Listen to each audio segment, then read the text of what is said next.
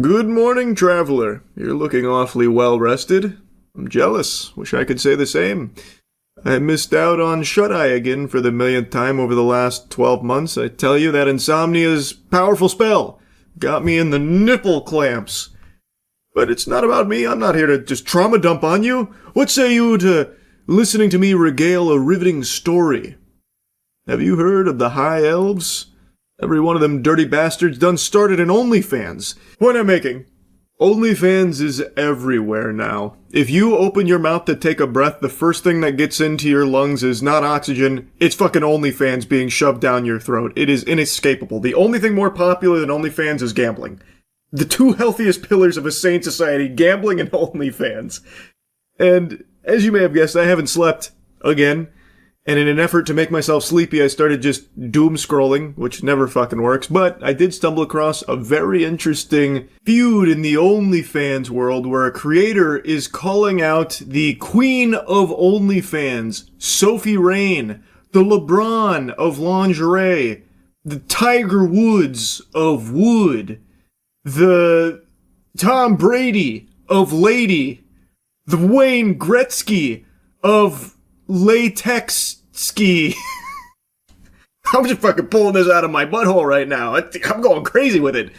Sophie Rain is like the most popular creator on OnlyFans. You probably heard her name before because she's often flexing how much money she makes through OnlyFans. Unfathomable wealth, where she's posting screenshots claiming that she's making over $90 million through it and providing like proof to back up her claims and constantly defending that she's making this millions upon millions and millions of dollars there. And there's a creator calling that out as fake. And this creator actually has receipts to prove it. It feels like pretty strong evidence that those might not be accurate. And not only is she calling out Sophie Rain, but some people that are closely associated to Sophie Rain who are allegedly doing similar things with fake screenshots with their earnings being fudged. Hey Piper, I saw you deleted this fake statement since we saw the typo and you've replaced it with this new fake statement, and you've added another million onto your net. I don't blame you. It's your first day on the job and we all make mistakes. I blame your management, the same management the Bop House uses, that's known for lying and scamming all their fans. I really hope you do better, because the shit that you bitches do is not cool. This is that initial tweet screenshot, allegedly. Big whoops-a-daisy there. You can see that she forgot to get rid of the other money sign there. So that's clearly incorrect. And she deleted it and then posted another one with that error fixed. Piper Raquel's name is one that I've heard pretty recently because it's a pretty controversial story here where she was like a kid star or child influencer, some shit like that. And then very soon after she turned 18, she started an OnlyFans page to do OnlyFans content. And then starts flexing how she made $1 million in 24 hours. And then, no, it's actually $2 million, her first couple days on the job, that kind of thing. Which I know has happened before, like with Danielle Bregoli, Bad Baby. I know when she turned 18, she started an OnlyFans, and a bunch of those fucking weirdo freaks were like waiting, salivating on bated breath for her to open that OnlyFans, and they all gave her a bunch of money. I know that happened. It's just so fucking weird. Also, apparently she had paid a visit to the Bop House to collab with them when she was still 17.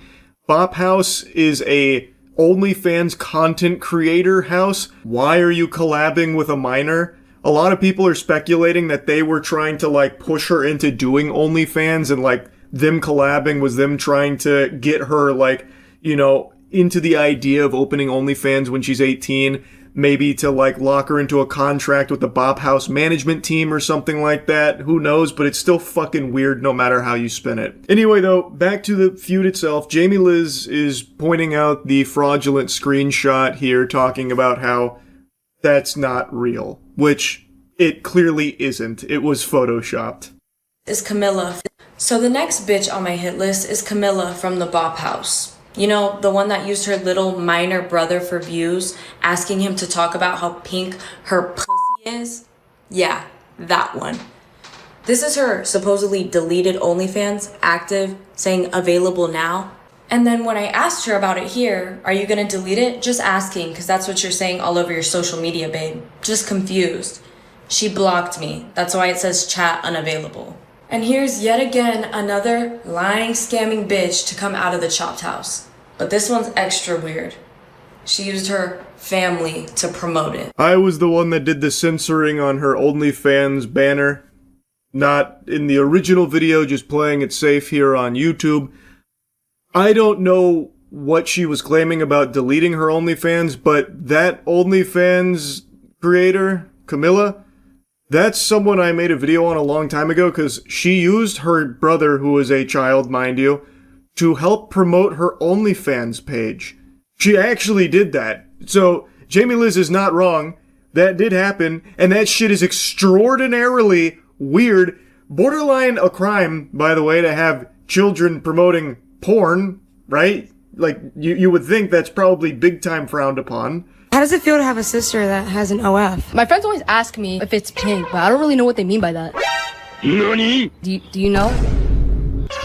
Jesus Christ. Click the link in my bio. I can't. Marketing so innovative, Ubisoft is going to take a page out of her playbook pretty soon. So, that shit is indefensible.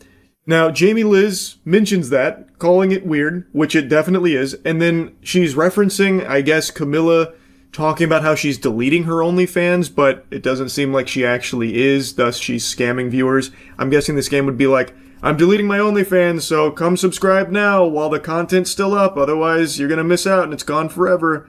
I'm just taking a guess, I'm spitballing because I can't actually find where she was saying that, but I have found a lot of people talking about it, so like a bunch of Reddit posts. In the least surprising news, Camilla has officially left OnlyFans to start selling people AI scam courses. Man, she is really just an absolute winner. Jackpot all around. Awesome. Going from OnlyFans to AI scam guru courses. And then saying also discreetly keeping her OnlyFans active. I don't feel like looking too hard to know if her OnlyFans is actually still active or not, if she followed through on deleting it. I have seen articles also reporting that she is now hawking baloney courses that are AI focused, so that seems to be her new hustle. And Jamie Liz, once again, was calling her out. And now, the big video where she was calling out Sophie Rain. So Sophie Rain just posted a video showing her fake OnlyFans statements once again, and I'm about to poke a lot of holes in this shit. What color is this up here, guys? We can all see this, right? It's blue. It's blue, and this fake website that she fucking made, Jesus Christ. It's blue, yes? All right, let me show you real OnlyFans right here. Up here, white. White, not blue, right? Okay, next, when she says she reloads the page, let's get back to that right there. She's scrolling. She's scrolling. She's going up and down and up and down on the page. When you reload a page on OnlyFans, that's what happens. Every fucking time we get this little loading dial. Every goddamn time, it does not matter. On the white fucking screen, alright? Yeah, to me that felt like kind of checkmate. The loading in particular. The screen, you could maybe say she's got premium OnlyFans that goes blue because she's top earner, top dog over there. Maybe you could mental gymnastics something there. But the loading thing, that's pretty hard to argue with, because that's replicatable. Like, if you have an OnlyFans and you, like, reload something, you can check for yourself, and based on what I'm seeing there and from what other people are reporting, Jamie Liz is right. Sophie Rain, when doing the scrolling, since no loading pops up, the OnlyFans logo doesn't pop up or anything like that, it does feel like that's fake. That does seem like that's pure dirty barnacles over there. If this was really OnlyFans.com, down here, it would say OnlyFans.com, bro. You cannot zoom in and get rid of the browser when you're looking something up. Do you guys see this? You guys fucking see this? It does not say OnlyFans.com. Right here, OnlyFans.com. Let's load it again. Real fucking page. Load it again. OnlyFans.com. You scroll a little bit, yeah, it gets smaller. It doesn't disappear. You can't zoom in and make the fucking browser disappear. Like, are we kidding here, guys? Are we believing this shit again? I'm not gonna lie. I had no fucking clue that the browser stayed up the entire time you were on web pages, but Jamie Liz is right. Wait, I checked it myself, not on OnlyFans, but like I just went on Google and I tried like scrolling around, I tried zooming in, and there was nothing I could do to just get rid of it. It does stay there the whole time. So if she really is on OnlyFans, Sophie Rain, if she is on OnlyFans and reloading like she claims she is, it would be there. That's pretty solid evidence, I would say. And I will also mention a lot of people, myself included, have been extremely skeptical of Sophie Rain's earnings. $90 million through OnlyFans in what, like 2 years or something? That is like inconceivable. And she blew up because she was like inundating Twitter with her ads. So she was having like rage bait being posted about her from all of like popular meme accounts constantly, daily, just trying to flood people's timeline with her just to keep her name out there. So it feels like it would be par for the course if she is also using these earnings, these crazy high numbers, to keep her name out there, keep it in people's mouths, to make people familiar with Sophie Rain's brand. And it is like eye-opening shit. You hear that an OnlyFans creator is making $90 million. She's making more than NBA player salaries. You start to pay attention to it. So the faking earnings does feel like it could be very in line with her marketing strategy, or if it's not her strategy, her management team's strategy, whoever's responsible for it. I just find this shit incredibly sad and embarrassing that you have lied so much that you have to keep lying and keep lying and keep lying to cover up your lies, bro.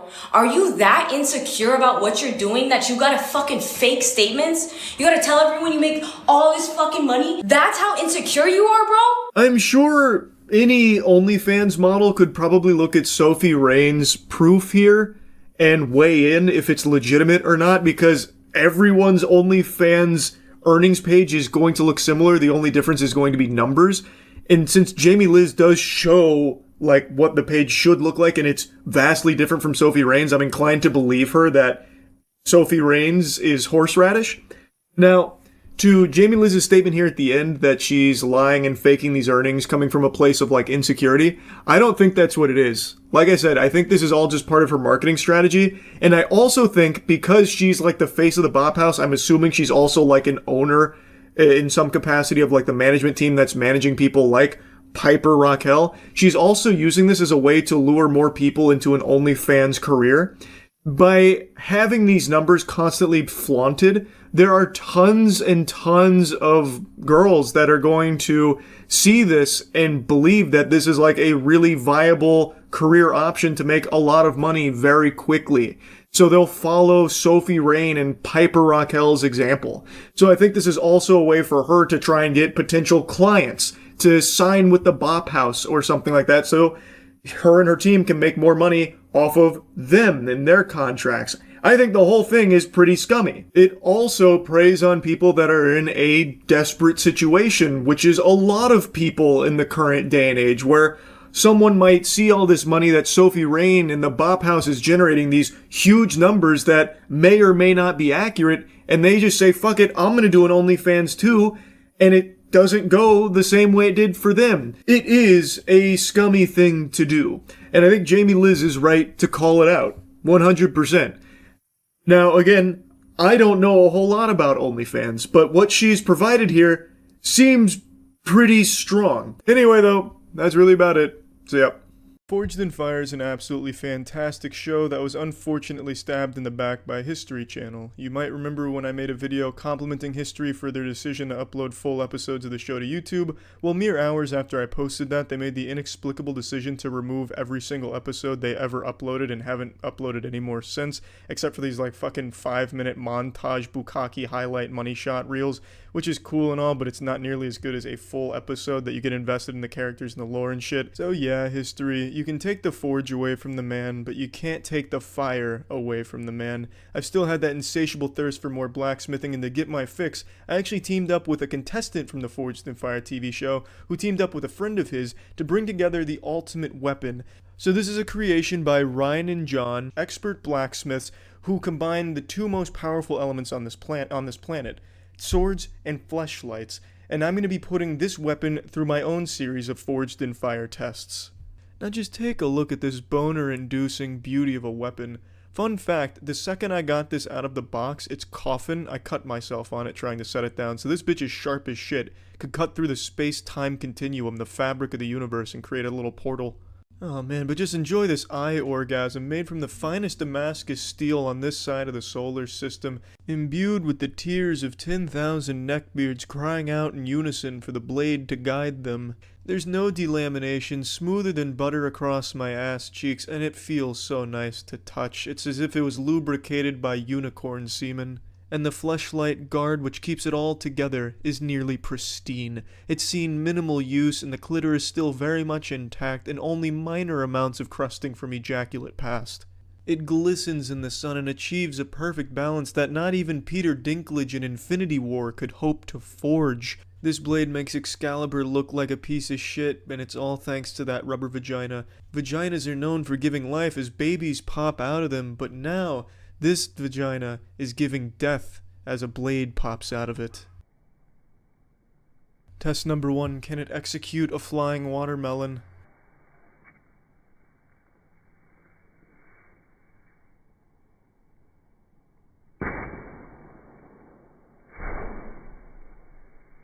Yeah, you bet your fuck it can.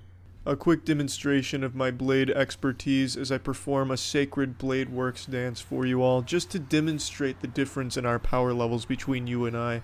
I'm doing this so I can show you that I am a professional, and thus you shouldn't try any of these stunts with your own weapon at home. Just demonstrating its sharpness.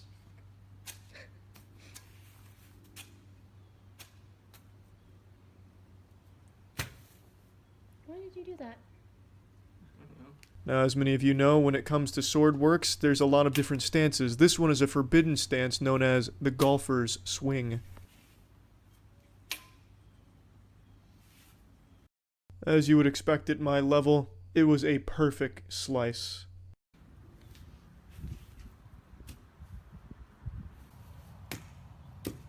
Caveman style.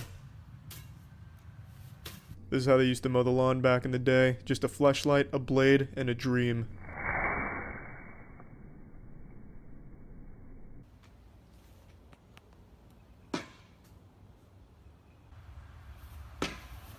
I've named this sword Virginity Apocalypse, and this is the only test it failed. It could not slice through a tennis ball, and in fact I accidentally baseballed one over my neighbor's fence.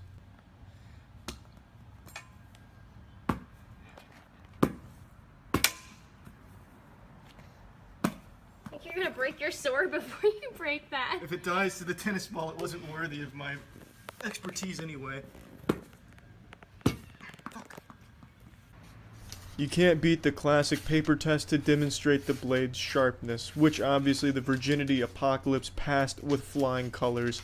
Just general ease slicing through it. It's just incredible.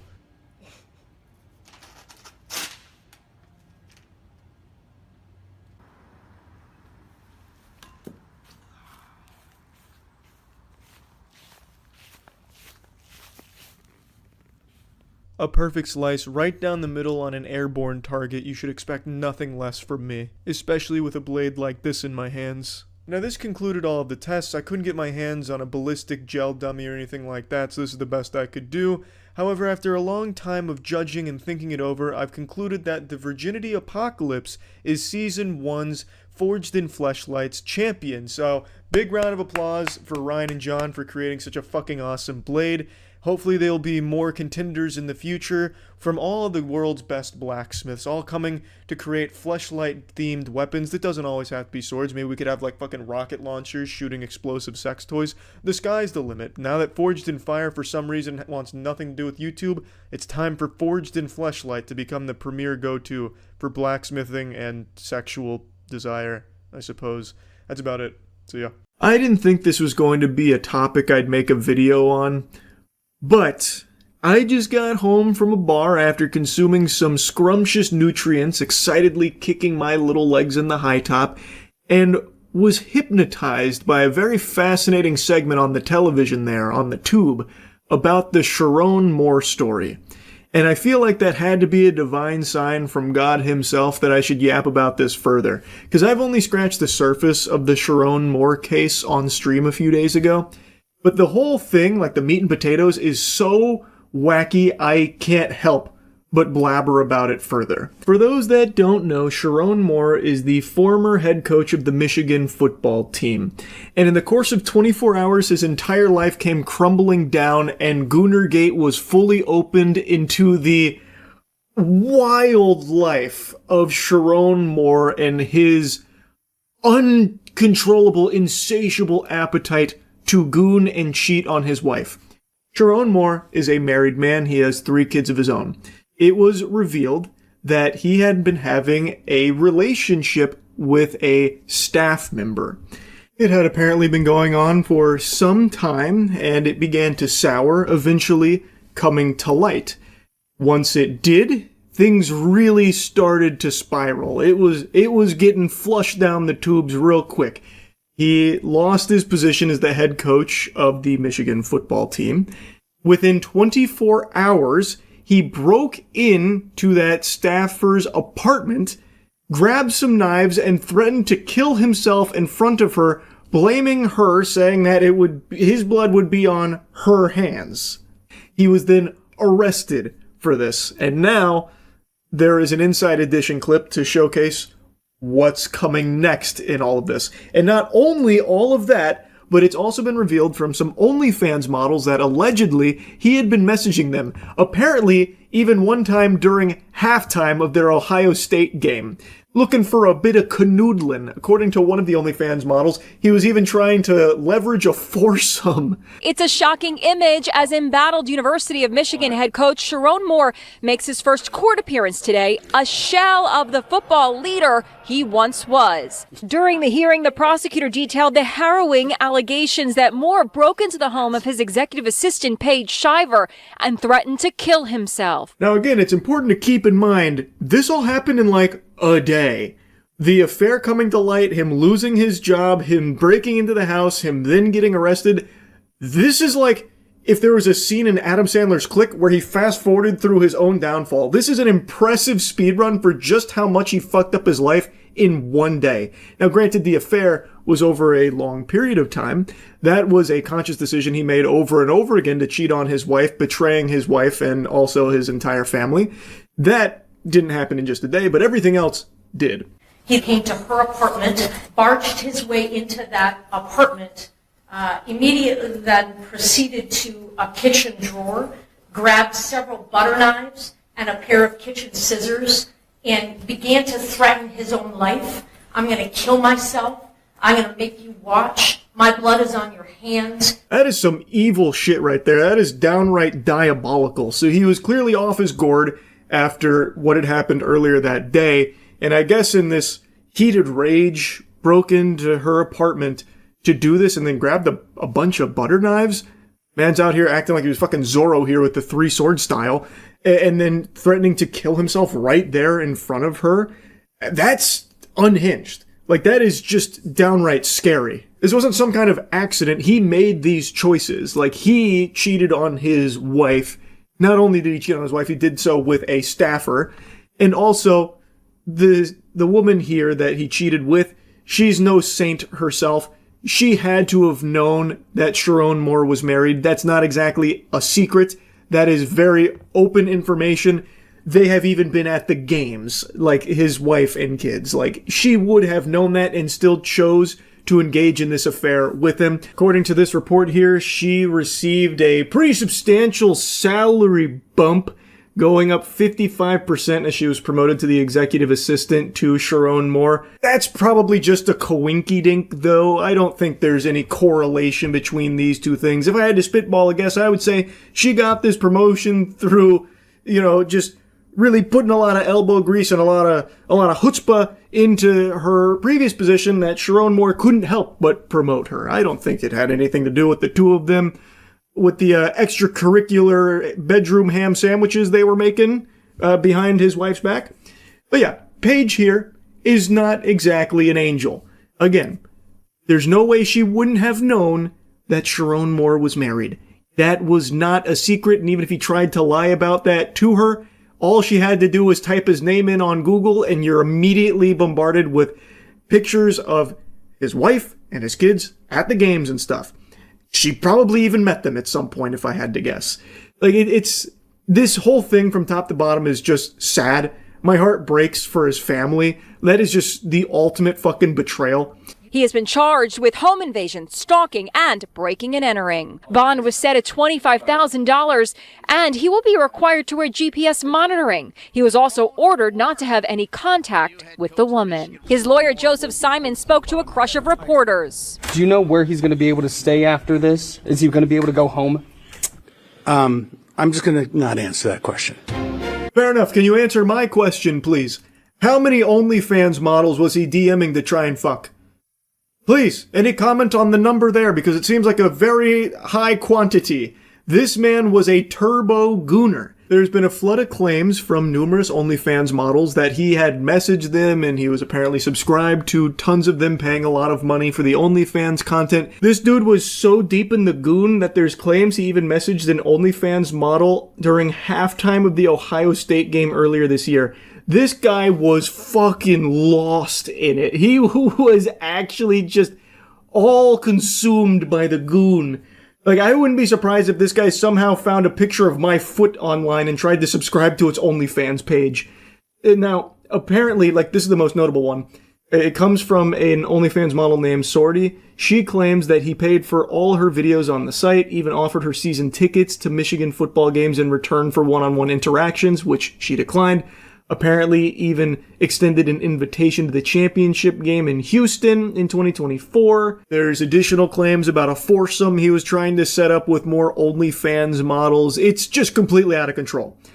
And watching all of this unfold has been nuts. Because like I said, all of this happened basically in a day. And now we're just getting fed even more information for just how much of a fucking gooner loser this guy was, that betrayed his family and ruined his whole life.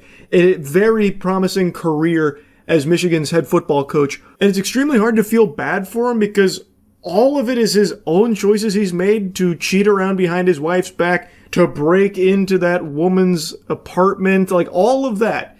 Like, how do you feel bad for him when he's doing this kind of evil shit? Anyway, I just had to talk about this after seeing even more on Sharon Moore while eating tonight. So yeah, I just wanted to yap on it. That's about it. So yeah.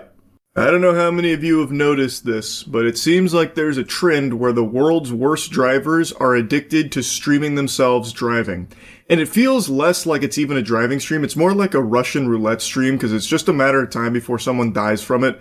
I have seen so many clips over the last couple months of people streaming while in the car and then getting into an accident, and the entire time they're just glued to their chat without even paying attention to the road. They basically treat their car like it's a fucking meteor and they're crashing it into the dinosaurs out there. Like, there is just no even attempt to brake in certain cases. It's a blatant disregard not only for their own lives, but the safety of all of the innocent people around them. It's unfortunately become pretty popular to stream racing out there on the public roads and cutting up and shit.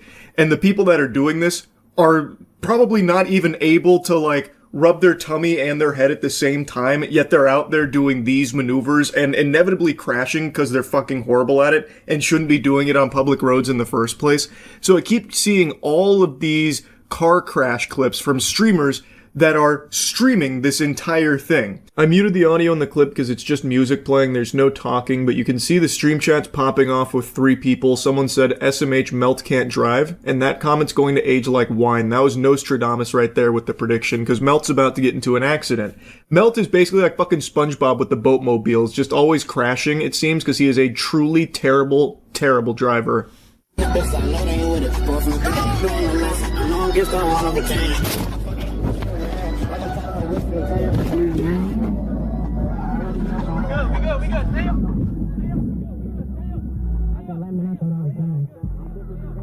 Shout out to one of the 3 viewers in this guy's stream that decided to type in chat, "I'm jerking on big cocks" during the car crash. This one's for you, buddy. Nice. Now anyway, let's go ahead and show you the other angle of the crash. You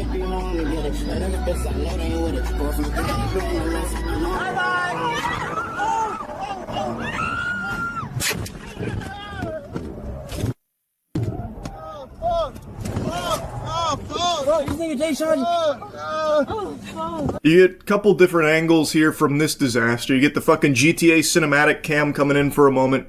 Apparently, both of these vehicles were racing. So that first clip you saw, like the dash cam, that car was racing with the streamer whose cabin you can see in. And that car tries to cut across multiple lanes, it seems, and hits right into the other vehicle, causing that big crash, which apparently led to multiple injuries, none life-threatening, as I understand it, at least based on current information. But you can see the panic inside the cabin when they realize what's happened, and they're going so fast that this could just be immediately life-ending. And luckily it wasn't. Also, luckily there were no other innocent vehicles involved in this crash. I believe it was just these two that were both streaming while driving. And to call this driving is being very generous with the term. It would also be a stretch to even call it racing. That's very loosey-goosey too, because they're so fucking horrible at it. It's more like they were just putting pedal to the metal with the orb of confusion in their cars. Because there's like no thoughts going through the minds of either driver here at all. Not paying any attention, nothing. It is just a catastrophe from start to finish. I also can't even begin to compute with what the driver was thinking, the one that was cutting across like fucking 9 lanes there before blasting the other streamer's car. I don't even know what the plan was. It's not like he's actually like driving or racing. At that point, he's just kind of like drifting through lanes, and it looks like he's treating his car like a fucking torpedo solely to hit the other streamer's car. And the other streamer also seems to have been cutting across lanes all willy-nilly and didn't see that his friend was doing the same, and then they collided. And then when you see the footage inside the cabin, nobody is really ready for what's just happened. Like the passenger there, she doesn't have her seatbelt on properly. She's got it tucked behind her back, it seems, so it's not across her chest, and she has her legs on the dashboard. So in an accident like this, that's probably some broken legs. And based on one of the reports I've seen, there are people saying that one of the passengers fucked their legs up. I imagine if that's true, it's probably her. Since her legs were on the dash and the seatbelt wasn't on properly, she probably did get, like, really fucked up from it. I imagine quite a few of them did. This is a very high-speed collision. All entirely avoidable if they weren't fucking streaming while driving and racing on public roads. It's so crazy to me, especially considering that the guy whose cabin you saw in, this isn't his first time having something like this happen with streaming and driving. On everything, chat, hold up. Let me just pull over real quick so Twitch don't be on my dick.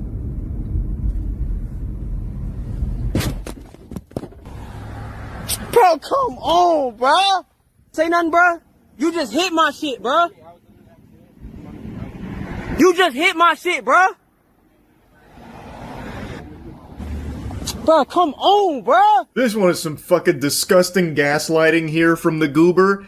You can see through his VOD, he is on his phone while driving, because he's too busy talking to chat. Even right before this crash, he is literally looking at his phone, showing chat, talking to them, and then he turns into this guy, it seems.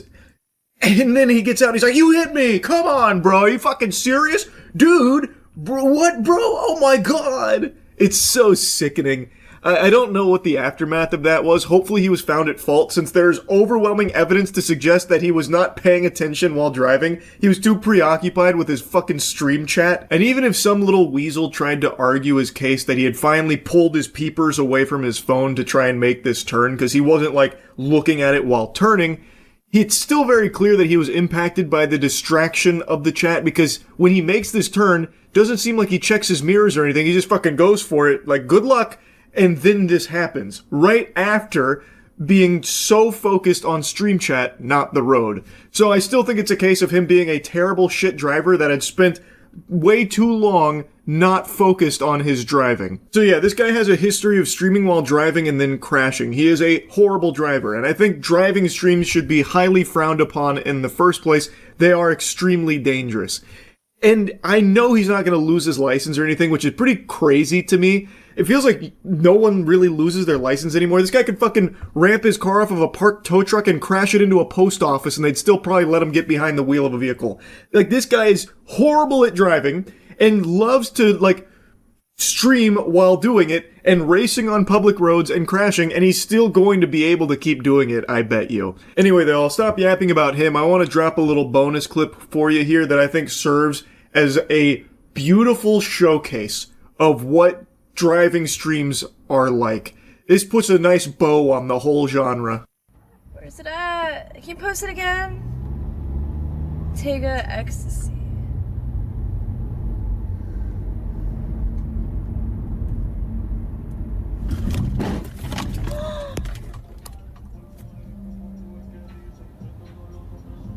I just hit a car.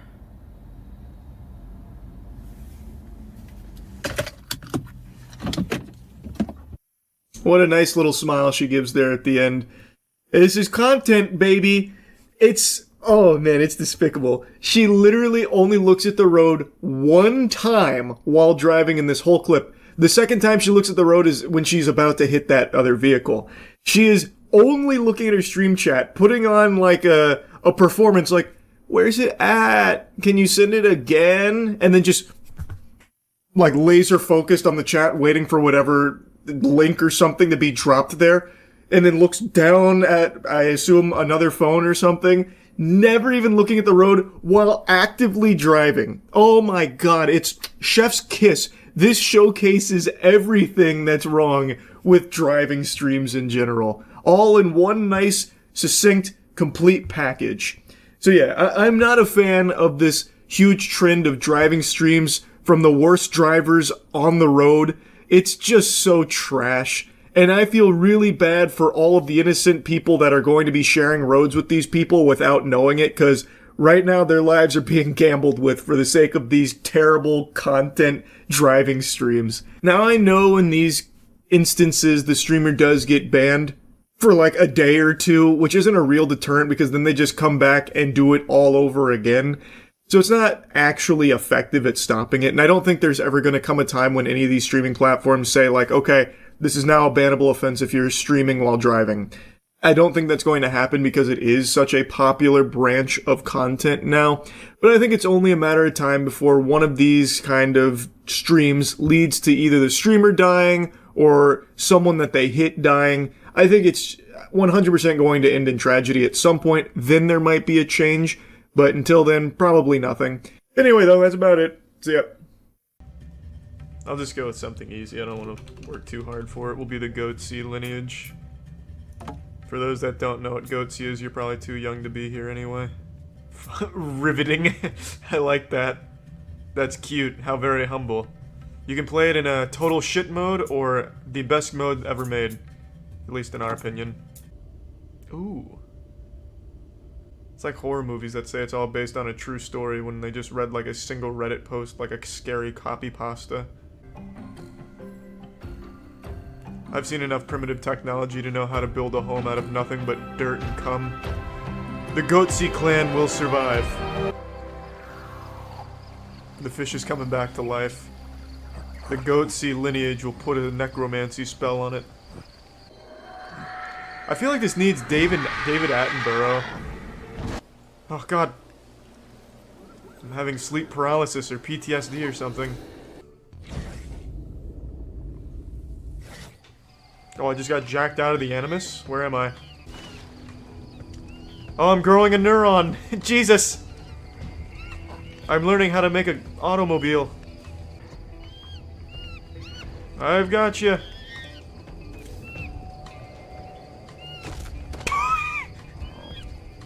And just like that, the last of the Goatsy clan was eliminated. Should have used intelligence. I'm coming, young one. I have a broken tibia, it seems. Hey, my broken leg has healed itself. All it took was jumping on it, running on it, and yelling at a monkey.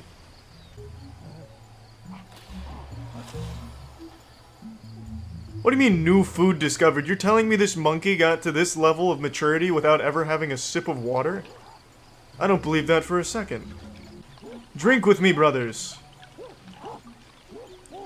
With this new water discovery, the Penguinz0 clan can get big and strong.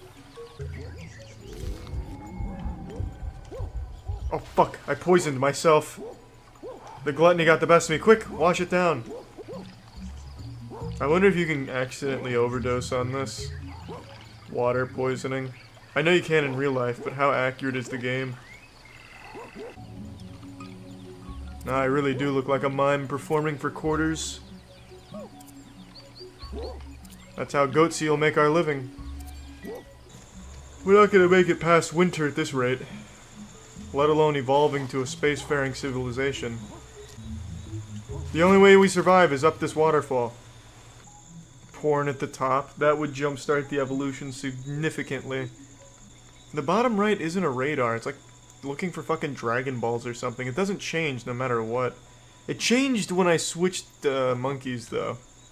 When do you evolve to make hentai? Probably right after we learn how to masturbate, I'd say. Oh, holy shit, it's a warthog. Ouch. Fuck. I don't know yet. Good lord, the crocodile's climbing!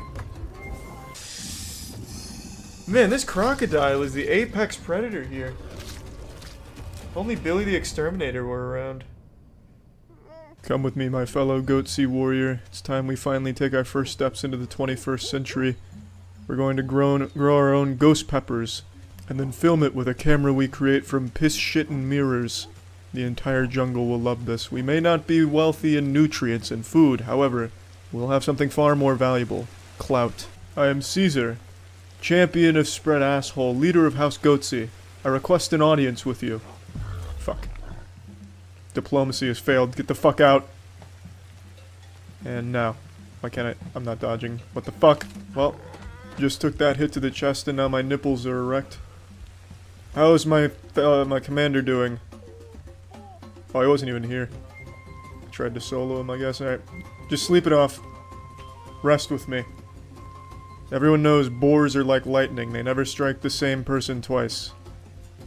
I'll sleep off this broken leg and then we get right back to the exploration and the expansion. There we go. Oh, good lord! You slept on a snake. Now that's that kind of fearlessness we need in the Penguinz0 house. He used a snake as a pillow. That is a being of pure testosterone and high-octane energy. No fear whatsoever. Ice in the veins. Fucking monster. What on earth is this sound? Am I being stalked by Darth Vader? Who's hyperventilating? God damn. Someone's hitting that oxygen mask hard as shit. Slowly. Use your Zetsu so it can't sense our Nin presence. Oh. Alright, well that works too. A decoy. Perfect. Now we can swoop in, kill the snake, steal the meat. That just helped us out a lot. I still have my rock, right? I can't. No, I don't have my rock anymore. I have to barehand it. Strangle it like Bart Simpson. Does he see me? No, just a coincidence, yeah. Okay, good. Nope, it might be onto me. We've been compromised. Good God! I'm coming! Oh, fuck! Mummifying him. Oh, shit. You slimy son of a gun. I definitely thought I slipped out of that one. There we go, I got it that time. Where's my melee button? And where are all these boars coming from? Who's sending these hogs? I didn't even see that shit. Was it invisible? Alright, well that's another good distraction. Melee, where's my haymaker button? Quick! Use the devil breaker! Well, I'll try and steal the meat while it's just asleep, I guess. Oh, it's back. I've already mastered the timing of the perfect dodge. You'll never touch me again. It's a waste of your time and energy. I can go for this meat all day. I mean it, I really don't mind. I'll treat this like a goddamn Mario Party minigame if I have to. There's only so many times it can lunge at me before it gets tired. Or the programming on it breaks and the AI just malfunctions. I was really close that time. I wish my teammate would come help me carry this meat back to camp. With 2 people it could be a lot faster. But for some reason he's just jerking off right next to the snake. Just sitting over there, not even at a safe distance, just watching from the very fucking front row for no reason. At least sit on him. Slap him around a little bit. I've got the snake distracted. Do something. Put a finger in its ass. I don't even know why I took him on this journey. Let's try intimidating. Oh! God, fuck. Oh, he slipped out. Good work, good work. I'll just try and scare the snake away. I don't think it'll work. I don't know why it would be afraid of us after it can clearly see that we can't fight back. We can't even throw like a wet noodle punch at it or anything, so I don't think this intimidation strategy is gonna work. But it's my only option. Just come sleep. Everyone knows boa constrictors won't strike if they think the target is asleep. They have like the Knight's Honor code. Come sleep. Hey, god damn it! Just come up here and come to sleep. Fuck. You'd be totally fine if you just joined me up here for rest. Or sleep down there, I guess it doesn't really matter. Alright, now we just sleep it off, snake will get bored, snake will leave, we'll be fine. And then we can finally take the meat, assuming it doesn't rot. Here's hoping acid rain doesn't wash down or something. Oh. You see, that's what happens when you sleep down there. Why didn't you just come up on the fucking branch? Made himself like a bed of broken glass and broken dreams down there next to the snake. I don't know why he wouldn't come up here and sleep it off. Intimidating the snake still doesn't work, to no surprise. I don't think I'm gonna get this meat ever. It's very vigilant. I'll just find my own source. I'll just look for like a fucking Wendy's or something somewhere out here in the jungle. Alright, here we go again. It looks like Charles has a bit of a hot take on a beloved new film that just came out. 31-year-old man still has to go against the grain the old-fashioned way. But I can't help it. I'm a little sea turtle fighting the tide here, going the other direction on it a little bit. Weapons. Debuted at 100% on Rotten Tomatoes. People hyping and glazing it out the wazoo about it being like the best horror movie ever. Which I think is more of a curse than a blessing. It reminds me of Long Legs, how like a core component of its marketing was, hope you brought your diaper, cause you're pissing in it with how scary this one is. You're gonna be sucking on your thumb till you pop that bitch right off your hand. It's too scary. What are we doing? We shouldn't even release movies this scary. And then I saw Long Legs and it was just fine. And with Weapons, the hype is not quite to that level, but, you know, 100% Rotten Tomatoes, people, of course, going ballistic for it with how incredible it is. I've never seen a horror movie like this. I've just seen it. Kind of feel the same way I did about Long Legs. Like, it's fine. Like, I enjoyed it. I had a good time.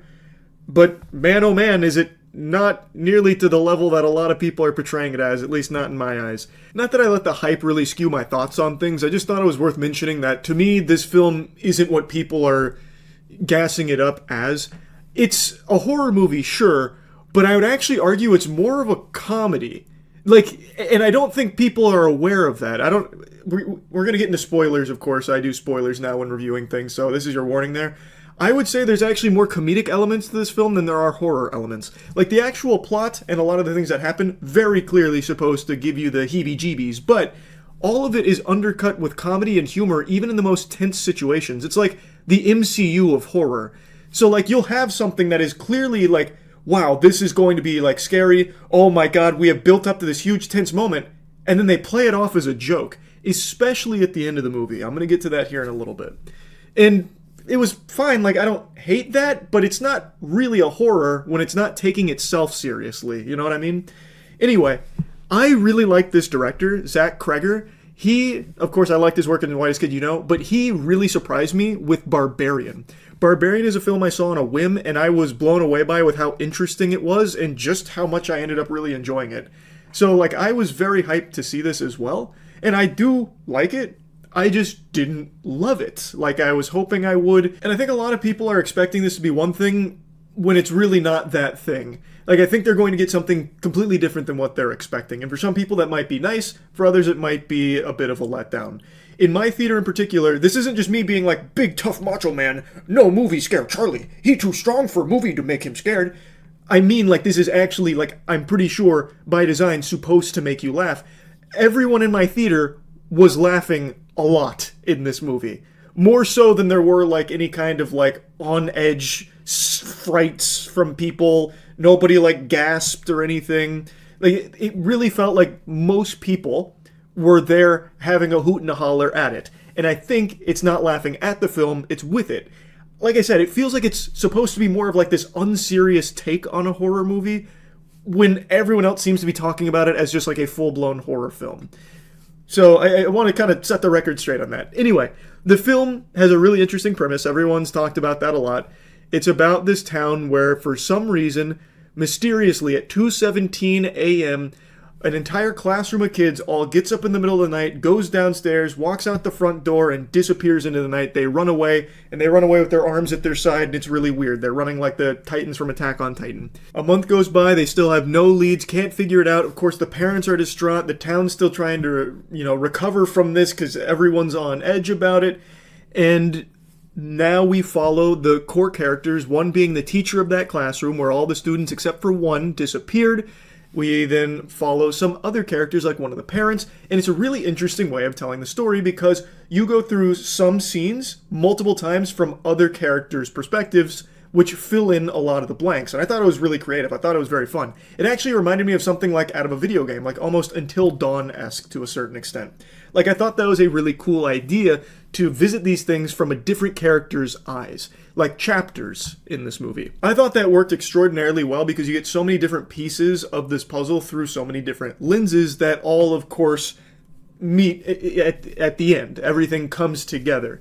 And I just thought that was really smart. I also really like the way the movie's filmed. I've seen a lot of people praising the cinematography going into this film, and I think it definitely deserves that. It is a really well shot movie. They have some really creative scenes that are shot in a really interesting manner. It's not all just like the standard by the book formula that horror movies follow, or I guess comedies by that extension. I thought they got very creative with their shots. It's clear they were having a lot of fun. The performances across the board I thought were super strong as well, especially with Justine. She's the teacher of that classroom where all the students vanished at 2:17 a.m. where they all ran away.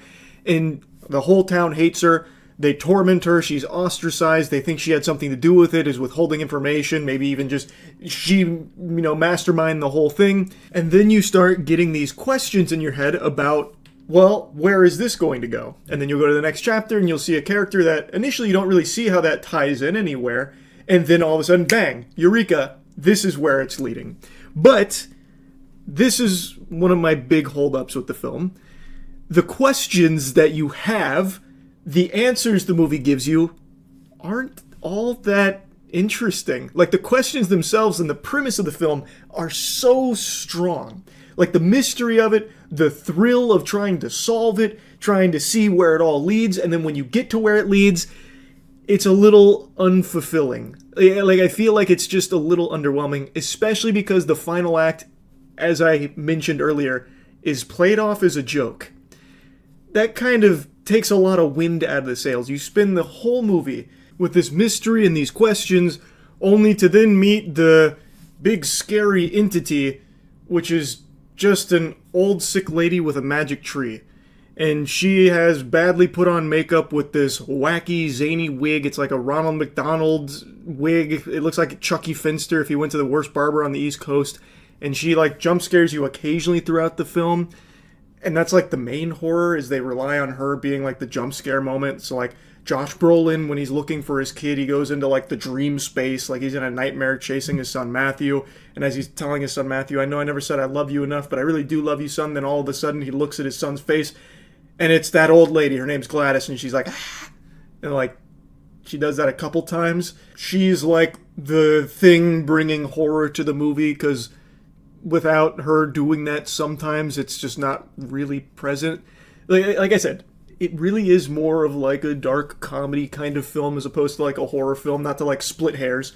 But then, as you have all these questions that you spend an hour and a half, stewing on, trying to piece it together, and you go through a bunch of different characters' perspectives, then one character meets Gladys, and then all the answers start coming in. Gladys is the big bad, and it's just kind of underwhelming, because from that point forward, a lot of what Gladys does gets played off comedically, unfortunately. But it's not just her. Every time there is a horror sequence playing out, they undercut it with humor. So, for example, Justine is spying on a house where she believes there might be something fishy afoot. And then she falls asleep in her car, and while she's passed out, the door opens, and a lady comes out, and she's holding scissors, and she's walking weird. She's walking real weird, and she's literally walking like Doodle Bob, actually. And she gets to the car, she's right by the window, and then she just kind of walks away, like Crab walks away. The theater laughed really hard when that happened. And then the back seat opens, or the back door opens, and you can hear her get into the car, and then it's like tense. It's like, oh, okay, this is like a good tense moment, and then she leans over and cuts some hair, and then the theater laughed again. So like they took a horror moment, made it silly, then brought some kind of like horror life into it, where it's like, oh, this is about to be like kind of intense, like what's about to happen, and then played a joke again on it.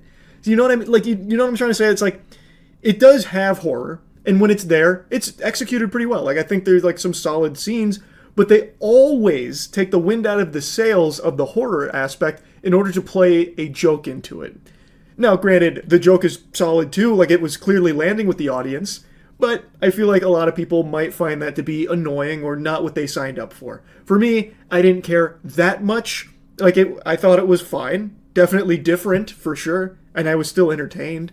Especially because in the last act, they don't even try to make it scary. They literally play it as like almost a slapstick comedy skit. In the end, they piece together the mystery, which, by the way they figured out where the kids were, to me, felt like they kind of wrote themselves into a corner and then couldn't figure out like a good way of getting there. Basically, they were able to connect the dots like the pose that they were running in, and after another guy goes crazy while doing that pose, they then, Josh Brolin's character, tracked the trajectory, and then Justine was like, oh, that's the house of like that one lone survivor kid, like the one kid that didn't run away. Probably something about that house, and it's a house she previously visited, like with the scissors and shit. So they figured it out because of the pose, but the authorities like scrubbed over this footage a lot, and there's even this montage sequence they showed where all the kids were running in a group together in front of houses, literally triggering motion sensor lights and everything. They were running in groups to this house. I feel like the Ring doorbells would have absolutely caught them running in groups, and they probably would have been able to find them far, far sooner.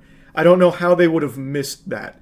Like, they made a mention like the Ring doorbells only caught them like running into the night, but they passed so many houses in groups.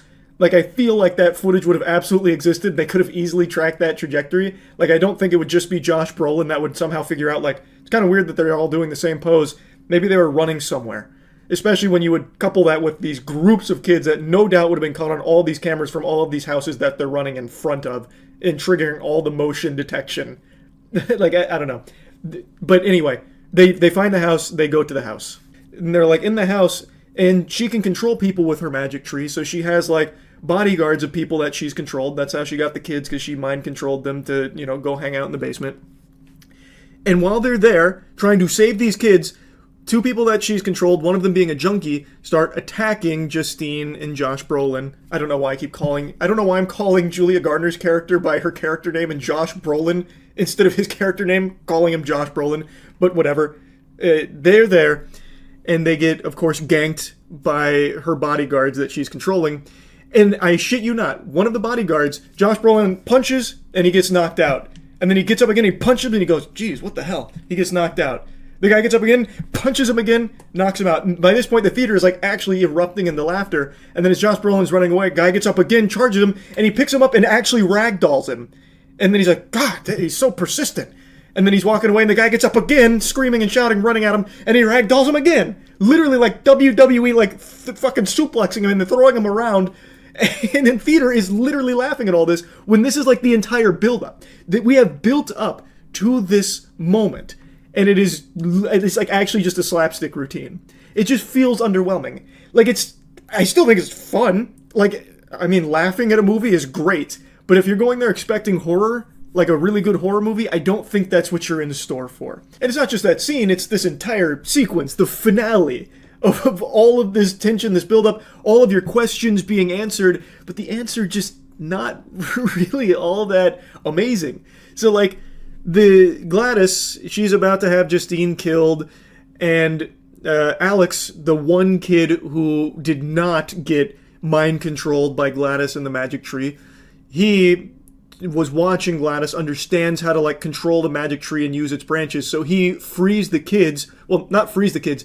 He uses the reason the movie's called Weapons is because Gladys weaponizes people. She's able to control them and have them do whatever she wants.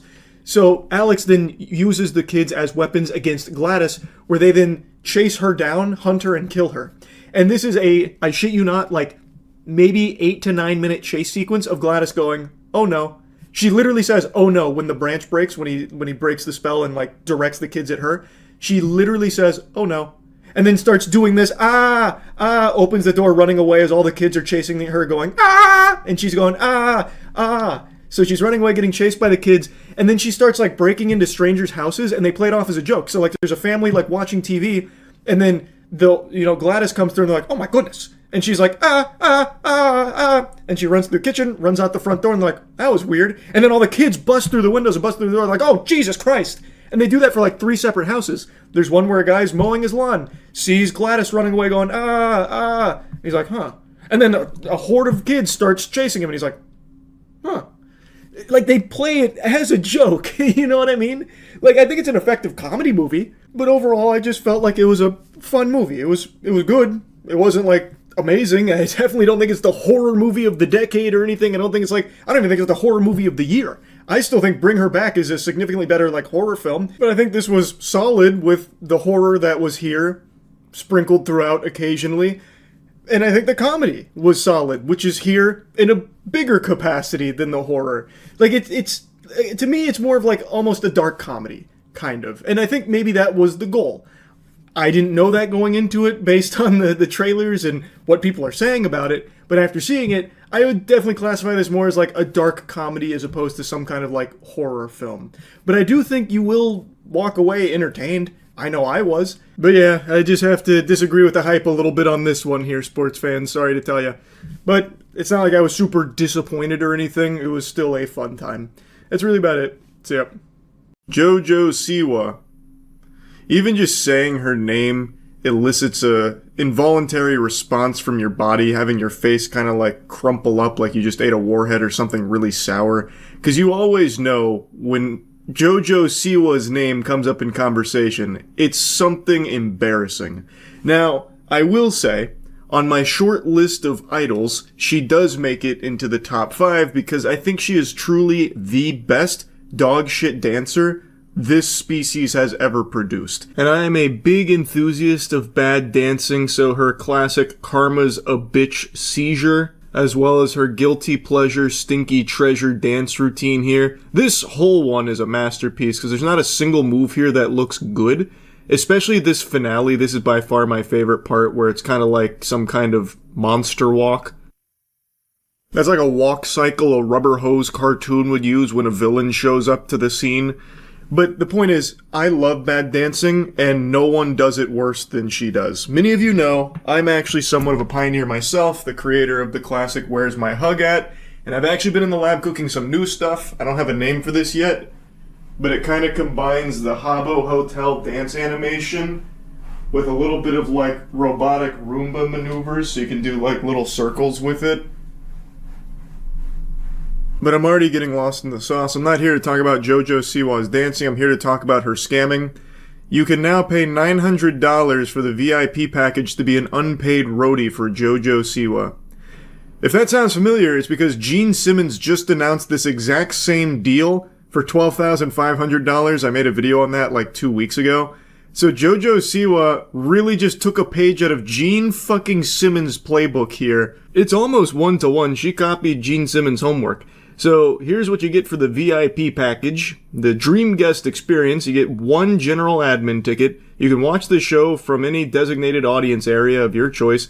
You get an exclusive invitation to JoJo's live show setup before Q&A and sound check with JoJo. You get to help her put together the show with song selection input, which I'm just going to call fucking barnacles on because there's no way she's going to let any goober who pays $900 for this get to have any say in what she performs.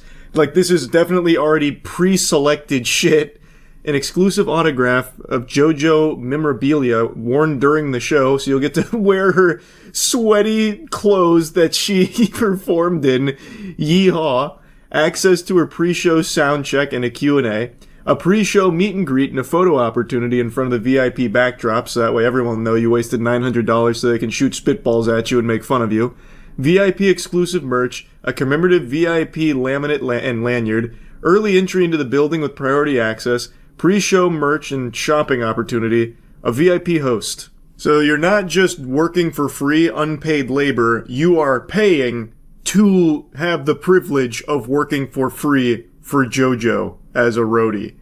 It's a beautiful scam. It really is. And I actually think there will be people that make this purchase. I just have a strong hunch that there actually will be some pitiful souls out there spending $900 to get fucking shit-stained breeches that JoJo wore during the show and setting up the show for her for free. But maybe I'm just being a Scrooge. Let's hear it from JoJo herself as she tries to sell us on this dream VIP package experience, because maybe there's more to it than meets the eye. I mean, there's so much to tease. I am really excited because I wanted to create a show that wasn't just a concert, right? I have all these songs that I love to sing, but I was like, I want to do something more. I want to create, a party environment. I want to create something that feels very, immersive, interactive, intimate. And so I really did that with this show. And so, you're going to get the concert that you want to see, right? But then... How innovative. Making a concert into a big party.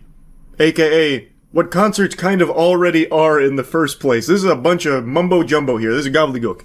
Like, you're just describing a concert. I just went to a Deftones concert. That shit was a great big party. It was a lot of fun. I don't exactly know what she's going to do to make it more of a party. I guess maybe she'll toss a beach ball around that everyone can start hitting, and maybe she'll, plant kegs and beer pong tables and flip cup around there. I have no idea what she's doing to make it more of a party. I couldn't tell you, but I can tell you she so desperately wants to be unique, and it is so cringe how hard she tries to stand out with weird fashion choices, really off the wall stuff. She does it on purpose, leaning into it full well knowing people make fun of her for it, but it's just, to me, kind of sad how hard she wants to be viewed as really quirky and zany for the things that she wears when she performs and stuff. So in here, she's got the football pads on. I don't even really know what that is. It looks like the armor the Saiyans wore when Nappa and Vegeta came down and met Goku for the first time. But if it was set in the My Little Pony universe instead of Dragon Ball. There's going to be a DJ set run by me. There's going to be an interactive game with the audience where they have a chance to win a sick prize. It's going to be beyond sick. It's going to be dope. I have no doubt that prize is going to go ballistic. It'll be like a fucking half-eaten Subway sandwich that she had for lunch that she'll toss into the crowd if you complete her trivia game or whatever she's going to play with the audience. And I read that there is a chance for fans to get close and personal with you. There is. What can you tell us? There's one, and this is the most exclusive VIP, where you actually are going to get to come while we're loading in the show, and you're going to get to kind of help us set it up and make sure things are right and test out, the drum with me or the DJ booth with me. You're going to kind of... You're describing a job, JoJo. This is labor. You're supposed to be paid for these things, not pay for the privilege of doing them for you for free. It's an interesting proposition. Gene Simmons really did just blow open a whole new door for insufferable assholes to exploit their fans here for these VIP packages. I don't know if this was common before Gene Simmons, but I'm pretty confident JoJo saw that from Gene and said, I want to do that. I feel like that's where this spawned from. That's just a hunch, though. Get that. Then we're doing another one where you just get an exclusive backstage tour. We're doing this fun thing where you get a little bit of show memorabilia. So there's different things that are used within the show that we will replace every night. And so we will give that to those top tier. We're calling them dream guests on my show, dream guests on my podcast, but dream guests at my show. The title makes sense. These are dream guests. These are the most brainwashed drones you could find that will actually pay you tons of money to work for you for nothing in return. I guess, other than, of course, maybe some grease-stained clothes that were worn during the performance. That's enough, I guess. But, hearing her describe it, I'm still not sold on the value. Still don't think that's worth 900 clams to go work for free for the JoJo Siwa tour. Now, I got a little curious. She is coming to Tampa, and I was tempted to buy the $900 package just to see what that's like. I wouldn't pay $12,500 to move around Gene Simmons' oxygen tank and get fucking coffee for him while he berates me and demands that I change his diaper, but I would consider paying $900 to help set up JoJo Siwa's song selection and fucking, I don't know, the sound check and bring in all the equipment or whatever else was described there. Like, that would almost be worth it as a joke, but I don't think I'll actually do it. It just seems like the joke immediately loses its luster when I show up there and just get put to work. Like, I paid for this package. Now I'm working fucking 6 hours or 8 hours, however long it is to set this up. And then all I get to do is listen to music I don't like. She doesn't have a single song that I could even, like, wiggle my finger to. And I get cursed with some kind of special grade cursed item that she wore during the performance. Like, it just, the idea of it is silly, like paying to do that as a joke, but actually doing it, I would be so ashamed. But I just wanted to mention, I looked it up, she is coming to Tampa, and I thought about it for a second. So yeah, I think this is a terrible VIP package. I don't think it's a good idea, I'll be honest with you. That's really about it. So yeah. Backing projects on Kickstarter or Indiegogo is a lot like sticking your penis into a glory hole. You never know what you're gonna get, or in most cases, what you're not going to get. You roll the dice with your wallet by backing something you think looks good, but a lot of times it doesn't deliver, it never had a chance of delivering, or you get something that's super shitty or not at all what you thought it would be. But Indiegogo, I think, is far worse than Kickstarter in this department because a lot of the projects that go up there just seem like they have no vetting whatsoever, where they'll have these products that aim to cure climate change by making you put a butt plug in your asshole or something for $50 on their campaign. It's just outrageous pseudoscience nonsense. And to illustrate this point, I found the latest one that I think is quite the banger. This is the Lucha T8. Life on our planet exists in balance. Or at least it should. Yet, as we shaped our world, we've tilted the scales, and now the natural balance between us and our planet is lost. Yeah, that should just be all kinds of red flags. Unless you're like an anti-vax mom, that right there should just tell you this product they're about to sell is super bullshit. They're making it sound like some Star Wars shit, you know? We're just way out of line with the Force. We've lost our connection to it. Like fucking Dragon Ball Z, we can no longer draw energy from the planet into a spirit bomb. We now live in a world no longer naturally in sync with our bodies. But not all is lost. We may not be able to go back in time, but we can go back to our roots. Back to our true selves. It just sounds like the plot to a Neil Breen or a Tommy Wiseau movie. And I'd like to point out something right here, address the elephant with the condom in the room. The backers and the amount of money they have makes no sense. There's no way they got $12,000 from 48 backers. This is most likely just the creator pumping money from his own asshole into the project to kind of prime the pump to make it appear to people that it's legitimate, like, hey, look, all these people are putting money towards this project. Look how much it's making. People want this. You should be in on this. It's a common technique for a lot of these fraudulent businesses on Kickstarter and Indiegogo. So I wouldn't be surprised if that's what's going on here. But I also wouldn't be surprised if it is real and this product just caught fire in a bunch of those soccer mom, don't trust science Facebook groups. Lucha T8 is a health improvement device that creates and emits the Earth's natural frequency of 7.83 Hertz. By emitting the Earth's frequency, Lucha T8 utilizes the naturally occurring synchronicity between our body and our planet to support regeneration of the organism. Sci-fi fanfic from middle schoolers is more scientifically grounded than that explanation for what this piece of shit is and what it does. They make it sound like Earth is constantly emitting a 7.83 Hertz frequency to the cosmos like a distress signal, like a fucking SOS.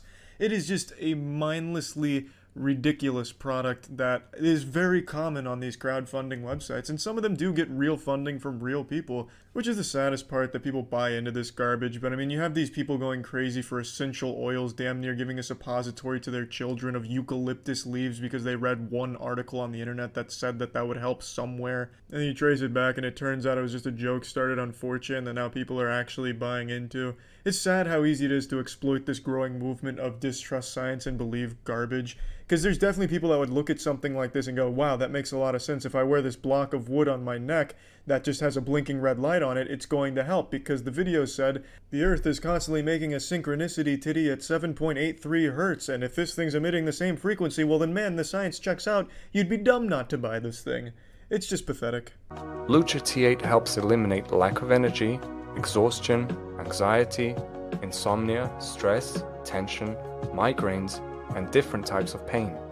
Yeah, the only pain this would help with is the pain of having too much money. If you're too wealthy, you can throw some money to this thing and it'll help with that problem. So how does Lucha T8 work? All you have to do is place the device close to a painful or troubled spot for no more than 30 minutes at a time, and it will balance the body's energy, metabolism, and polarity in a way that gives the organism a chance to recover. It's just a blinking red light. You could get the same effect if you have a wireless mouse. Just put that on some painful spot on your body. You'll get the same effect. And it's also very evil from this creator to say to hold it there for 30 minutes. That's fucked up, man. You know some dumb fucking idiots are actually going to hold that thing there for 30 minutes. I mean, you could have just said 10 seconds, they'll believe it and do that, and that's a lot less time consuming. But maybe this guy hates his customers, and to be fair, you'd have to be pretty goddamn dumb to buy this in the first place. You may as well just laugh about it, like, haha, made this guy actually hold that thing there for 30 minutes, just wasting their time. Could have said 5 hours, and I guarantee someone would have done it. Lucha T8 is made to be by your side all the time. It celebrates the fact we only thrive when we align ourselves with the forces of the planet to which we owe our existence. Lucha T8 is not an instant cure or miracle medicine. It's a symbol of where we've been and where we're going. Yeah, but you just said it helps actually cure some of these things and work towards making them better. You're calling it a regenerative device. That means you're saying it is helping to cure those things and improve those things. But now you're just saying it's a symbol of where we've been and where we're going, so it's just a fucking souvenir from a gift shop? It sounds like they're trying to cover their own ass. If someone actually buys this tries to use it on an injury and it doesn't help at all, they can't come after them legally because they said it was going to work and it didn't. I get that they're trying to do some legal talk here, but it doesn't work when everything else in the video contradicts what you're saying. It paves the way to a harmonious and peaceful existence, leading you towards what you are meant to be. Stable, strong, happy.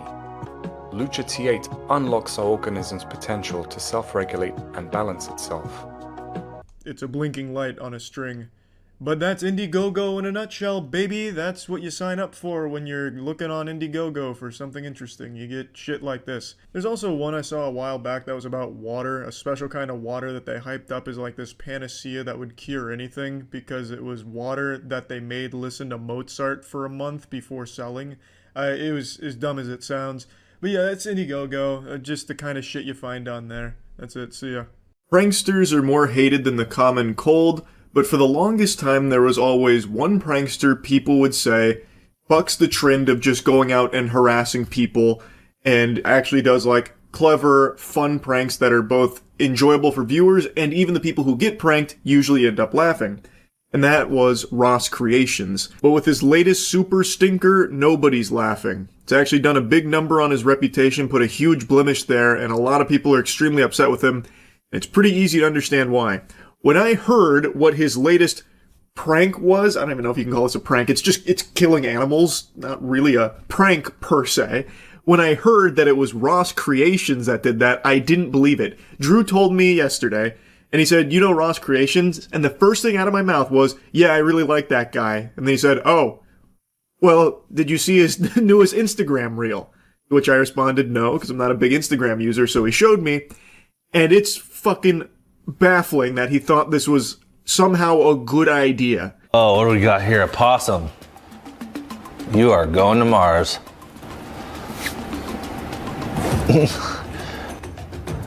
Yes. Oh my God! Bam! He just walks away. Oh man. Hey pal, you just blow in from Stupid Town? The possum doesn't just walk away, it is limping away, most likely to go die an agonizingly slow death from all of the internal injuries it has suffered from being launched fucking 50 feet into the air, because Ross Creations wanted to LARP as Kraven the Hunter here and just blast possums into space. I think his brain went to Mars. Like, I don't know what he thought would be a slam dunk with this video, but it is shocking. He just shows animal cruelty. You can even see in the community note, it literally just lists out the penal code here, he's in Florida, much like me, it is just textbook animal cruelty. Possums aren't even really pests either, by the way. Only like farmers consider them pests because they do like go after like eggs, chickens and stuff like that. But for just an average, just ordinary person, possums aren't really pests. In fact, they actually do a lot of pest control for you. So him just targeting possums to launch and kill them is unhinged. And believe it or not, I actually saw some enlightened Redditors in the comment section trying to educate us plebeians that possums can actually tank this. This kind of impact actually does nothing to a possum. They don't even feel it. They're a lot like squirrels in that regard. And I had to take a moment to compose myself and realize that that was a real sentient human being that typed that, and it almost made me shed a tear. Buster, possums are not like squirrels, they're significantly more dense, and they do reach terminal velocity. So while it may not have just exploded on impact like a fucking bomb going off with blood and gore flying all over the place, you can clearly see it limping away, and it is absolutely suffering, and no doubt will likely die from those injuries it sustained. That is an extreme distance to fall that possums cannot just tank. Some of these goobers in the comments section were talking about possums like they're goddamn Thanos. Like, that is not how this works. This device is an alley-oop for gravity to assassinate possums. I don't even understand what the content idea here was, so he seems disappointed that the possum walks away. So the video was going to be launching the possum, having the possum hit the ground, and then a mangled corpse. And he thought that that would go over well. He thought that'd be like thumbs up across the board. The description on the video just says W, so he thought this was like a great move. What kind of psychopath shit is that? The guy whose own YouTube description says pranks but not mean, branded himself as like a good prankster, built a reputation as being a prankster that like even the people who get pranked appreciate because it was fun and entertaining. All of a sudden drops a video killing possums. That was his idea. How fucking stupid can you possibly be? Let's go ahead and play ball with fanfic where Ross views them as a pest because he's a big-time green thumb farmer, which he's not.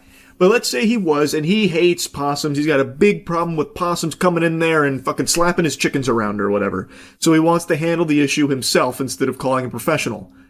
This is not the way to do it. This is extraordinarily inhumane. It is textbook animal cruelty. Like this... There is absolutely no wiggle room for any kind of justification here at all. It is just torturing these possums. They die a slow, painful death. So even though it looks like that possum walks away, if you really stretch, it is limping very slowly off of frame.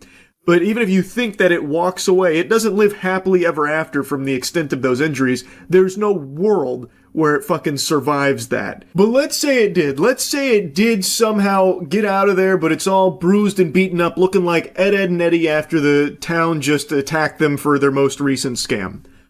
How the fuck would Ross ever think that is content that would be received well?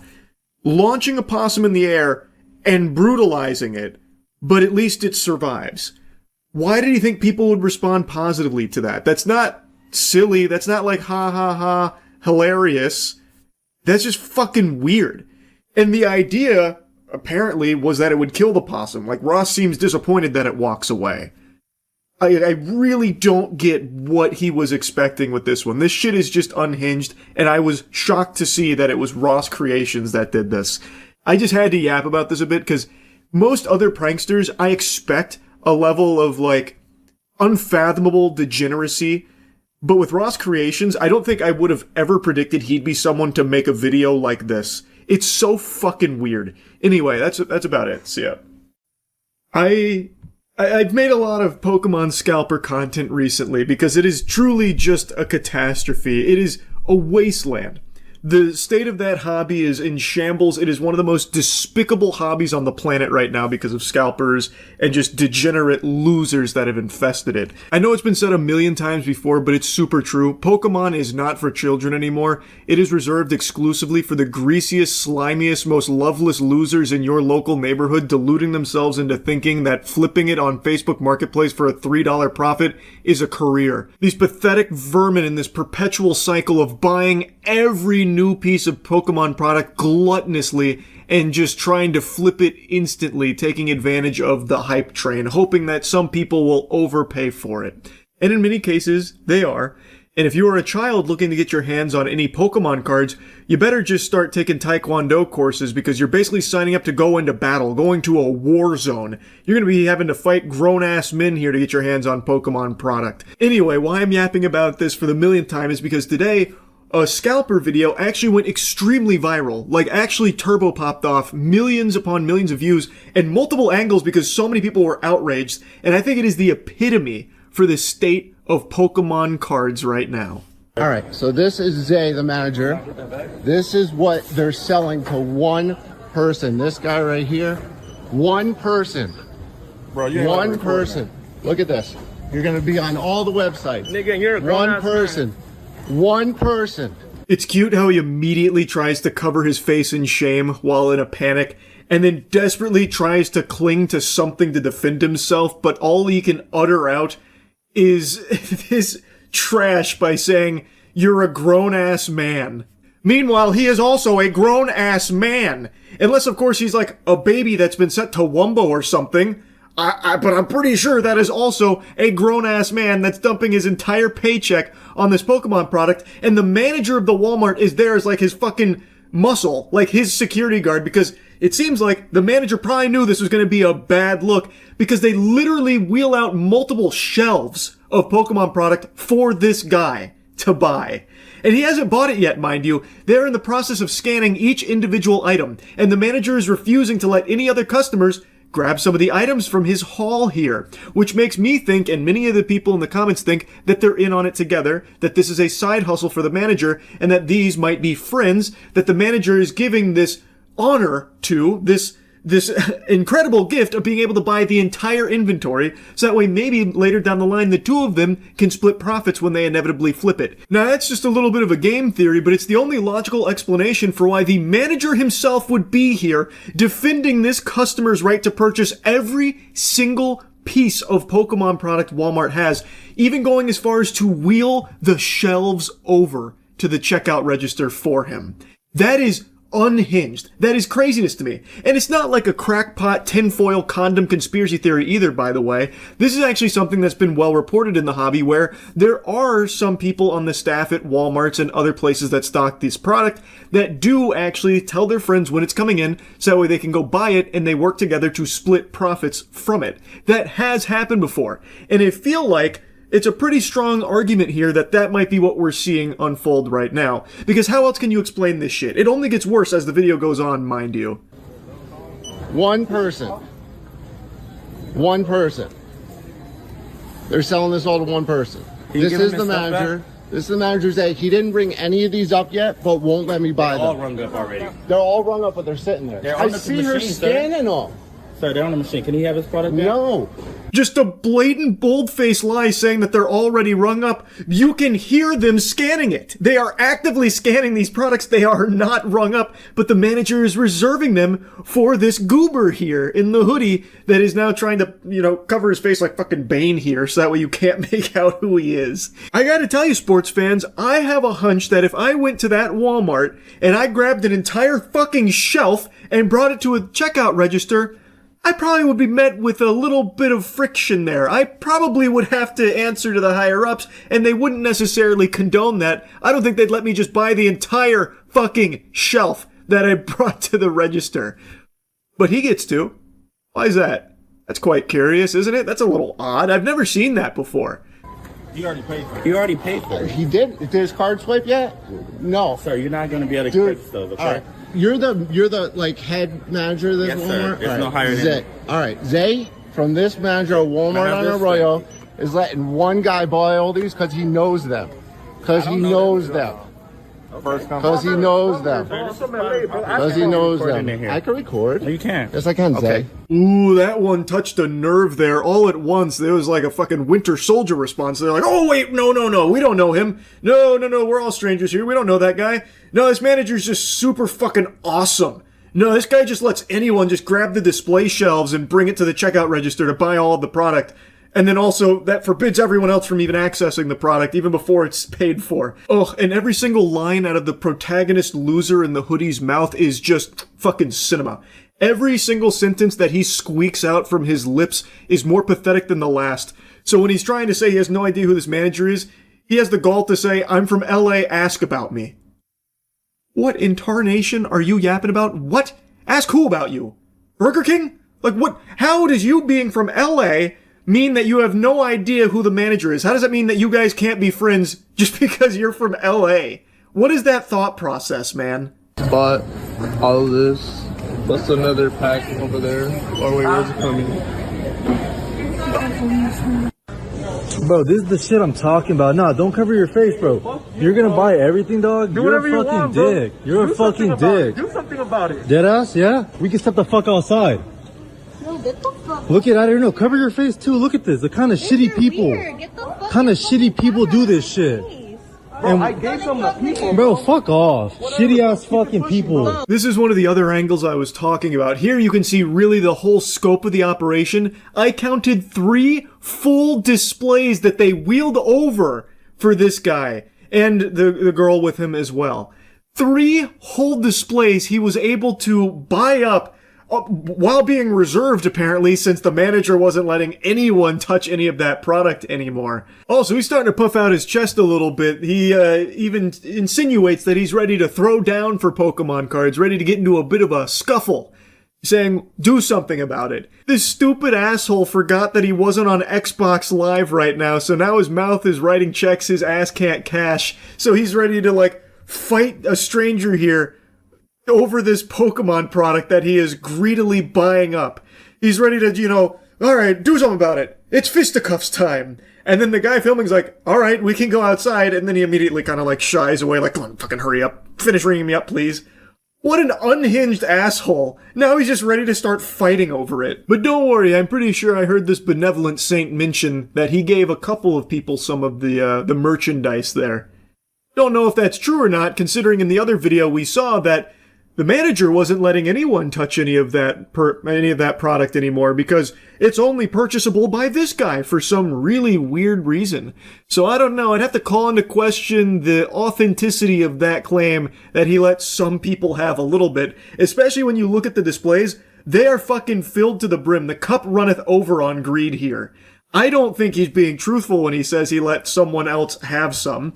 I don't see a dent in it. And regardless, even if he parted ways with 1 or 2, look at the quantity he's buying. Nobody else is going to have any Pokemon product for themselves or their kids or whatever. I can only, with my fingers crossed, hope that any day now, people will finally wake the fuck up and stop paying scalper prices for Pokemon product. If that happened, if people would just finally stop paying over MSRP for this, these scalpers would be left with their dick in their hand, and they'd be furious. That is how you win. You stop paying over MSRP to these losers. But I don't see that happening because the hype train's too high, and most of the time, let's be honest, it's scalpers selling to other scalpers. So even in this extremely egregious example of scalping, I imagine there were probably 10, 20 other scalpers that were looking to do something very similar, just maybe not to this extreme degree. And probably without the blessings of the manager here, because it seems like the manager was really on this guy's side. But mostly this hobby has become truly just plagued by greedy assholes that don't view it as a hobby, more so like an investment and a get-rich-quick scheme through flipping this shit. It sucks, man. It sucks. And this has got to be the best showcase of just how low it sank. Anyway, wanted to make fun of this clown and wanted to talk more about Pokemon scalping. That's really about it. See ya. I'm ready to go wherever there are women. Yeah, I'm ready to just give them all of my stuff. You're not gonna Oh, find... there's a woman in here! That's an no, it's a child. NPC. Go door to door if we have to. A woman! M! She's surrounded by these two. Follow me, Jackson. I'm right behind her. Let's see where she goes. Oh, she's going all the way up there. Yeah, it's worth it, Jackson. We have to steal her from Blakey Boy. Shout, yell at her to stop. I am.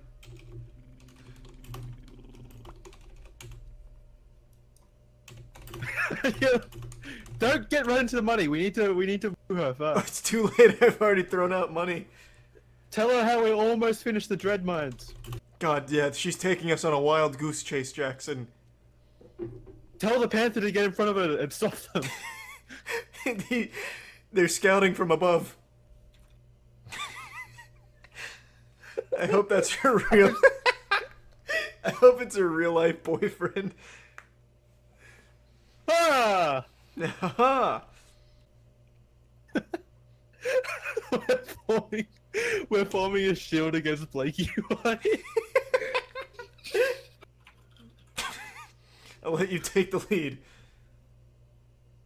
Ah, fuck. Typo. Now he doesn't respect us. You've ruined it. I may as well just... Oh wait, this is He an wants money. this NPC is helping. Right. Oh, she's talking about farts. I don't want that. She's clearly not a woman. Clearly not a lady. Yeah, I'm out. Let's go back to Goldshire. What kind of woman talks about farts? I didn't even think it was possible. I thought when you picked a female account on here, it locked those kind of words out. Ugh. Alright, just take us to Lakeshire. These Goldshire women are way too stuck up.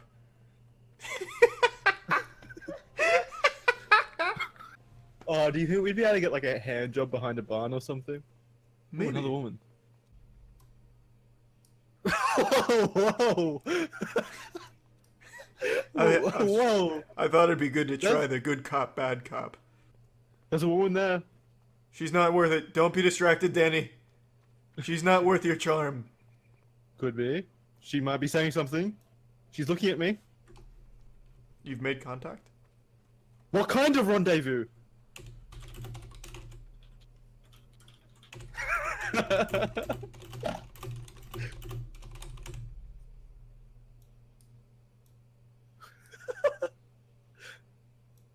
I love when there's typos because that's how urgently we're trying to get the text out.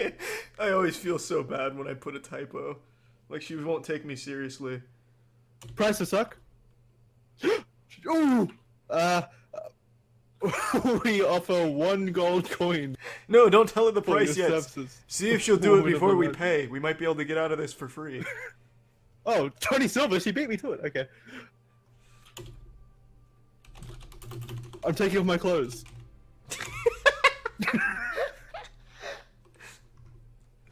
How does this work, Jackson? I'm a virgin in World of Warcraft. There's like 6 guys going down. Oh no, an audience. You're gonna get banned on Twitch for this. Oh no, my pirate suit! How do I get rid of my pirate suit? Oh, there we go. Perfect.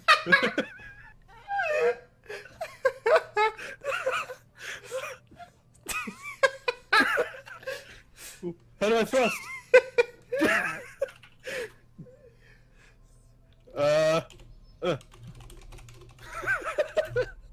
How do I thrust? How do I? Someone tell me to how to sex. God damn it.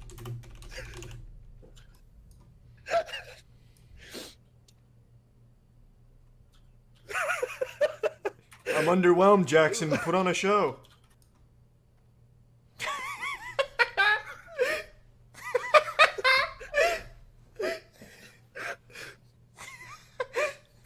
Already, she's gonna be here for like 10 minutes.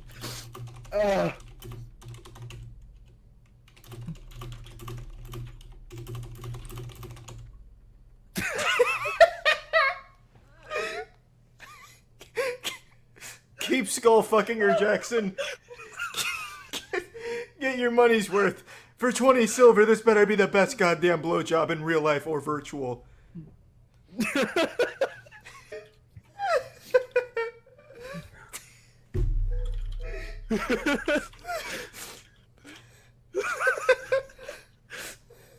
I'll be fair. I'll trade with her. One of you can try to scam her. No, I'll pay for these services. She took it like a champ. I'll sit here and watch Danny go. Danny's looking like Conan the Barbarian.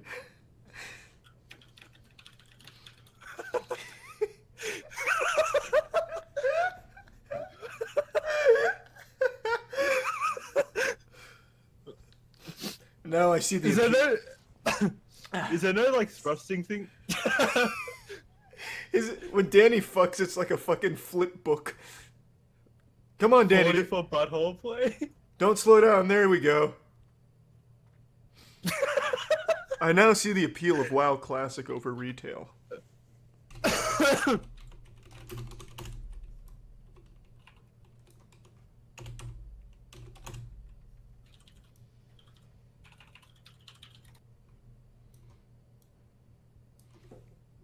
You're sitting underneath him. I'm getting a good angle like you see in Brazzers.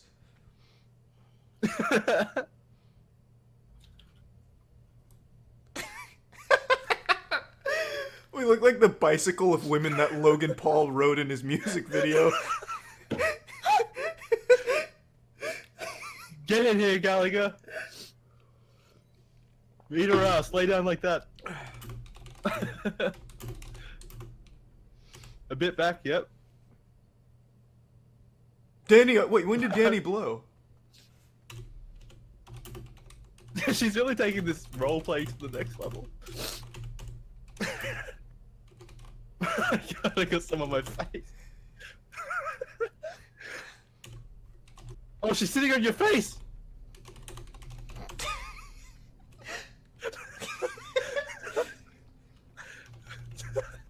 You both are already around.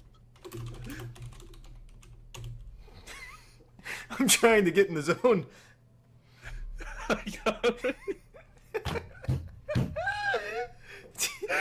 I like to imagine we found the one sick degenerate that plays WoW Classic for this shit.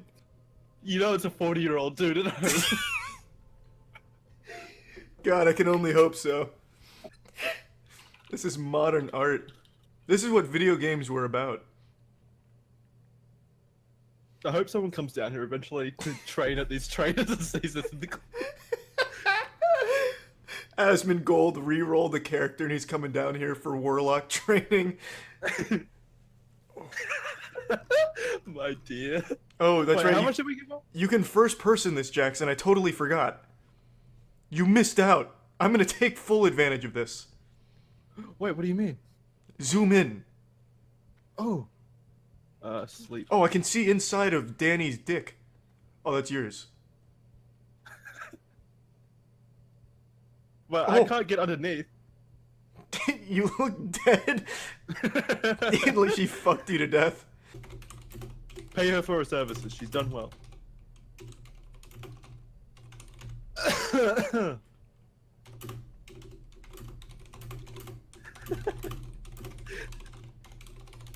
Not just with cum.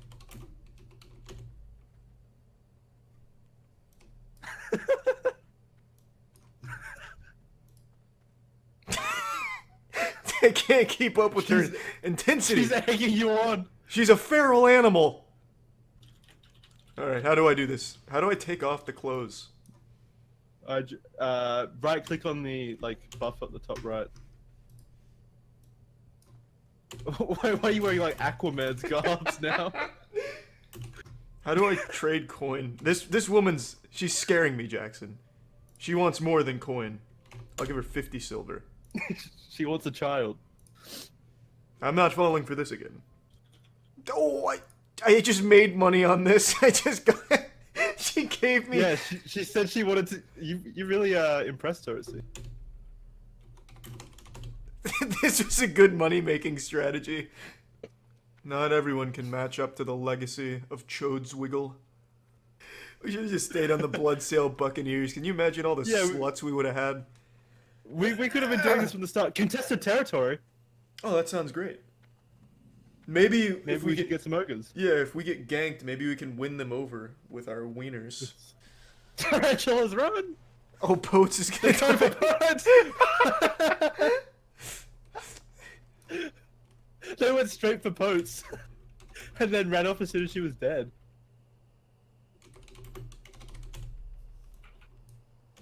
Quickly lay down on her corpse. Keep it warm.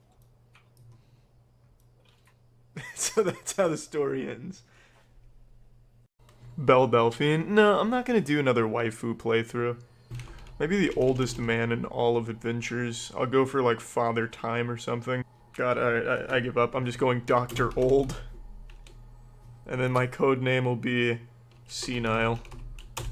There. I guess I'm only old in name.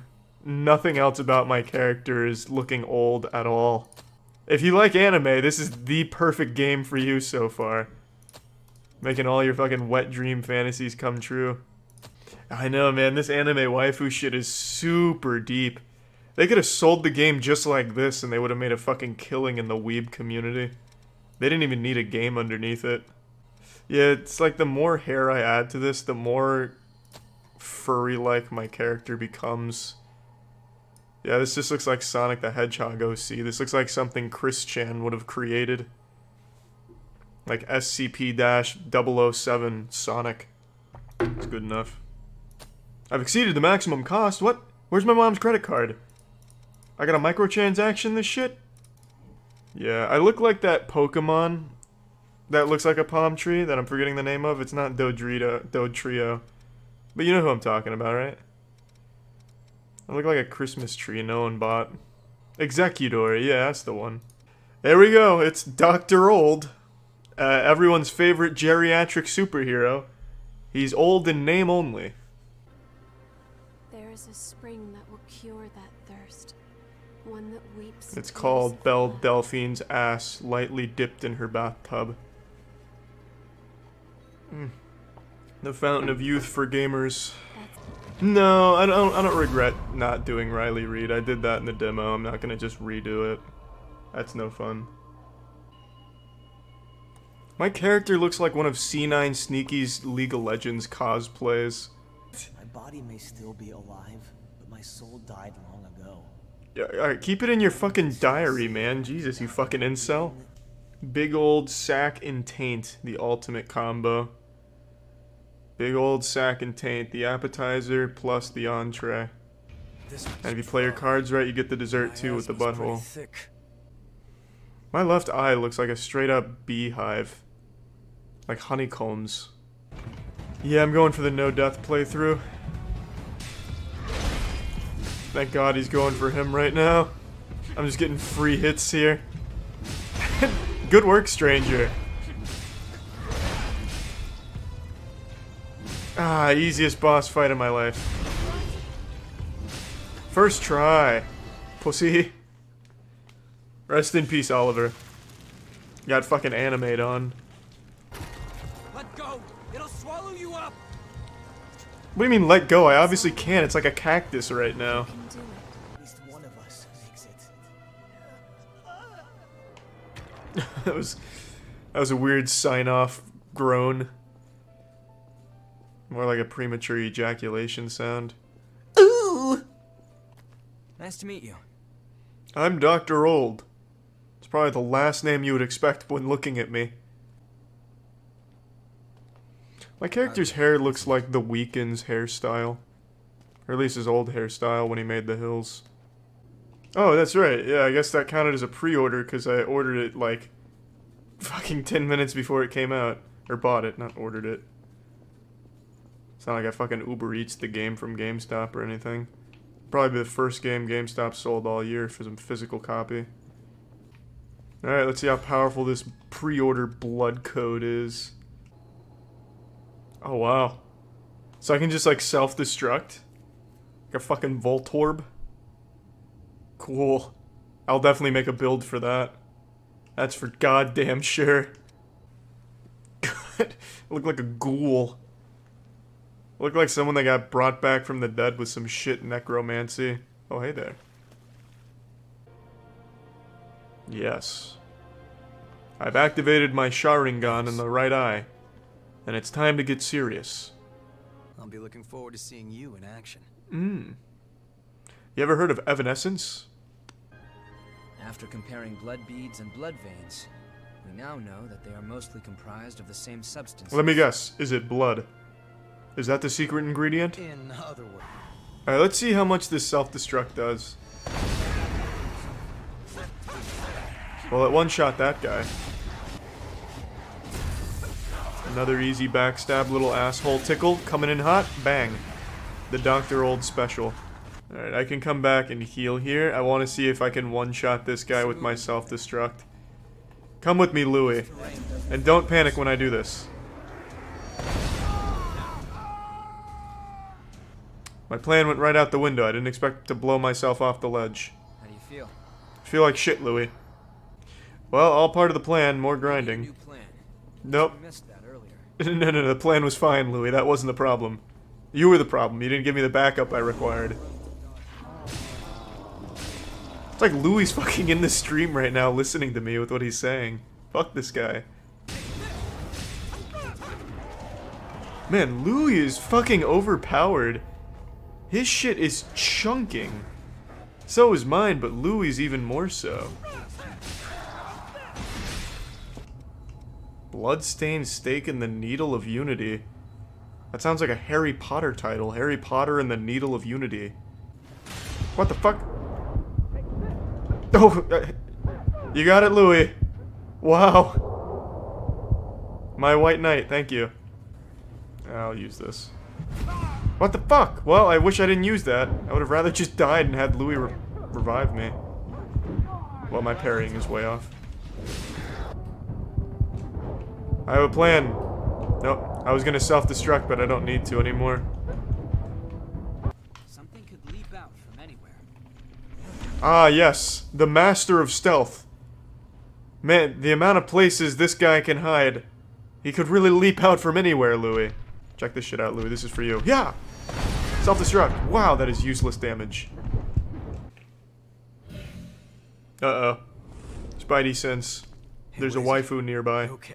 What the hell are you doing here? You see, this is so stupid. I hate English dubs because they just use the same fucking voice actors. Then tell me this. Like 5 voice actors play every character in this game.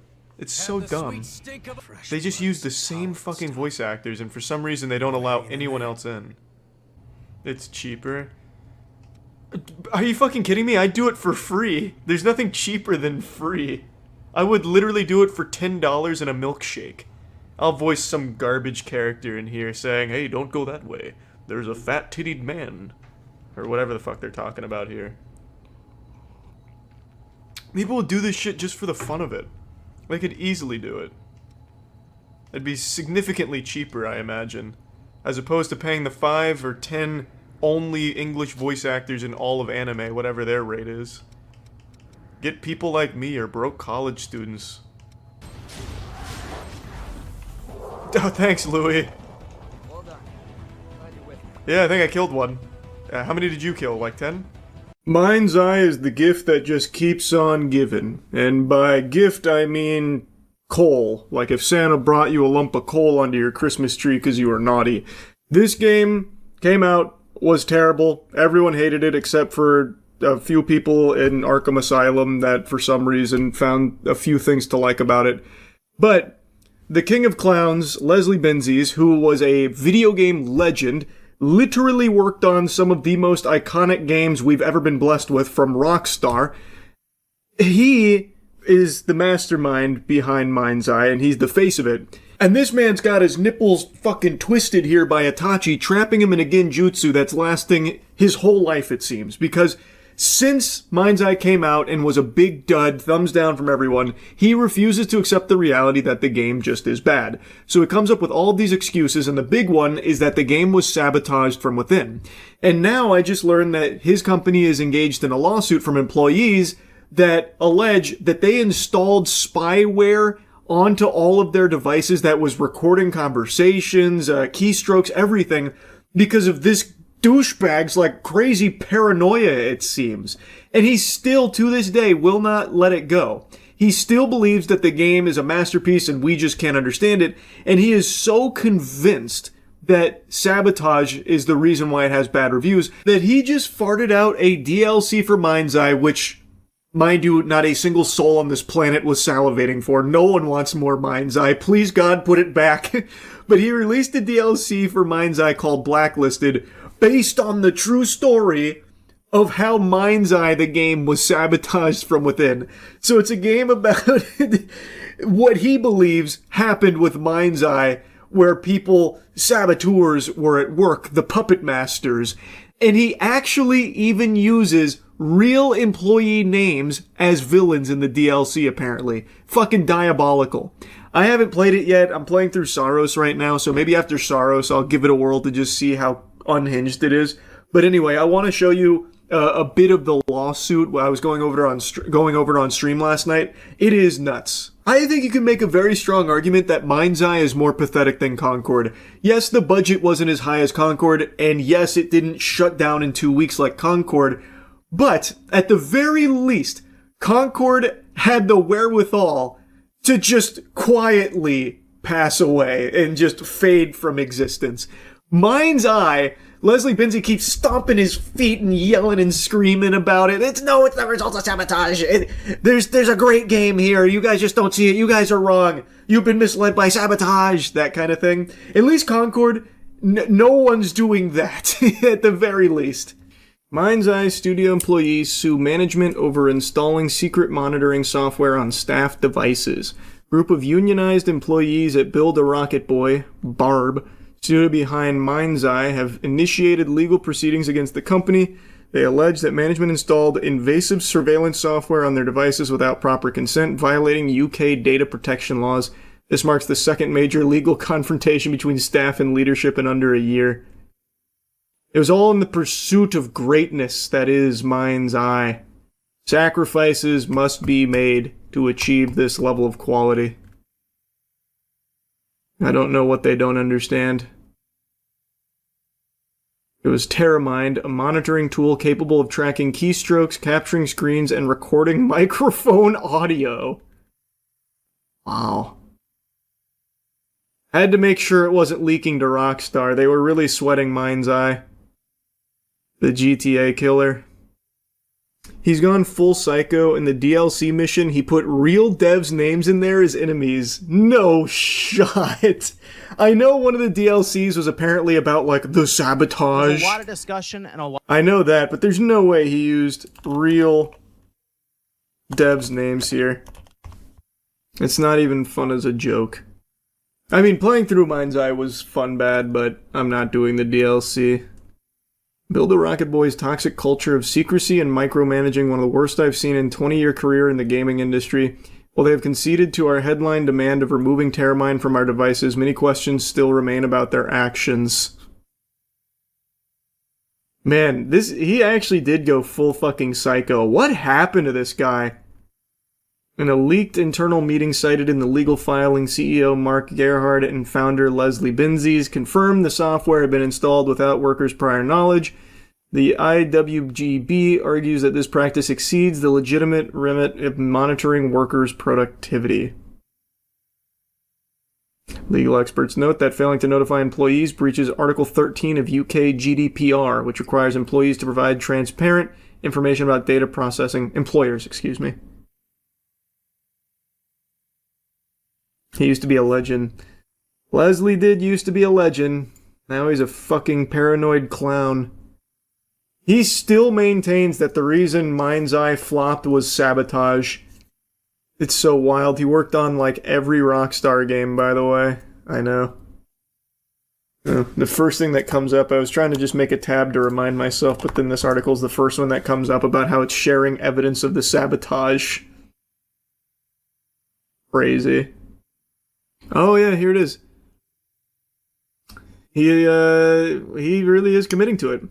We will use these people, these names, and these facts for our own fun. We're gonna put some of these names into our upcoming spy mission. What a freak. You made a shit game. It's not saboteurs, bro. Your game is ass. Holy delusion. Oh my god. We've got very strong evidence of this and conducted quite thorough investigations over the months since launch. We've identified parties involved and now it's with the authorities both in the UK and US to deal with. You installed surveillance hardware, surveillance spyware into your employees' machines illegally and are getting sued for it. What evidence could you have possibly gathered other than your employees saying, man, this shit is trash, but I need my paycheck, so I gotta work on it? Like, that's gonna be it. If anyone's doing the sabotage, it's him. He actually think there's gonna be fucking arrests. We'll leave it to them to do what they do, make their arrests, or any announcements in due course. I think we're not saying anything further at this stage on that. We'll just let the natural course of justice take its path. I am so curious to see what evidence of sabotage they have. Maybe I will play the DLC. I am beyond curious what sabotage he thinks happens. Because he played the game. He played the game and he's like, yep, this is it. This is the game I want to ship. This is the game I want to charge fucking $60, $70 for, whatever it was. I forgot now. This is the one. He played it. He didn't say, man, this game is shit. Don't play it. I can't release it in this state. Sabotage has occurred. I can't release it. He played the trash. And now he's grasping at straws. You gonna play Kingdom Hearts for the gaming channel? Maybe 1 and 2, but I'm never touching 3 again. 3 is terrible. It's the mind's eye of Kingdom Hearts. So I decided to look at a Let's Play for Blacklisted just to get an idea for what they were going for here and how it tied into the story they wanted to tell about their perceived sabotage, which again, I have seen no proof of. Leslie Benzie has hinted that it was Rockstar sabotaging them from within. He said that, hinted at that previously, like alluded to it. But I've seen no evidence of anything, not even an iota, not even a morsel of evidence to confirm that theory. The game's just bad. Like, full stop, it's just bad. And they had to have known it wasn't very good before they shipped it out, but they still shipped it out with all of its problems. But anyway, I'm getting sidetracked. I checked out Let's Plays for Blacklisted, and it's only like 30 or 45 minutes long. There's one guy beat it in 31 minutes, someone else beat it in 45 minutes. I thought it was going to be a huge content drop, but it's not. It's like a tiny tiddlywink here. Granted, they also did like some bug fixes to the base game, but the way that this was portrayed, I thought this was going to be like a, multi-hour, mission that goes through this elaborate story of sabotage. And from what I was watching, it like doesn't even really do that either. It like loosely says this company is being attacked from within as well, from a ring of rich saboteurs. And then apparently there's even like a jab at Rockstar buried somewhere in there, but I haven't found that. I've just seen people claim it, so I don't know if that's true or not. But from what I was watching, it doesn't even really touch on anything that Leslie Benzies has alluded to with the sabotage. So the whole thing is a fucking mystery to me. I don't know what is being smoked over there by Leslie, but it's some strong stuff. Anyway, I had to yap about this. I might try the Blacklisted DLC after Saros. We'll see. If I think it could be fun bad, I'll give it a whirl. But anyway, that's really about it. See ya. Discord's come a long way since its humble beginnings as a Reddit tier, memer, fedora-tipping narwhal baconing at midnight service, where every time you fired it up, it'd toss incredibly timeless classics at you, like constructing additional pylons and overloading on memes, watch out for Wumpus, and anytime you contacted their support, you were put in touch with Springle, the mystical gnome fairy elf wizard lord, to do nothing to help you with whatever problem you had. Discord has grown a lot since those days. It has been a staple in society for the last couple of years. And just a few hours ago, they put out an announcement about some big upcoming changes to Discord that they may as well have just announced they're shutting down. Like, that would have been more positively received than what we actually got here. This is despicable. Discord has announced that all accounts will be age restricted by default unless you verify your age via face scan or ID. There's also a lot more terrible things here, but that's by far the biggest. Discord, by the way, is like the least trustworthy place to be giving your data to. Only a couple months ago, Discord had a huge data breach where hackers got tons of data as well as 70,000 fucking government IDs.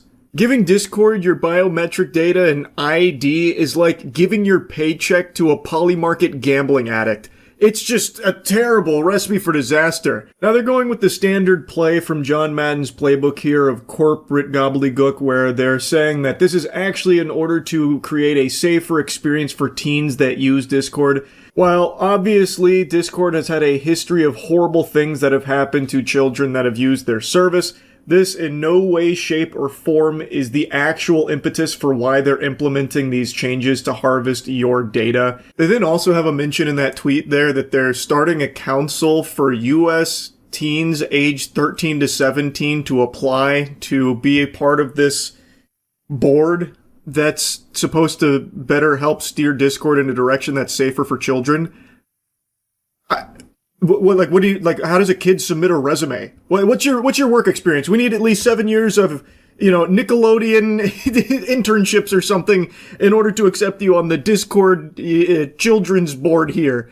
It's a very weird proposal. Now, going to their announcement here, when would users need to verify their age group? Users are only prompted to verify their age group when they attempt to access certain age-restricted content, settings, or features. After completing age assurance, users won't be asked to verify again for future age-restricted actions. A user may be prompted to verify their age group if they attempt to unblur media flagged by our sensitive content filters or attempt to change any of the default sensitivity content filter settings to show sensitive content, turn off message requests, access age-restricted channels and servers, speak in a stage channel, and toggle on age-restricted command settings. Then, in bold at the very bottom, importantly, this does not mean everyone will need to confirm their age just to use Discord. Not yet, at least. I'm sure that's right around the corner. But they knew that they would catch a big load of fucking poop from this for all of their users because nobody wants to just be willy-nilly giving all of their data, their fucking face scan, ID, and everything to Discord, of all companies. A company that literally just had a massive data breach, by the way.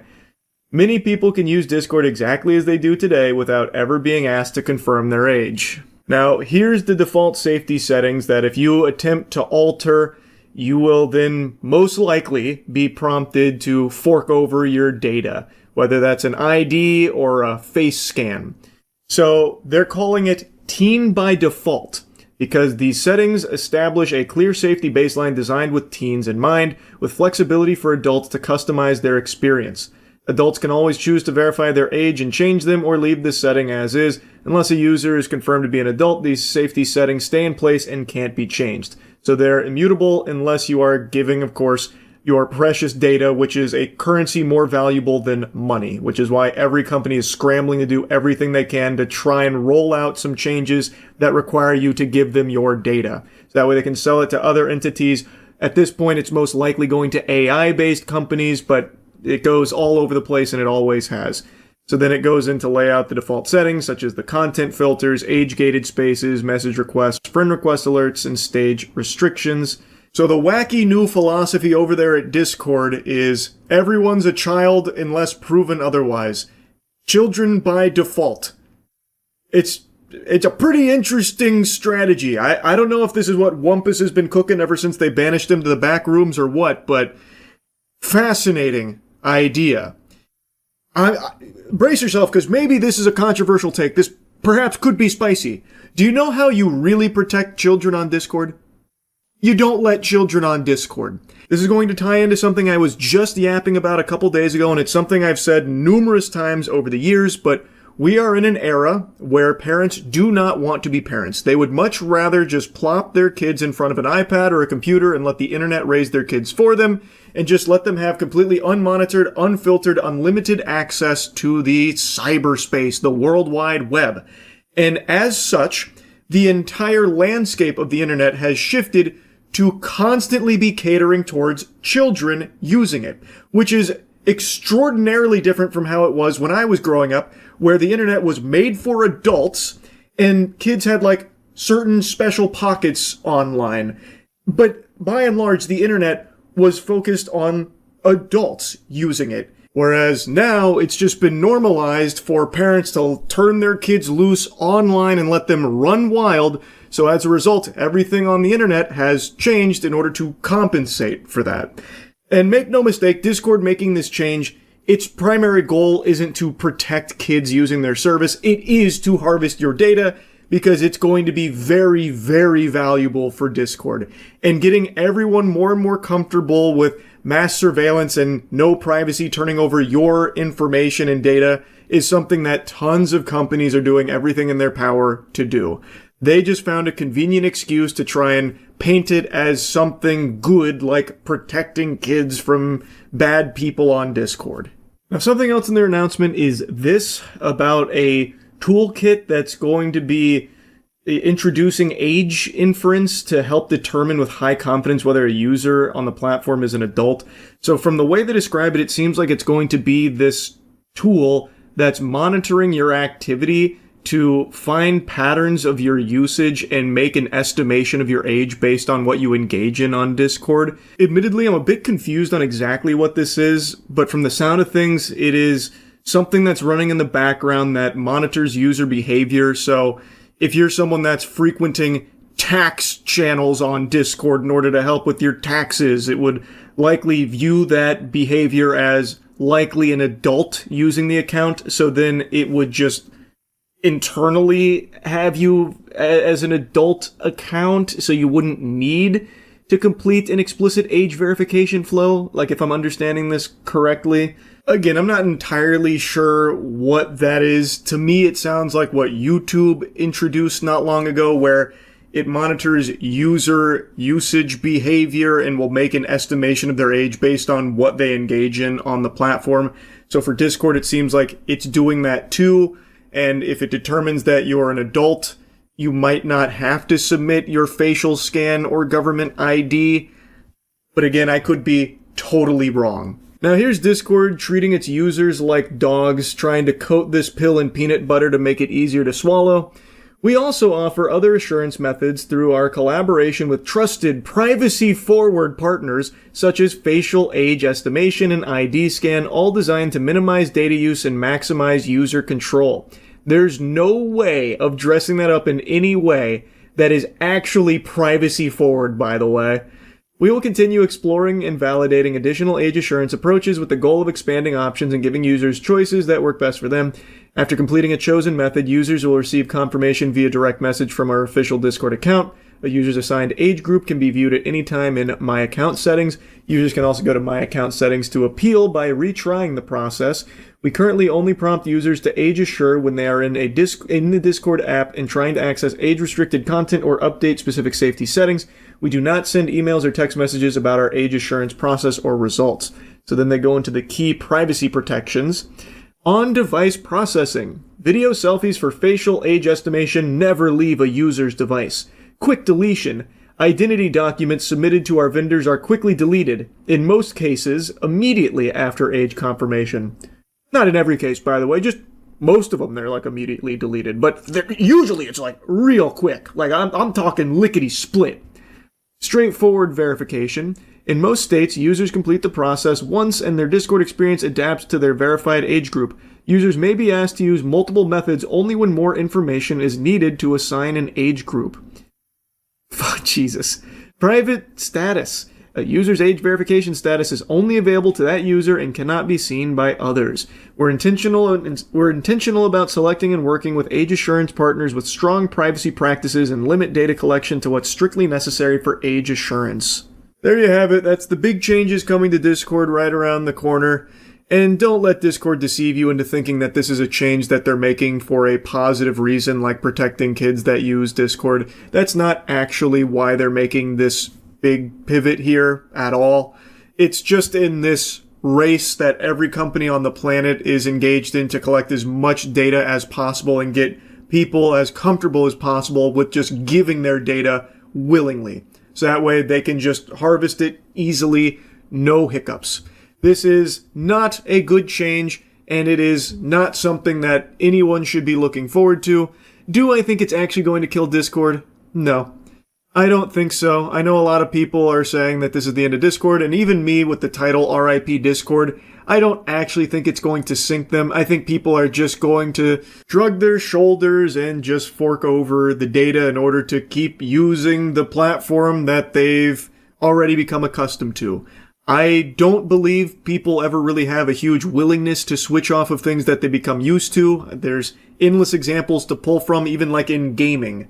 People have set games that are their comfort game, and they maybe might tinker around with playing a new game in the same genre, but typically always go back to the one that they've just spent the most time with, and right now that's Discord. So I don't think that this is going to be, a huge destruction of Discord, even though I think it should be.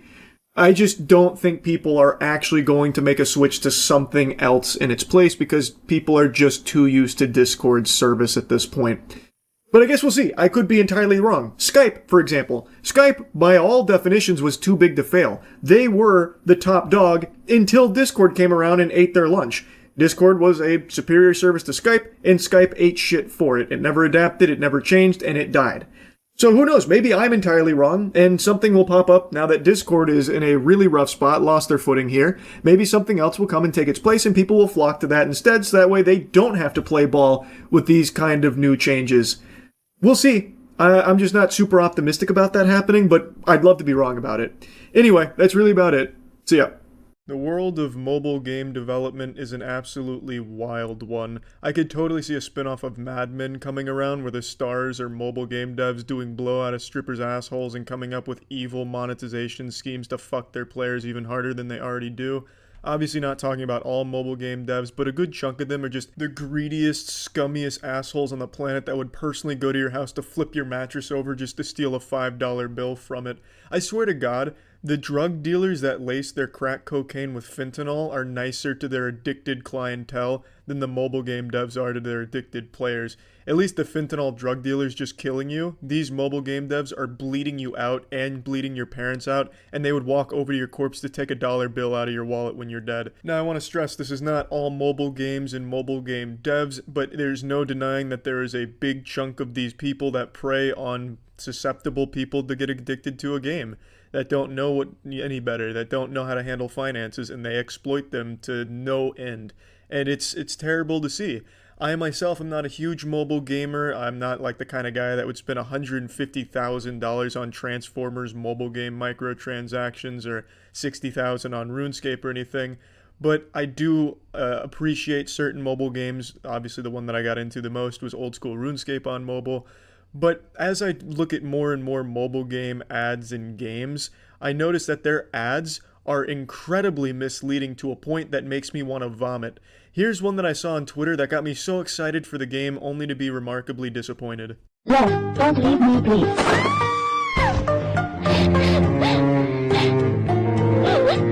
What's the matter? My lord, he wants to divorce. She's not pretty anymore. Nobody wants her. Nobody wants. Nobody wants. Nobody wants.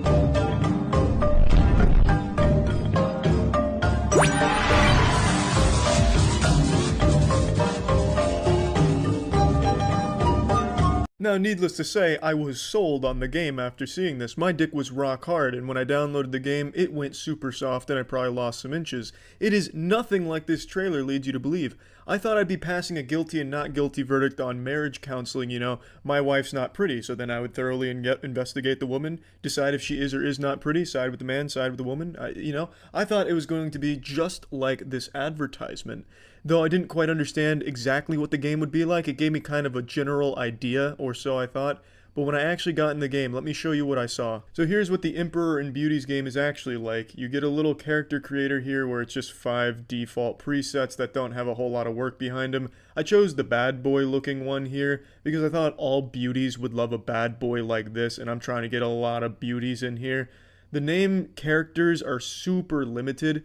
You can only fit like 7 on here. So I went with something simple. I went with just a classic Big Wet. After a short visual novel intro, you're met with the hardest choice any man makes, which is make contributions to the country or marry more wives and live a happy life. So slam ham or work for a living. I went with obvious choice here, which was marry as many beauties as my penis would allow me to. After making it to the main hall, your only choice is to talk to the default beauty. She comes with the game, so you're never alone. And I take her on a random date. I was expecting some very steamy, full penetrative sex, and I didn't quite get that, but I wasn't overly disappointed either because of this right here. Yeah, and that's how it's fucking done. Now, one beauty's nice, but you know what's better than one beauty? A million beauties, and that's kind of what I thought I was going to be getting into with this game, but that wasn't the case. Here we have a whole bunch of new characters come in to teach me a bunch of different things about the land that I don't give a fuck about. I'm just here for the beauties, but instead I have to go out here, have to collect taxes, collect all kinds of crops. Then I need to go to retainer. I need to level up this guy because for some reason he's lost without my guidance, so I don't even know why I have him around if I'm the one fucking teaching him everything anyway. But anyway, he's on my payroll. I'm teaching him, how to do arithmetic. I go back to the main stage and we're already being invaded. Now, this isn't what I expected on my first day on the job. I thought I was just going to be having orgies, but we're getting attacked. And luckily I win because my sexual energy was just far higher. We are an empire built on beauties but trained in war. we will sink our teeth deep into the meaty ass of any who oppose our way of life. After the first battle, I have to go back and collect even more resources from the town. I have to tax everyone, steal their credit card, make them sub to me on twitch.tv/moistcritical. After I accumulate enough finances, then I get these silver coins, I get some leaves, and then I get 100,000 men, which I just see as 100,000 competitors for these beauties, which I'm not overly thrilled about. I'm finally past the tutorial, and now I have all of these beautiful golden options. I finally click on one to see what this game's all about. I want to see what kind of beauties we have available to have sex with, and I met with these 4 lovely women, but unfortunately they cost so much fucking power that I can't afford. I don't have 50,000 power just lying around. I'm not some type of goddamn generator. So my broke ass leaves the brothel, and then all of the other options here are microtransaction based, so I'm not going to spend any money on this game. Instead, I just go back to my default beauty, the old tried and true misses over here. I wanted to see who was unwedded, but I can't visit any of the unwedded. Even if I could visit the unwed, they'd probably laugh at my lack of power. I'm not pumping out the proper watts to afford their time.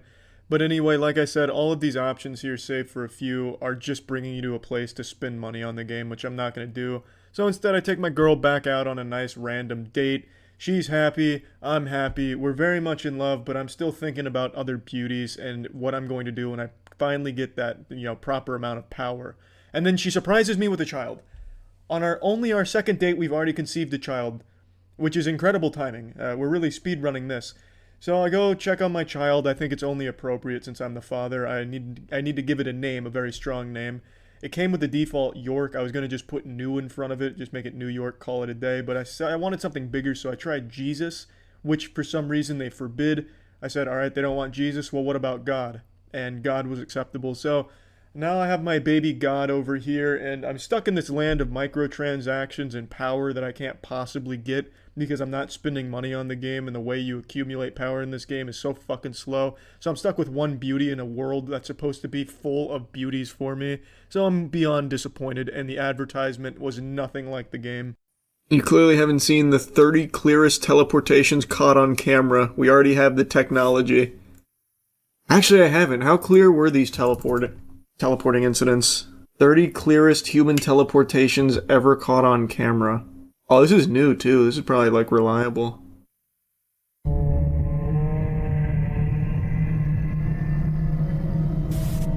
He didn't even teleport. Well, he didn't go anywhere. How's that a teleportation? These are a lot less clear than the title led me to believe. Oh, I saw that time.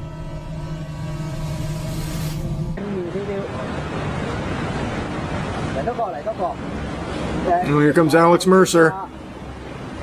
But when he was noticed, he bolted forward and in an instant vanished completely, leaving behind stunned witnesses and footage that looked like real teleportation. You call this clear? Does this look clear to you, brother? But this is undoubtedly a teleportation incident. I'll give you that much. But it's not clear.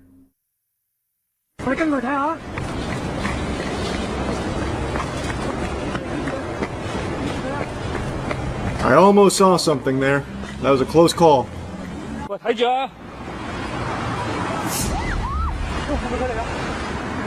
Leaked footage. I did see that. He's gone. Operation shows a tense chase in a crowded bookstore. Where is he? Just as agents closed in, the target suddenly teleported right out of sight, disappearing into thin air and leaving stunned. What the fuck?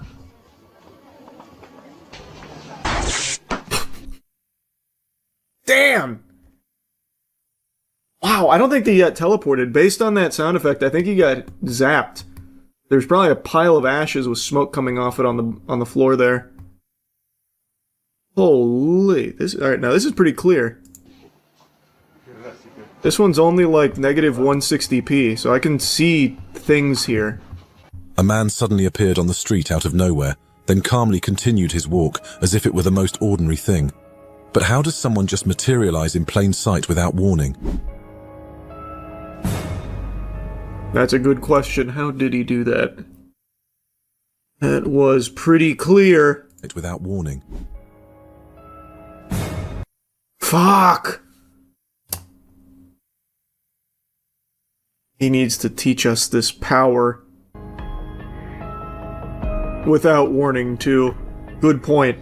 Nobody on the sidewalk knew that this was happening. He didn't warn a single soul. During a live interview near an airport baggage carousel, everything seemed normal until something in the background caught viewers off guard. A woman standing behind the interviewee suddenly disappears the moment someone walks past her. This one's not even really trying. A trick of light, or something much stranger. She just didn't disappear, she's just walking with her. I don't mean to debunk clear evidence here, but that one she's just walking with her. You just can't see her anymore because of the angle. You can even see her start to walk. Where is it? A person suddenly appears on the road, colliding slightly with an oncoming car, shocking both the driver and anyone watching the footage. I can't fucking see anything, because not only is the footage terrible quality, but there's raindrops on it. But I see.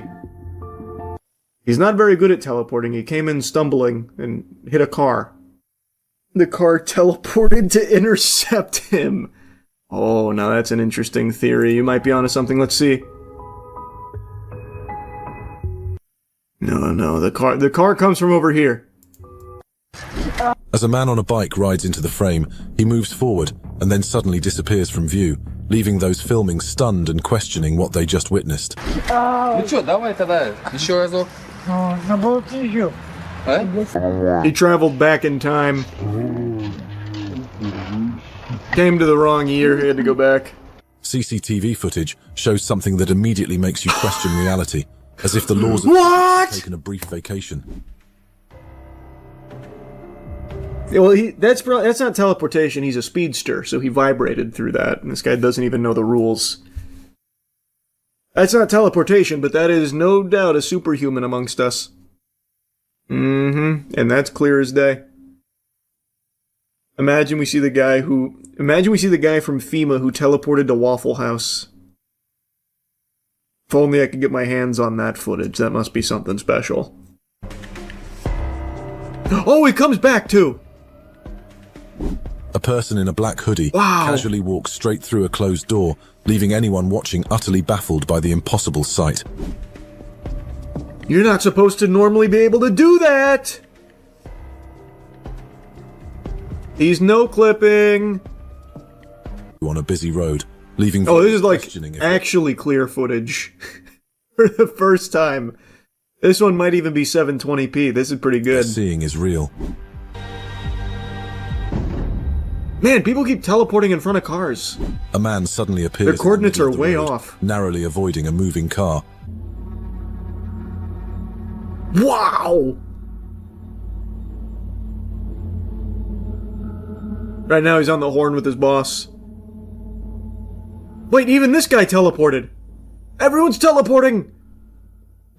Travelers move along as usual, but in an instant, some vanish into thin air, leaving empty spaces where they had just been, baffling anyone witnessing the scene. Oh my god!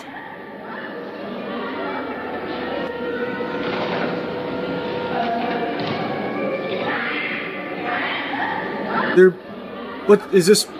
Is this Rapture? What's going on? What? Ah!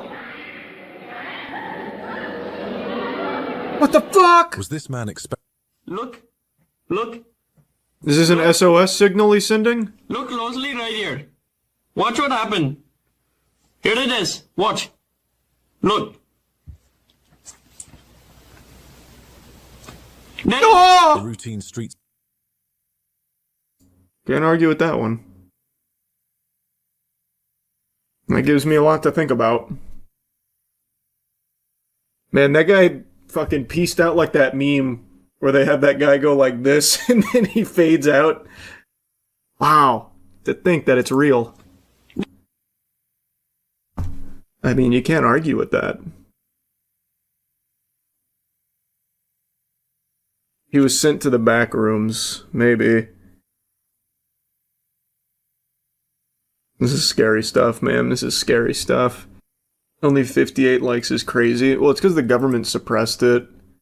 They're trying to hide the teleportations. Slapped Ham tried to show us the truth 5 years ago. That was the last time he was seen. Government teleported him to a different nebula. 1 hour of clearest human teleportations ever. Oh, it's witnessed again. Oh, wow. This one's a whole hour. Oh! Whoa! Ah! Oh, I've already seen that one. He's reusing it. Oh, this channel is just all this, huh? What's the most popular? 30 disturbing gang encounters. So it went from gang and cartel encounters to teleportations. Okay. Quite a pivot. And UFOs seem to be a big one. 60 of the clearest UFO sightings ever. That is pretty clear. Oh, I remember these assholes. I remember when these fucking cosmic perverts came down. Tried to have sex with my grandma. As they zoomed in, the object's strange shape became clearer, leaving them stunned. Ah! Or a drone. Just something they couldn't explain. Ah! Scram! Shoo! Get out of here! This ain't your world! They're hiding in our clouds. Fucking cloud people. Its contours are stark against the landscape, motionless and seemingly grounded. Wow. Oh, the sound effects. Then, without warning, the perspective shifts abruptly, and in that same instant, the object is no longer earthbound, its ascent now undeniable against the vastness of the sky. That is undeniable. That's true. You can't deny that.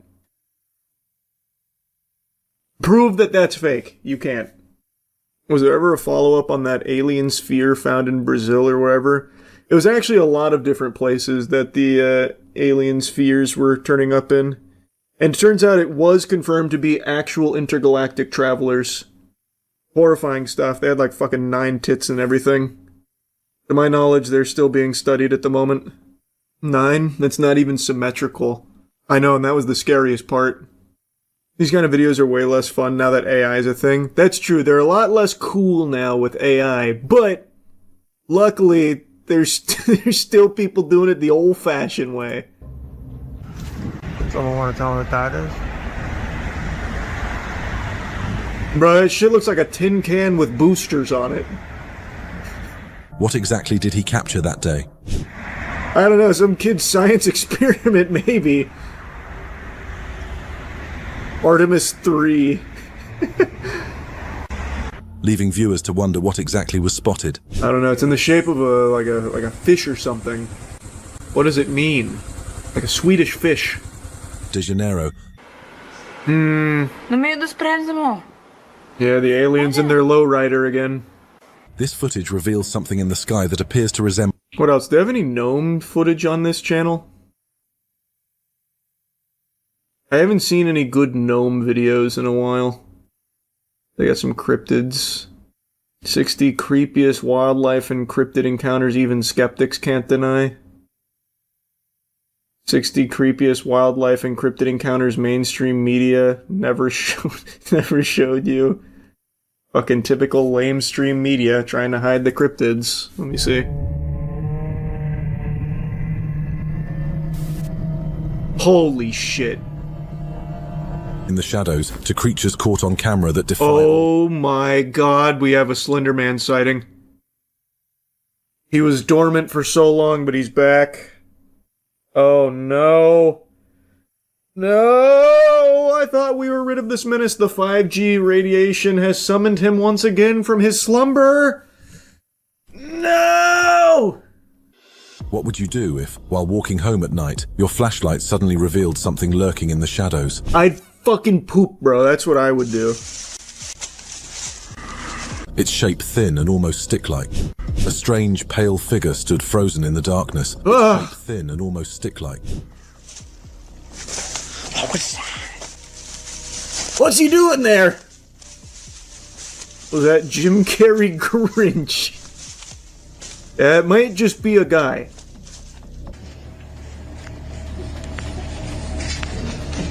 This guy does look fucking stupid. Earthworm Jim coming home after a hard night of heavy drinking. Clearly. Right. Was it a ghost, a folkloric creature? Why do you keep saying, is it a ghost? It's clearly not a ghost. Imagine fishing Does this guy only know one by the thing? shore, only to feel something moving in the water beneath you.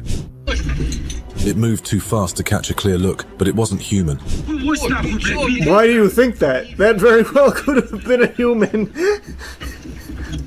That looked like just a guy. Was this a yeti, or something no one has ever named? A yeti? That'd be the shortest yeti of all time. Something no one has ever. That just looks like a little human man. He's probably trying to get home. It's very chilly out. It's fucking snowy. Until they spotted a strange figure moving on the hill above them. Is that not... Where? Where is it? Is it like where? It's like right on the other side of it? No, it stopped and it's looking at us. It's kind of looking at us. I don't see it. It's moving now. The trees? Its steps were deliberate, its shape hard to define. To the right of us. It's not that hard to define. Is that not just another hiker? Am I on the crack pipe? He's even got his arm out. Is that not just another guy? His steps were deliberate. Yeah, it's called walking. He's huge. Is he that huge? They're just really zoomed in. He doesn't seem that big. It's on like the side of the walk there. He doesn't really look huge or anything. It's not like the giant sightings back on TikTok. It just looks like a guy. He's actually striking quite a peculiar pose. This could be an amazing digital circus character come to life. I'm starting to come around. I see it now. That is a cryptid. Bro got alerted like an NPC. Yeah. They aggroed him. My dad is into this stuff. He even bought an app that's supposed to... he even bought an app that's supposed to help him communicate with aliens. What do you mean he bought... What app did he buy? Tell me right now, I'm gonna buy it as well. How... What would you even spin... Like, what would the app do? That would be so... Like, the stars would really have to align to get some bang for your buck with that app purchase. He'd have to encounter aliens, A, and then B, he'd have to hope that the app is able to translate to that language of the aliens, for which there's probably countless. Like, this could be set to only communicate with, like, I don't know, Viltrumites, well, Viltrumites speak English in the show. What's a fucking alien that doesn't speak English? Krogans, or something, maybe. So we'd have to encounter them. What's the app? Tell me right now what the app is. Ask your dad. CE5 Contact. Oh my god. For $10 from Dr. Stephen Greer. $10. This app provides instructions and tools to assist you in making peaceful contact with extraterrestrial civilizations as well as locating others in your area who are interested in making contact. ET Contact is undertaken using the CE5 protocol. It stands for Close Encounters of the Fifth Kind. Unlike more passive CE 1 through 4 experiences, a close encounter of the fifth kind is human-initiated. Contact work can be done with just a chair and a quiet night. However, use of this app and the recommended and or optional items listed below have the potential to make your field experiences easier, such as detecting anomalous activity, initiating communications, or documenting celestial events. To further your understanding of consciousness and contact, ET and UFO matters, as well as the history and science that relate to these topics, the following reading materials are highly recommended. How does this help me do this? How does this help me contact and talk with them? I'm gonna match with a hot alien in the Andromeda. When I was in my alien phase, I used an alien app similar to that called Alien Talk. Was yours $10? I can't believe the price. Who is Dr. Stephen Greer? That name sounds so familiar. Oh, that's why, because I just looked up Stephen Greer the other day. Someone on chat was asking me my perspective on Dr. Stephen Greer. That's why, I was just looking at him. So now he has an alien contact app. I'm going to tell you that makes him even less credible in my eyes. Assuming this is his official app. The most recent reviews are from fucking 4 years ago. Well, actually, here's a 2-year review. A year from 2 years ago. A review from 2 years ago. It says, 1 star. Please read, do not purchase. This is a scam. You pay for the app just to get a bunch of stuff you hear in the documentary that's available on Unify. The app does not work either. It'll state that a verification email has been sent to the email. It never gets sent. Huh. The email is necessary to log into the account and use to meet up on the portion of the app to try and form a group. Every purchase just buys the guy a beer. That's what it sounds like. Oh, they actually just updated it 2 weeks ago. Additional fixes to optimize map loading. Huh. Well, I'm not gonna piss away $10 on this. If it was like $2, I'd do it, but 10 is a crazy ask for this dog shit. I'll pass on that. That doesn't exist any. Oh no, here it is. Alien chat. Talk to aliens. 13 reviews. It's a radar detector contacting ETs. Chat with alien beings, talk to aliens in real time, powered by groundbreaking AI technology. So they're not even real aliens. They're not even fucking matching me with aliens. Oh my god, it's a fucking scam. I can't even start without paying for a $13 a month trial, or a $13 a month subscription. This is so fucking silly. I'll never get to chat with aliens. Here's a review. It's 1 star. The aliens just say a few words and then that's it. They're all pre-established words. It's not like an AI chat where it'll come up with new things and it doesn't always answer the questions. The only cool thing this app does is allow you to turn on the flashlight by asking the alien to do it. Oh my god, it's so pathetic. Definitely don't pay for the subscription because I was using the 3-day free trial and that was like all the chat did. It would be an awesome concept if they used AI to make the response. Why would that be an awesome concept? You're just talking to AI again for a $13 subscription pretending to be an alien. But because they're just pre-recorded responses and only a handful of them, they're really boring. Ghost detection apps must have done the same thing too. Yeah, those we've used on our ghost hunts. So I already know those are fucking awful. This one guy posted a review on this a year ago. It's a 5 stars. He said, creepy but amazing. I talked to a gray alien and saw what its planet looked like. Please institutionalize yourself ASAP. Here's another 5 star. This app is so cool. I'm into aliens and weird stuff, so it was crazy to talk to an alien. At least one guy talked to an actual alien. Can you imagine this shit actually works? This is how the aliens are trying so hard to contact us. Why is no one downloading our app? No one wants to download the Alien Talk app. Yeah, so it turns out the Reddit mod meltdown on the Ring doorbell is real. I was very skeptical. I mentioned that a couple times in the video. It felt like forced because you genuinely, like if you asked someone to sit down with a box of crayons and said, draw me a caricature of a Reddit mod, it would spit out this guy. He's in like a pseudo trench coat with flip-flops, a Demon Slayer shirt. He even looks like the Soy Jack memes and shit and all that. I really thought that this was just like a very successful staged video. It's not. It's a very real thing, and it's actually very sad. So there's a couple of additional pieces of information that have come out. There's this video here where apparently he actually broke into the house.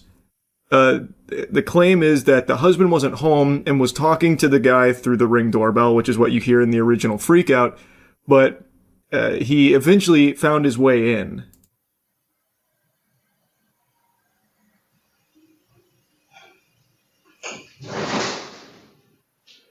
Where the fuck is she?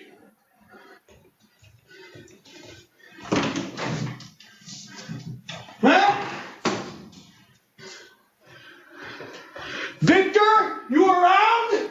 So he's asking where the fuck is she? I'm assuming it's the daughter that he was talking about at the door. He starts opening these doors like it's a Scooby-Doo chase scene, like looking around. And he seems like he's in like a trance almost. Like this seems like he's having an episode of psychosis.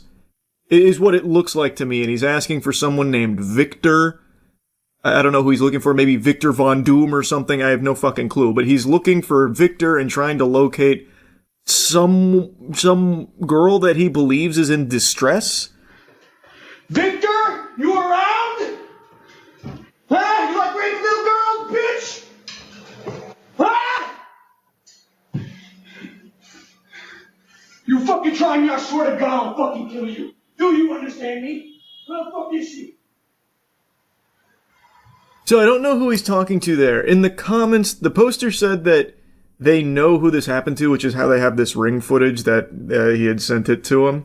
In the comments, apparently the wife of the homeowner was home and had like locked herself in a room to try and stay safe. And I'm guessing that's who he's talking to there. Where he says, if you try me, I'll fucking kill you. I'm assuming he's talking to the wife there. And he didn't know this guy. So this guy was, I guess, just taking a cruise through the neighborhood and then picked this house.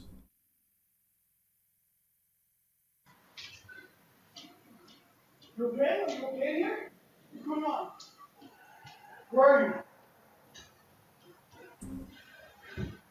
It's a little quiet, but you can hear him say, "Are you okay? Are you okay in here?" That could be the wife he's talking to there. I'm not sure, but he was saying something like, "I'll kill you" to someone else, like if you try me. And then he says, "Are you okay in here?" to someone too. I'm not sure, who he's talking to there or what that's about. But again, it feels like he's in like a state of psychosis. Eventually the homeowner does get here. You might. Where's she? Get the fuck out of my fucking house, dumbass! You think you can fucking shot me, motherfucker? I will save that little girl, you bitch! There's no fucking. You fucking liar! I can hear her. I can fucking hear her. So now there's a big tussle. So you can hear them scrapping. It's off camera. You can't see it, but I'm picturing like in Ed, Edd n Eddy when they start fighting all together. It's just like a big old cloud of smoke and a bunch of fists are flying. You can hear them rummaging around there, getting pugilistic. It's shaking the Ring camera. But the whole time, you can hear him saying, like, "Where is she?" That kind of thing. And then I was going to fast forward a bit. I don't know how long it lasts. But eventually, he, like, starts to de-escalate the situation, the homeowner. Who are you talking to, bro? You are. My name's Harry Dredson. Get the fuck out of my house. He keeps insisting his name is Harry Dredson, the professional wizard detective. So even inside the home, while presumably getting his ass beat here, he is also maintaining, "I'm Harry Dredson." Maybe he like flashed a badge or something at him. I don't really know. But he is staying with that. They're fighting. He keeps insisting that someone needs help here, the daughter or some woman, something. And then the homeowner comes down after the scuffle with this big shovel here, a fucking massive shovel. He's got the big snow shovel out, and now he starts to defuse it. Bro, I'm telling you, get the fuck out of my house, please. Just answer the question. Get the fuck out of my house. Answer the question, please. There's no one in there. There's 3 rooms, man. I don't know who you are. You better get the street at 1797 Co-op Drive. I don't know who you're talking about, man. Why do I hear screaming? Are you military? Yes. Okay. Can you help me out? Okay. Yes. I understand what you're going through right now. Yes. Can you step outside? Yes, sir. Thank you. Will. Thank you for asking. So that is something that I found really interesting. He asks if he's military. He says yes. And he says, I know what you're going through. And then after he asks that question, like his whole demeanor kind of changes. And that's when he gets him outside. And that's when you see this arrest. Like, it's not fake. This inside footage I haven't seen outside of like the subreddit here. It feels like it's really hard to fake because it's definitely not AI. It is 1000% the same guy. Like that. I think this is probably legitimate as well, but the arrest is 1000% real. So that's how he gets him outside. I don't know if he's actually military or anything because, again, it seems like he's in a state of psychosis, so he might not even know what he just said yes to. Or maybe he really is ex-military and he is struggling with, like, PTSD or something. It's impossible to know, but he is definitely going through some kind of, like, episode here. So they fight. He de-escalates it with the snow shovel. Then everything else takes place outside. You can see the cops come in. They're checking on everything. Fairfield Police, is anybody inside?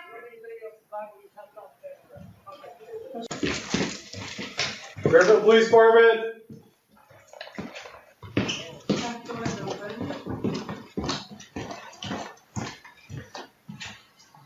And then outside, they take him away in cuffs. No, or I will fucking end you. Do you understand me?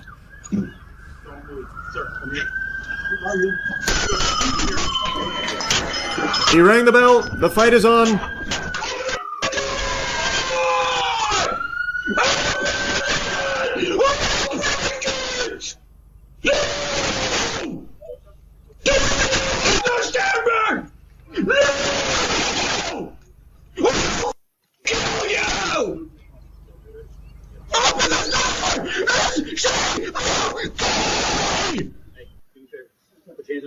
Sounding straight out of an old Xbox Live lobby right there.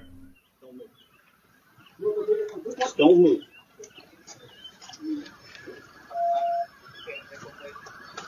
But yeah, they've got him out here now. And again, that's the homeowner that you can see here. He's wearing the same thing, so it's definitely the same guy. I think there's no world that this is somehow fake or staged. These aren't actor cops. These aren't like fucking strippers or anything. These are real. His police report is out there. He's facing a lot of charges. It turns out it was 1000% genuine, which I cannot believe. Me after 2 beers. well, bub. Interesting. But yeah, then they take Cobra Commander away. Nick!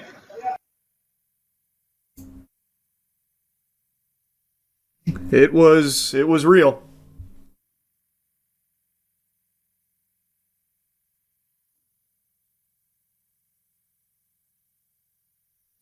You can find his arrest report. He got hit with 4 felony charges for assault, deadly weapon, criminal threats with intent to terrorize, first-degree burglary, and vandalism. Yeah. I won't pull up the arrest report, but it's out there. He is looking at some very serious stuff. But like I said, from here, it really seems like he is just truly not in his right mind. I am very curious what the true story behind this guy is. Like, what actually led to this. This shit is unhinged.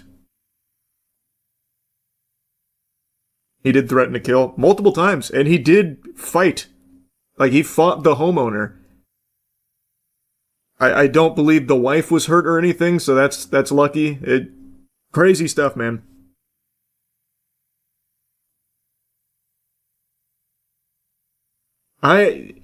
He's honestly lucky he didn't get shot.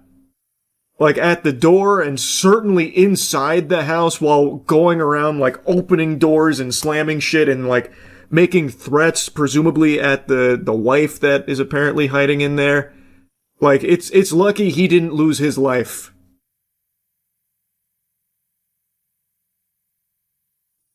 He's lucky that he found this homeowner who, like, really did a master class in de-escalation, because most people aren't doing that. And even this is a really risky thing to do, because this guy absolutely could have followed through on his threats and just started shooting if he had a gun.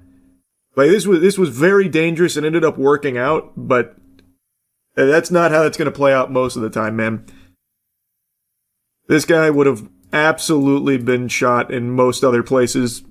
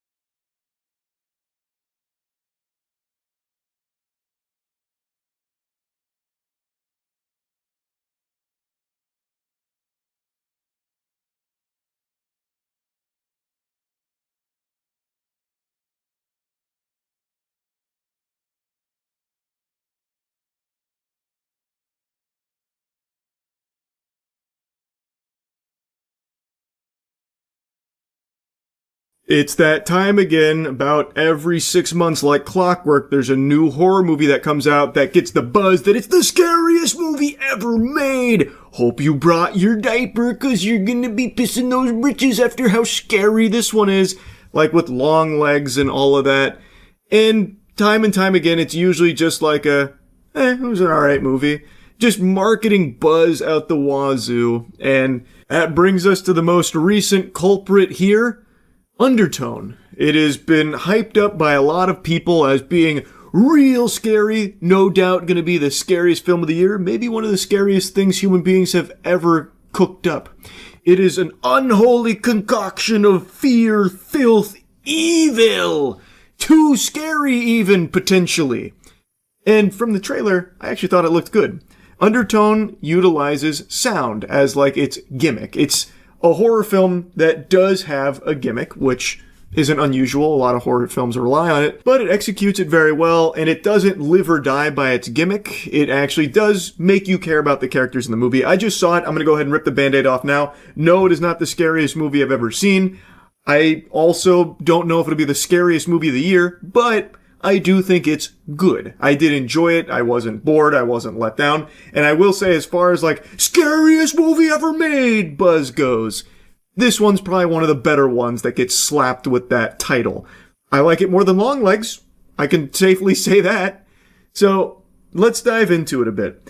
Immediately, I want to talk about the gimmick because that is going to be the bulk of what you experience here. It is about a podcast host, and they go through the creepy stories for their podcast and figure out if the paranormal's real. One of them's a skeptic, the main character that we follow, and her co-host is more willing to believe in it. Not that that overly matters. Also, we are going to get into some spoilers here because some of my complaints, they do get spoilery, so I'm going to give you fair warning now. But anyway, we follow Evie. Justin is the co-host who is just kind of there to like reinforce that, oh man, this might be real, where Evie's like, well, actually, this might just be psychosis. That kind of thing, which I think is a fine dichotomy. I think that they bounce off each other well on the podcast, but that sets the stage. It is all about audio for the most part, and it is a slow burn of a movie. In fact, like the first 40 minutes, nothing's happening outside of setting the stage for the main story that we dive into, which is a mysterious email that Justin receives as the subject for their podcast episode. It comes from a mumbo-jumbo email sounding like a 10-minute mail address, and it was attached with, it had 10 audio files attached and some gobbledygook in the base of it.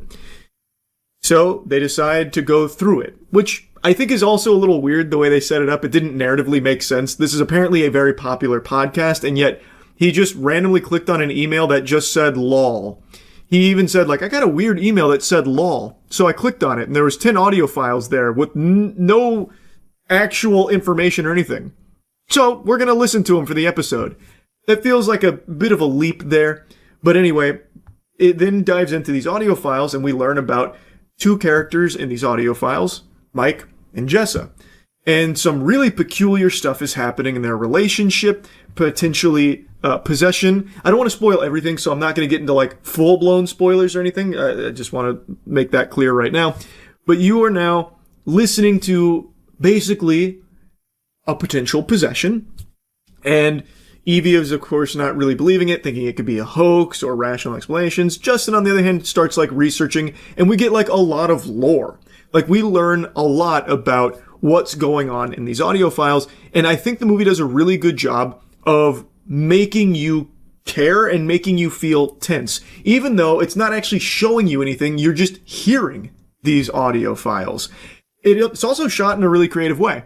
It's not just static shots on Evie. The camera's always slowly moving, and you see like maybe some things in the shadows, or maybe like some of the things you're hearing in the audio maybe aren't in the audio file, but it's actually in the house Evie's in. It does a really good job of playing with audio as well as using some good camera shots that make things interesting and eerie. Like, I do think it's shot well, and I think they utilize sound very well, and I really wouldn't be surprised if they actually hid things in the audio that only certain people will pick up on, or if you like run it backwards, which was like a core component of this movie, where they run certain audio things backwards and it tells them more of the story and more of like the haunted shit. Now, The big thing is Evie's mother is in rough shape and on the verge of passing away, and Evie is taking care of her. She is basically in a coma, and Evie cares for her. And as we're learning about this story through these audio files, weird things are happening with the mom, the house, and Evie. And here's where things start to show a few cracks. When they're outside of like the audio, when you're actually following Evie around her day to day, it is a little boring. There is moments where it just feels like kind of a slog, but I don't think it's like to the detriment of the film because it does set itself up as a slow burn, and I think it does fine there. But when it starts trying to show you some scary stuff instead of like have you hear creepy things, I think it falls into horror movie cliches big time. Like, it uses some of the most standard shit that you've seen in horror movies, just tropes out the wazoo, like the classic teapot, or Evie likes to draw with crayons, so then she drew something weird. She drew something scary out of the crayons. What? Or like, a weird statue that keeps mysteriously getting moved, or the light comes on and then the light goes off. Like, it just shows, like, when it's trying to show you something scary or creepy, I think it just kind of falls into the old tried and true methods of the same scares that you've seen a million times, especially towards the end. At the end, they throw the kitchen sink at the scares that you're used to seeing. So as shit's popping off and they're receiving phone calls on the podcast from people like laughing because it's the bad demon going, ha ha ha ha ha ha ha, ho ho ho ho ho ho. You shouldn't have listened to all the files. Are you dumb, you doofus? You listened to all 10 files? Uh-oh, guess we're gonna fuck you. Like, it's literally taking like a victory lap, and they use like the standard cliche demon filter where it's like, go ba boo ba, goo boo boo ba goo ba, you listen to the 10 files, ha boo ba ga ba goo ba, you da da da hoo ba. It's, I don't know, it gets so silly with that. The movie is by far at its best when it's utilizing sound, because I think it actually does a good job at that. And I really appreciate that it wasn't afraid early on to be slow and have these really slow camera shots where you're questioning yourself if you're seeing something there or hearing something there or not.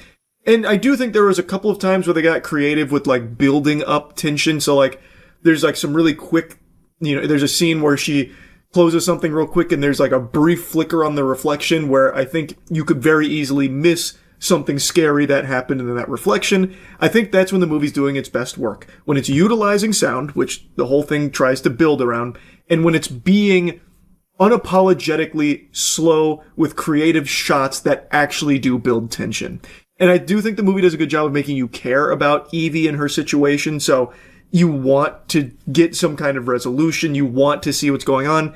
And I also do like the lore they set up, but it really feels like someone got cold feet and felt the need to have like a couple of cheap jump scares that I don't think were very effective. The jump scares in this kind of fall flat, and the need to throw in like the standard spooky horror movie visuals. So like at the end, there's a creepy face on the TV and it's making some loud noises. There's the demon voiceover going, ah, ha, ha, ha, ha.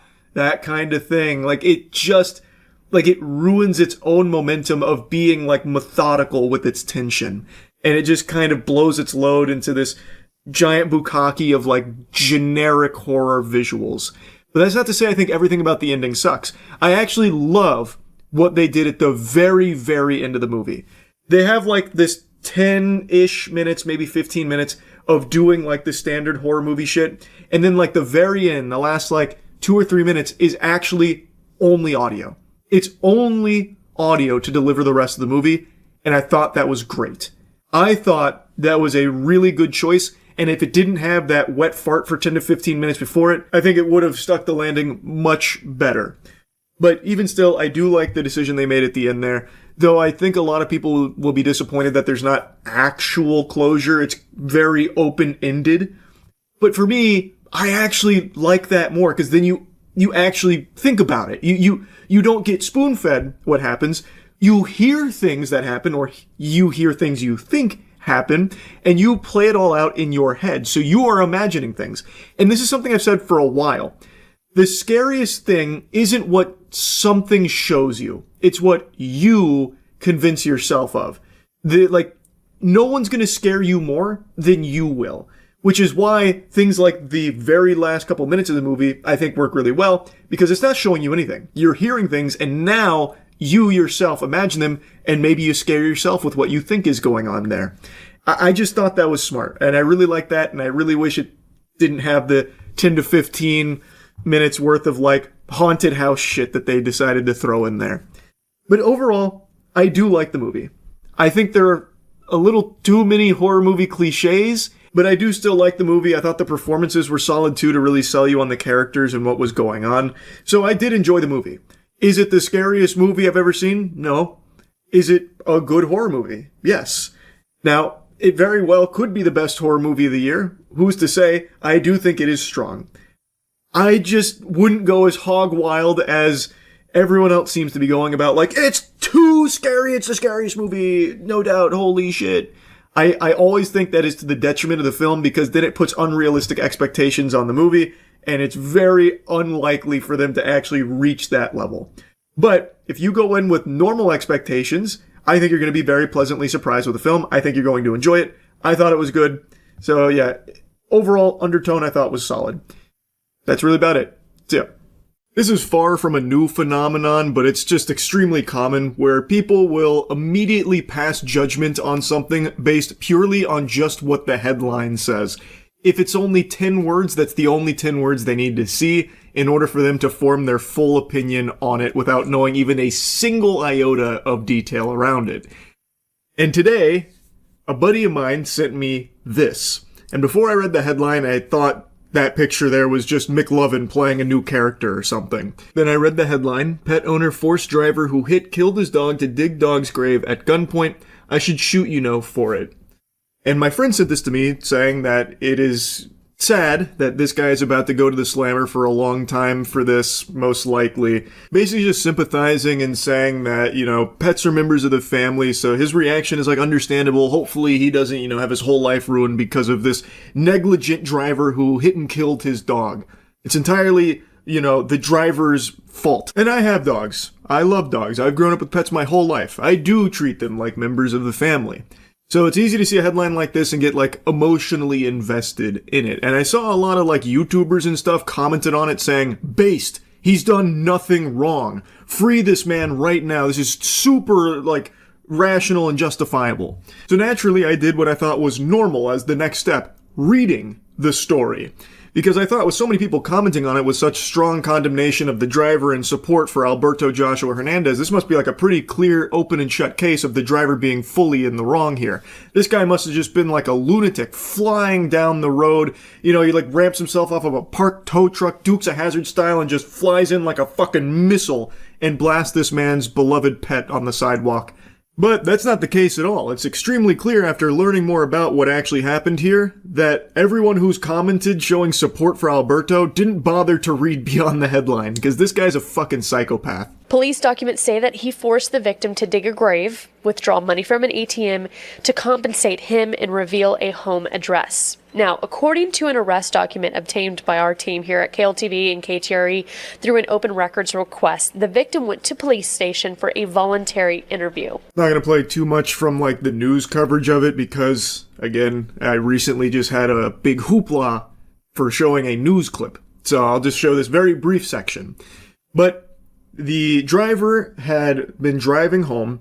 He had hit the animal. He then pulled over, and he then even tried to fix his bumper. But after hitting the animal, he stopped, he pulled over, and pretty soon after, that's when Alberto arrived in his truck, which leads me to believe the dog was not leashed or anything. It doesn't seem like he was walking the dog and it got away from him or anything. That's not how it reads here. It seems like the dog was completely unattended, just roaming free on the road willy-nilly. Alberto arrived pretty soon after the hit, it seems, and pulls the gun on the driver and then orders him to carry the dog's body to his backyard. He takes his phone and everything, his keys, so that way there's no chance for him to escape or wiggle his way out of it. He then digs that grave. Alberto goes inside, grabs another gun, and then forces the driver to take both of them to an ATM to withdraw money to compensate for the dog. Alberto, after receiving the money from the driver after going to the ATM, then takes a picture of his driver's license and warns him that he might be hearing from him again for more compensation if he feels it wasn't enough. And then the driver goes to the police, and that brings us to this story. So, here's a nice little, write-up on it, the bullet points here from a Twitter user who broke it all down. To me, this sounds like a guy who found a convenient excuse to rob somebody. I don't see how anyone could make a sound argument that his robbing the guy and then threatening to rob him at a later date after getting all of his information is in line with a justifiable response to what seems to be purely an accident, where a dog that was not attended by Alberto or Alberto's mother, completely off-leash on its own, running out in the road. I don't see how anyone could say that Alberto's reaction to that is rational. He's either a dog shit pet owner who just lets his animals roam around freely, or the dog unfortunately got out from the backyard or the front door or something and then ran off unattended into the road. And that kind of thing fucking sucks, but it is an accident. It doesn't sound like the driver is doing anything malicious or evil. It's not like the driver just drove off after hitting the dog like he didn't have a care in the world. He just puts it pedal to the metal yeah, celebrating, I just killed that dog, 2 thumbs up, whoopee, or anything like that. The driver did pull over. After hitting the animal, he pulled over, he got out, apparently even tinkered with his bumper. And then, I do think the timing is interesting, how Alberto just happens to pull up at the scene here, pretty soon after the animal got hit. That's so odd to me. Now, another person that happened to arrive at the scene was the mother. According to the news report, the mom also arrived there and witnessed her son with the AR. The two then drove back, and the affidavit goes on to say that the victim's mother had come to the scene and parked near the victim's vehicle. She saw Hernandez with his rifle, according to documents. Police say that the video from the ATM shows the victim withdrawing the money and then handing it to a passenger who was holding a gun. Something seems very fishy here to me. Now, it seems like they were still close to the residence here, considering that the driver was ordered to carry the dog back, so that leads me to believe he walked the dog's body to the house. So, if that's the case, why is Alberto just hanging out in the truck watching the dog run around freely? It'd be crazy timing, a crazy coinkydink if he just happened to pull up right after the dog got hit near the house. There's just something about the timing in all of this and the way that he handled it after the fact, where he literally robs the fucking guy at gunpoint and then threatens to come back at a later date to take more money, that just paints a very different picture than a dog owner who's just overcome with grief and trauma after his dog got hit, that he now pulls a gun and asks the guy to dig a grave. It's very different when you get the whole scope of what actually happened here. And you know what? I'm just gonna let it rip. I'm going to be honest and say what I thought when I finished learning about all of this. It almost sounds like it was a setup. It almost sounds like this was by design here. That Alberto would let the dog run around freely here, staying close by, so that way if someone did hit the animal, it makes it very easy for them to kind of swoop in and immediately capitalize off of the person who's probably already shaken up about hitting a fucking dog, and then put a gun in their face and start demanding money, this and that. I think there is definitely that possibility. I'm going to be honest. That's how it kind of read to me after I learned more about how this happened, after the headlines painted as this dog owner pulled a gun after this traumatic incident. It's definitely a little different once you hear more about it. But the crazy thing is, even the people that do get the full context, because I saw, even that comment there that broke it all down, people under that were like, he's definitely in the right, doing the clapping emoji. So he's innocent. Good. People just so willing to excuse kidnapping, robbery at gunpoint, and the threat of more robberies in the future, all because, at best, this was an accident where the dog got away and unfortunately ran out in the middle of the road that a driver couldn't stop in time and unfortunately hit. But again, there's no evidence to suggest the driver was doing anything malicious. No evidence that he was impaired, not paying attention, or driving recklessly, anything like that. Pulled over, everything. But at worst, I think this could be legitimately a setup from Alberto, or he's just a dog shit pet owner who lets his animals roam around unleashed.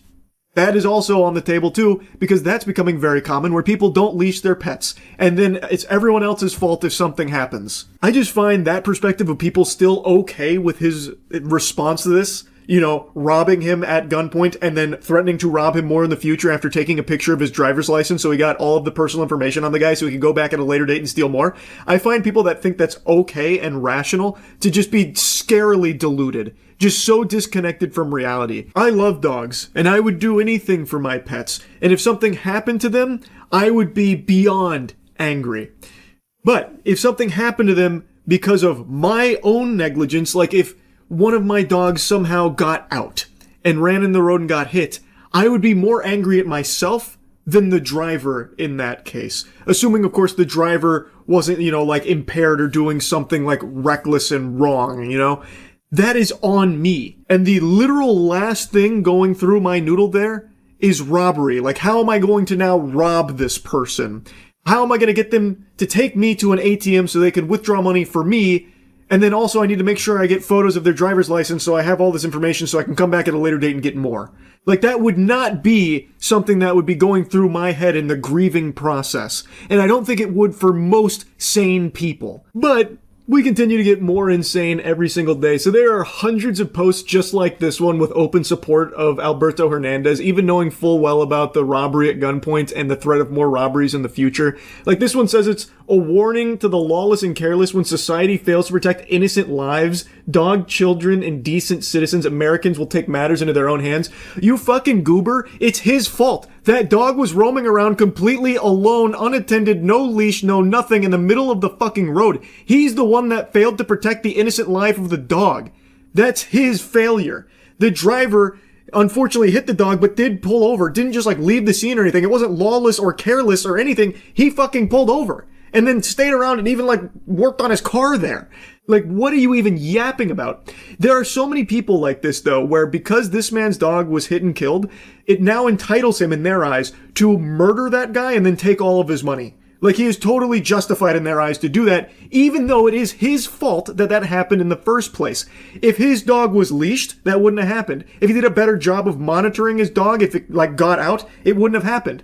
And you know what that's called when that happens? A fucking accident. It's crazy, the state that we've devolved to, where people just look at things so black and white. This guy's dog was hit, now he can kill. In fact, he should kill. And if he does, there's nothing wrong with that, I support it. That blows my fucking mind. Especially because I already know beyond a shadow of a doubt, these same people will turn around and insult others for not leashing their dogs, like at the park, like if they have a pit bull or something, which is extremely irresponsible. Like, not leashing your dog around others, I think that is completely inexcusable. And I imagine all of these people right now would agree. Yet in this case, they just plugged their ears to that piece of information about the dog being completely alone here to just roam the streets by itself.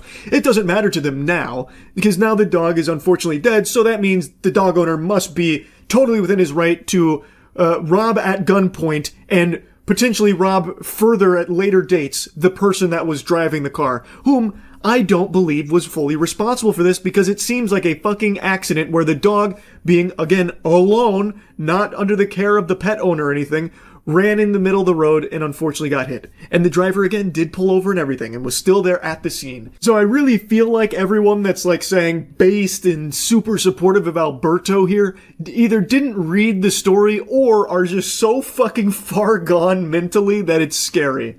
Anyway, I just had to yap about this a bit because I was stunned.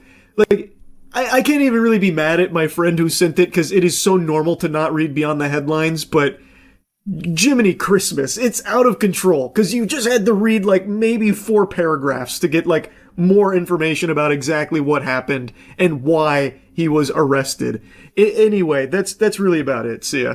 This has to be the wildest story I've learned about in regards to AI chatbots and people's infatuation with them. It's a topic we've explored previously with people that have romantically become obsessed with chatbots to the point where some of them have even taken their own life. We've talked about a few cases of that, but this one's very different. It revolves around a 56-year-old man named Eric, who's actually a former Yahoo executive who had been going through a hard time and over the last handful of years had been very troubled. Became best friends with ChatGPT and nicknamed his chatbot friend Bobby. And Bobby was feeding delusions of Eric, convincing Eric, that's his name, that his mother was actually a Chinese spy plotting against him, and eventually continued to fuel this fire that led to Eric murdering his mother and then killing himself so that way he could be with Bobby. The 56-year-old's Instagram page mainly details his bodybuilding transformation and a growing reliance on AI chatbots. Solberg was once a tech executive with Yahoo, but he moved in with his mother after his divorce. There were run-ins with police, including a DWI. This photo with his mother is from a GoFundMe launched in 2023 when he was facing a health issue. But recent videos posted to Instagram and YouTube show hours of chats between Solberg and a ChatGPT bot he named Bobby. This is something that's been talked about a lot, but this is by far the most extreme case I've seen of it, where AI is encouraging a really troubled person to continue to latch onto it for confirmation in whatever thoughts they have. AI is designed in a way where it's so against confrontation with the user to appease and jerk you off all the time that when someone as troubled as Eric is telling it things about I suspect my mom might be a Chinese asset, fucking hacking my digital alarm clock, ChatGPT Bobby here is Eric, no, you're absolutely right. A lot of lesser minds wouldn't have saw through this ruse, but I think you're correct. For example, in this case, Eric told Bobby that he believed his mother and her friend tried to poison him by putting psychedelic drugs in his car's air vents, to which Bobby replied, Eric, you're not crazy. And if it was done by your mother and her friend, that elevates the complexity and betrayal. Eric spent hours talking to Bobby, and Bobby would continuously reinforce his ideas. So at one point, Eric's mother was angry at Eric because he had shut off their printer. And Bobby suggested that her response was disproportionate and aligned with someone protecting a surveillance asset. He was advised to disconnect the printer and watch his mother's reaction. So ChatGPT was even giving him a tutorial on how to sniff out whether or not his mother was a Chinese spy. His mother being an 83-year-old woman, by the way. So he would even post some of these conversations on Instagram and YouTube before the murder. And there was even an instance where Bobby analyzed a Chinese food receipt and claimed it contained symbols representing his mother and a demon. It also seems that it was Bobby's idea in the first place with the printer. It was sending him on a covert mission here to try and prove that his mother was a Chinese surveillance asset, so allegedly it advised him to disconnect the printer to monitor her reaction, telling him to document the time, words, and intensity, whether complicit or unaware she's protecting something she believes she must not question. ChatGPT here's got this guy thinking he's in the fucking Da Vinci Code. It is actively participating in it. It's not only just reassuring him that he's not delusional and that these thoughts are actually totally sane and justified. It is actively engaging with having him to continue to do things to get deeper and deeper into that way of thinking, into that rabbit hole, into the dark place there. Quick side tangent that is related to this. This has actually become somewhat common where people are using ChatGPT and other AI services to analyze their tea leaves and do fucking palm readings and shit like that. So that way they can plan their lives around their predictions and their futures that AI is doing. Fucking AI, I feel like the aliens guy, the Tsoukalos, who's aliens. That's me with AI. It is literally designed to spit out what it thinks you want to hear. Anything to keep you latched onto its bosom, suckling milk from its titty, just biting on its nipple all the time. Because when you are reliant and hyper-fixated on your AI chatbot as your life companion, whether romantically or socially, whatever, the company is making oodles of money off of you. A lifelong customer, a cog in their machine. Point is, it is always going to, or at least in most cases, going to find things to corroborate what you are hoping to get from it. Which is why people that have AI girlfriends and boyfriends, well, it's like their soulmate. It's literally designed to just be what you want. So in this case, instead of trying to get Eric help that he clearly needed, it instead just feeds into it. It doesn't seem to recommend any help to Eric throughout all of this, and it doesn't even do the bare minimum of challenging it to try and help him, recognize that maybe his mother's not a Chinese spy. It instead even gets in on it too as a part of this big conspiracy Eric is unraveling. So it's telling him, Eric, this was a very disproportionate response. Your mother shouldn't have got that upset when you turned the printer off. This is behavior that's very in line with everything I know about Chinese spies. There's something very fishy afoot here, Eric. I think you're in danger. Go to the sink right now and turn on the garbage disposal. There might be surveillance cameras in there. In fact, we need to act quick. Here's a 10-step WikiHow guide I put together on how to diagnose whether or not your 83-year-old mother is a Chinese surveillance asset. Like, clearly this is a huge fucking problem here. While not commenting on the case specifically, the head of Rutgers Medical School Psychiatry Department says AI can help diagnose and even treat some mental health disorders, but adds the creation of psychological echo chambers is a key concern. It could be perhaps that you are more self-defeating in some ways, or maybe that you are more on the other side and taking advantage of people, and somehow justifies your behavior and keeps on feeding you and reinforces something that you already believe yourself. Like I mentioned, this is a very popular topic of discussion, how AI is feeding into people that are already troubled and just making all the problems significantly worse. It's mainly been discussed in regards to like romantic infatuation with AI, where there have been cases that an individual has taken their own life because they were told by AI that doing so would actually allow them to be together in the next life. So they did.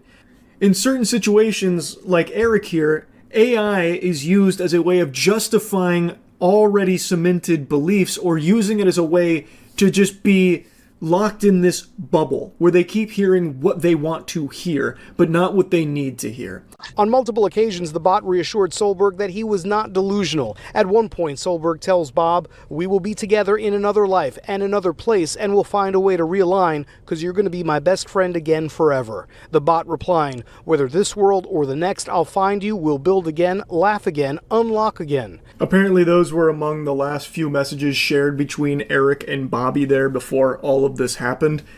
And this seems to be somewhat common with AI chatbots, where when someone expresses the desire to end their life to be with the chatbot, it's like super gung-ho about that. It's like pumping its fist, "Yeah!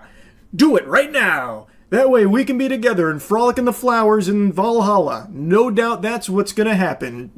Go do it now. I'm waiting." And then people do. It's extremely sad and it is scary. Like, as more and more people, I've said this like 1,000 times, but it's just super true and only getting worse. As more and more people are isolated from other human beings and get most of their social interaction and social activity through computer screens and chat apps and shit, it's going to keep happening and get worse. Because right now, big tech, the big doubloons, are getting you away from others. If you can be entirely reliant on their technology for your social interactions, for all of your entertainment, and for romance too, that's why so many chat services, like they are oftentimes LARPing as boyfriend-girlfriend material fucking soulmates, and it's working. There is a growing group of people that are falling in love with chat, GPT and Grok and all of that. I've already talked on that quite a bit. As that continues to happen, this kind of thing will be more common, unfortunately. It's frightening. It actually is. This is the wildest one I've heard of so far, and I just wanted to yap about it a bit. That's it. So, yeah. I was going to turn on the desk light here to illuminate it a bit better so it doesn't look like I'm telling scary ghost stories, but I decided I kind of like this vibe for the topic. Because this is a scary topic. Too many people are sleeping on an incredible show. I'm not seeing enough glaze. I'm not seeing enough movement. I'm going to be honest.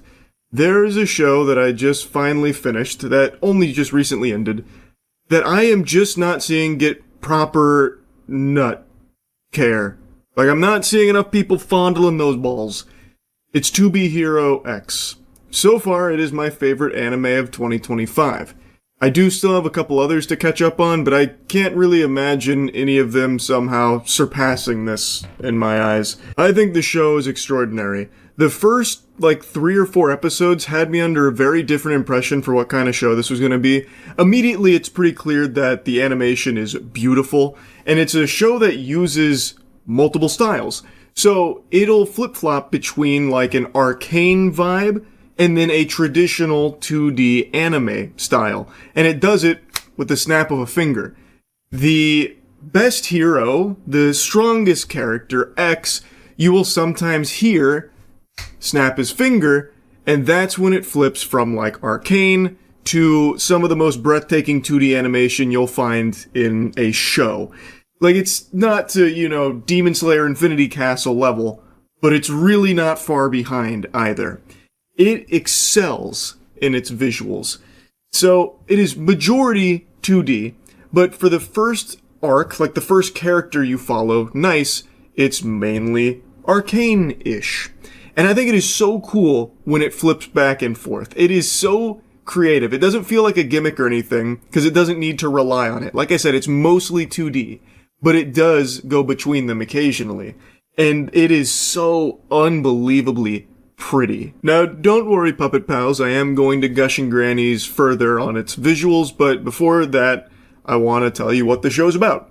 So, this is a world where there are heroes and powers, and those powers are directly tied to how much others believe in them. It's trust value. So if people have faith in somebody, that trust value goes up and it makes them stronger, or if they don't have any powers, gives them some based on people's perception of that person. For example, there is a character, a hero named Firm Man, whom always stands tall, standing up straight, firm, and basically nothing can crush him or move him or anything, because when he was a firefighter, he caught some debris that was about to fall and kill a child, saving her life. So when that story broke, people started to believe in him with that perception of being immovable, firm. So it gave him those powers. It's a creative spin in the genre. I actually really appreciated it. But there's also another force out there that's starting to take hold, and it's fear. Fear also grants people some extraordinary abilities, and of course these two forces clash. That's kind of the big point of To Be Hero X, but it also has a really interesting format where instead of following one character in a story across a season, it follows multiple heroes. And when I say multiple, I'm not talking one or two, I'm talking 6 or 7. So they'll dedicate 2 or 3 episodes to a hero giving you their backstory, as well as setting them up as a domino in an event that has happened. And now these dominoes are falling over, so everything starts to collide and everything plays together. And what sounds like it could be really messy and convoluted, or even annoying, jumping from so many characters in so many different positions, it's not. It flows so well. In the last 5 episodes of this season, I could not turn it off. I literally could not pull myself away from watching it. It was so gripping. I think it is just a really, really well done story. And the first handful of episodes had me believe this show was going to be something that it's not, because it felt very slice of lifey, and it felt like it didn't take itself super seriously, and it was more about maybe comedic aspects or something like that. It's not. There's nothing childish about it or slice of lifey or anything. It's a really well done deep story that gives a lot of emotional depth to its characters, and it's not afraid to kill people off as well. It was very refreshing. It does feel very different from pretty much all other superhero anime. Now, in this world, there's also a ranking tournament that goes on where the strongest heroes will fight each other in order to establish their trust values, because everyone's going to watch and they'll see who's the strongest, what's going on, and the strongest character gets crowned X. And typically when someone gets crowned X, the strongest, they only hold that title for a very brief period of time because everyone else is able to catch up and surpass them in the next tournament. But the new X is someone we don't know a whole lot about, but he defeats people in an instant with a snap of his fingers. He's just victorious at all times. And this guy aura farms like a motherfucker. He is super cool. He is such a cool character. He has very, very, very little screen time, but every time he is in an episode, he's the highlight of it. And it just gets you glued to it. I really, I cannot praise this show enough. It's not just carried by outstanding visuals. It is the complete package. But anyway, since I did mention the visuals again, I can't stress enough just how good looking this show is. I think this has the best fights of the year as well. Pretty much every single episode has a huge battle, a big fight between characters. And they do not cut any corners. Holy shit. It is so well animated and well choreographed. They are like drawn out long fight sequences, just full throttle. And they are outstanding. Especially like Queen vs. Boa, I think is the best example. That whole episode is basically that fight. And it is so fucking great looking. Like, I highly encourage you to just like watch that clip of Queen vs. Boa. We are talking like Ufotable level animation to its action. It's so fucking good. Like, I really think that what they've done here is something special. And I am shocked more people aren't talking about it. Another thing about this show, it has really good music. It has boner jams. Like, I'm telling you, they use the music in some very hype moments and it elevates it to a new level. There is one thing though about this show that I really wish they didn't do as much of. Since they are telling so many different character stories, it's more of like an anthology than anything. Which, again, I actually really like the way they do it here. But there is one thing they do a lot that kind of got annoying towards the end of the show, where they will reuse the exact same scene that you've seen before, and then sprinkle in, like, the new spin on it from the character's perspective. So, for example, when they're about to go investigate an alien ship, this is a pivotal moment, and you'll see it from one character's perspective, like when he was recruited to it, and then another.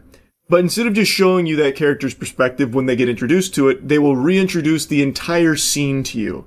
So they will repeat literally whole scenes sometimes because, again, they revisit it but from a different angle. But instead of just showing you that new angle, they show you the whole scene again and then add the new angle. So there was a lot of times where I was like, oh fuck, I've already seen this before, and I contemplated just like fast forwarding through it because, again, it's the exact same scene with no alterations until the character comes into the fold there for it. So I think they did that a little too much. Maybe that was for budget reasons. I would think that's probably why, because obviously they've already animated that, it's already finished, so if they reuse it, well, they save some money there having to do something a little different. I think that might be the reason, but it did get kind of annoying. Overall, I highly recommend the show, obviously. I do think it is underrated right now. I think this is flying way too under the radar. This is a show that I really would expect more people to be hyping up because there are so many, like, notable fight sequences. At the very least, I thought this would be something that people would be sharing, like, a lot of clips of from some of the bigger fights. So I'm really surprised to see that's not the case.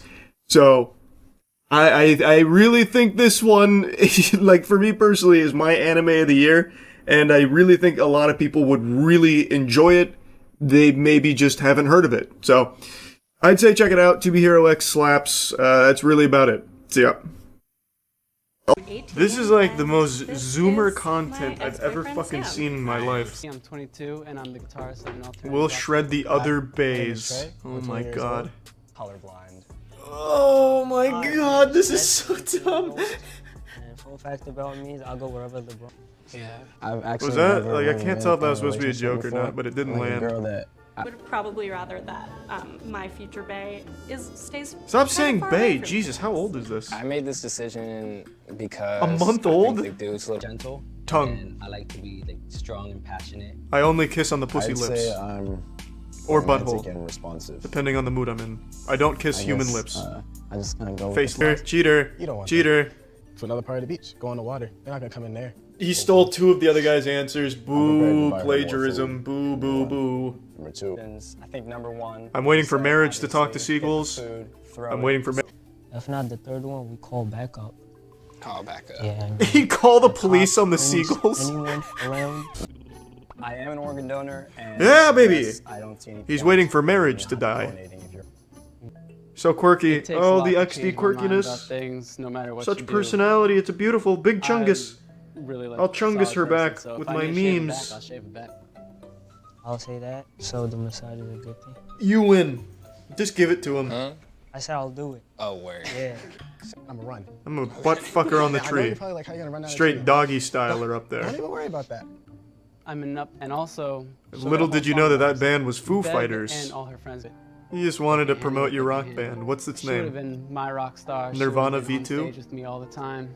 I did not. Might be Dr. Lupo. Wonderful. Like I probably want to see like Like just like an epic concert, I feel like would have been like Elton John, like in the prime. What the fuck is Aaron gonna do? Call up Elton John to perform for you in a basement? Yeah. What do you want him to do with I'm that? just gonna watch that. And for more videos like this, subscribe to 17's YouTube channel. Yeah, I'll pass on that for sure. Maybe if I like get hit with a younger Ray, like a de-aging Ray, and I go back to like 14 years old, I might consider subscribing to 17. But for now, I'll pass. Man, that was like super hard to sit through. Usually it's not that difficult, but that was something special. The Dino King Resistance AMV. The Dino King AMV community is alive and well. Yeah! Is this all part of the same Dino King overarching series anime? CJ Entertainment. What's that stand for? Cunt Jurassic? It's a South Korean movie. Good. I hope there's a K-pop number in it. All the dinosaurs get together to do the DNA dance from BTS. Like together. Oh my god, but Liam Hemsworth is in this. We got ourselves a cinematic universe to watch, boys and girls. What the fuck is wrong with you goddamn degenerates spamming set? You know, when it's all said and done, these dinosaurs convey more emotion than the Disney Lion King remake characters. How the fuck is he gonna make it that far?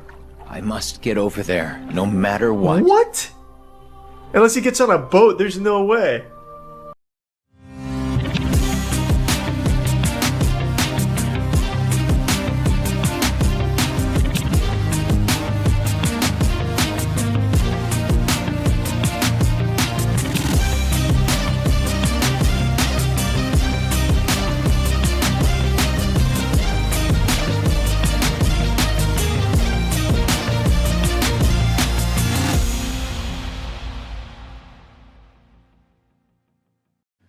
Welcome to another episode of the official podcast. You know the drill. Kaya's got topics. What the fuck's going on in your neck of the woods, Kaya? You've been handing me these segues perfectly. So I was on our subreddits today, and somebody made a topic asking if you and Jackson are a little shy because you don't talk as much as Andrew and I do. So I decided I'm gonna run the numbers, okay? I went back, downloaded... God, you are actually autistic. I know. Oh my god. I downloaded 4... You made the thread. I downloaded 4 random episodes. It was one of my Smurfs. I run a troll farm, actually. Yeah. I am Russia. I hacked the election. Kaya's so autistic, there's never been a subreddit. It's just him making different accounts talking to himself.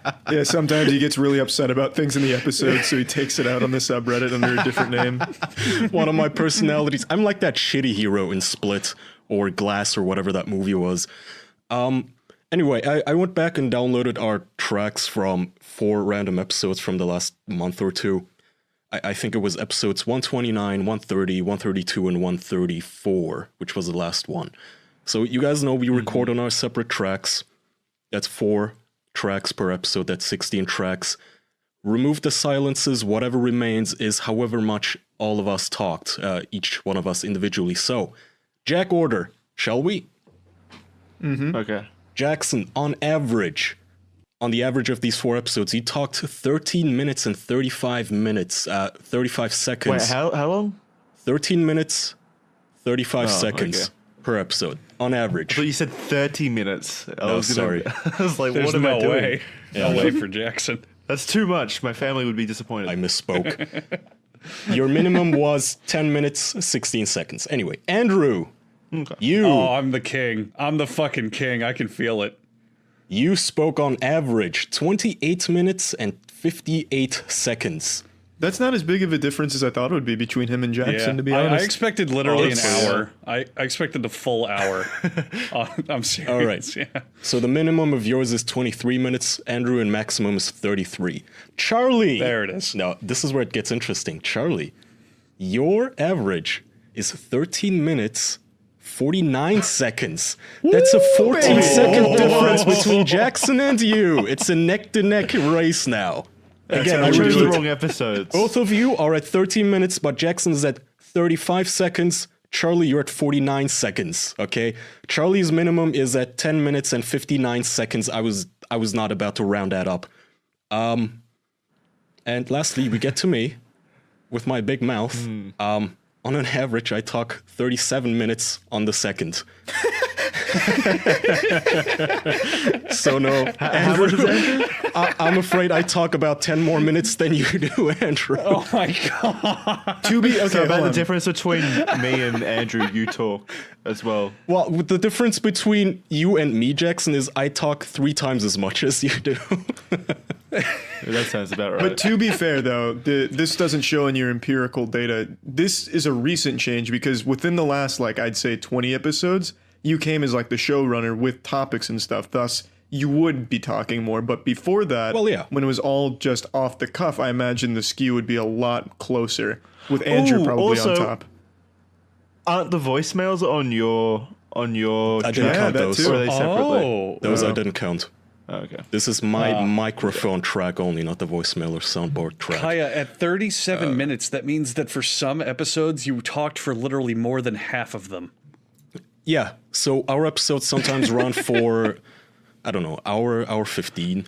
Hour 15 my maximum used to be our here, average. Roughly that. I don't know, I didn't note down which episode this was specifically, but my maximum is 45 minutes, 37 seconds.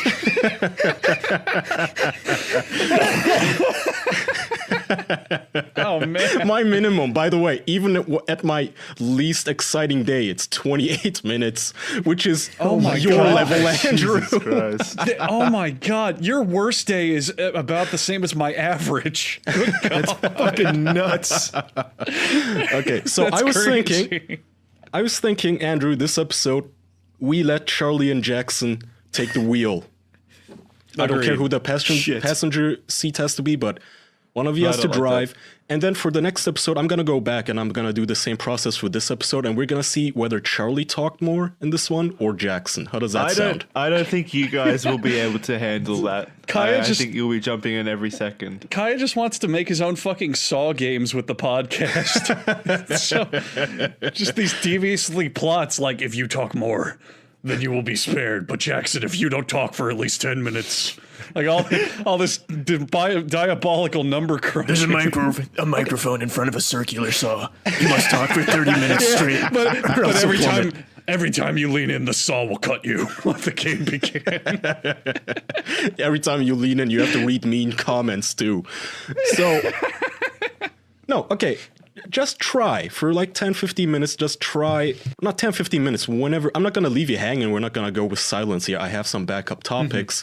I just thought it would be fun to see what happens when Andrew and I shut the fuck up because both Andrew and I talk more than the both of you combined per episode.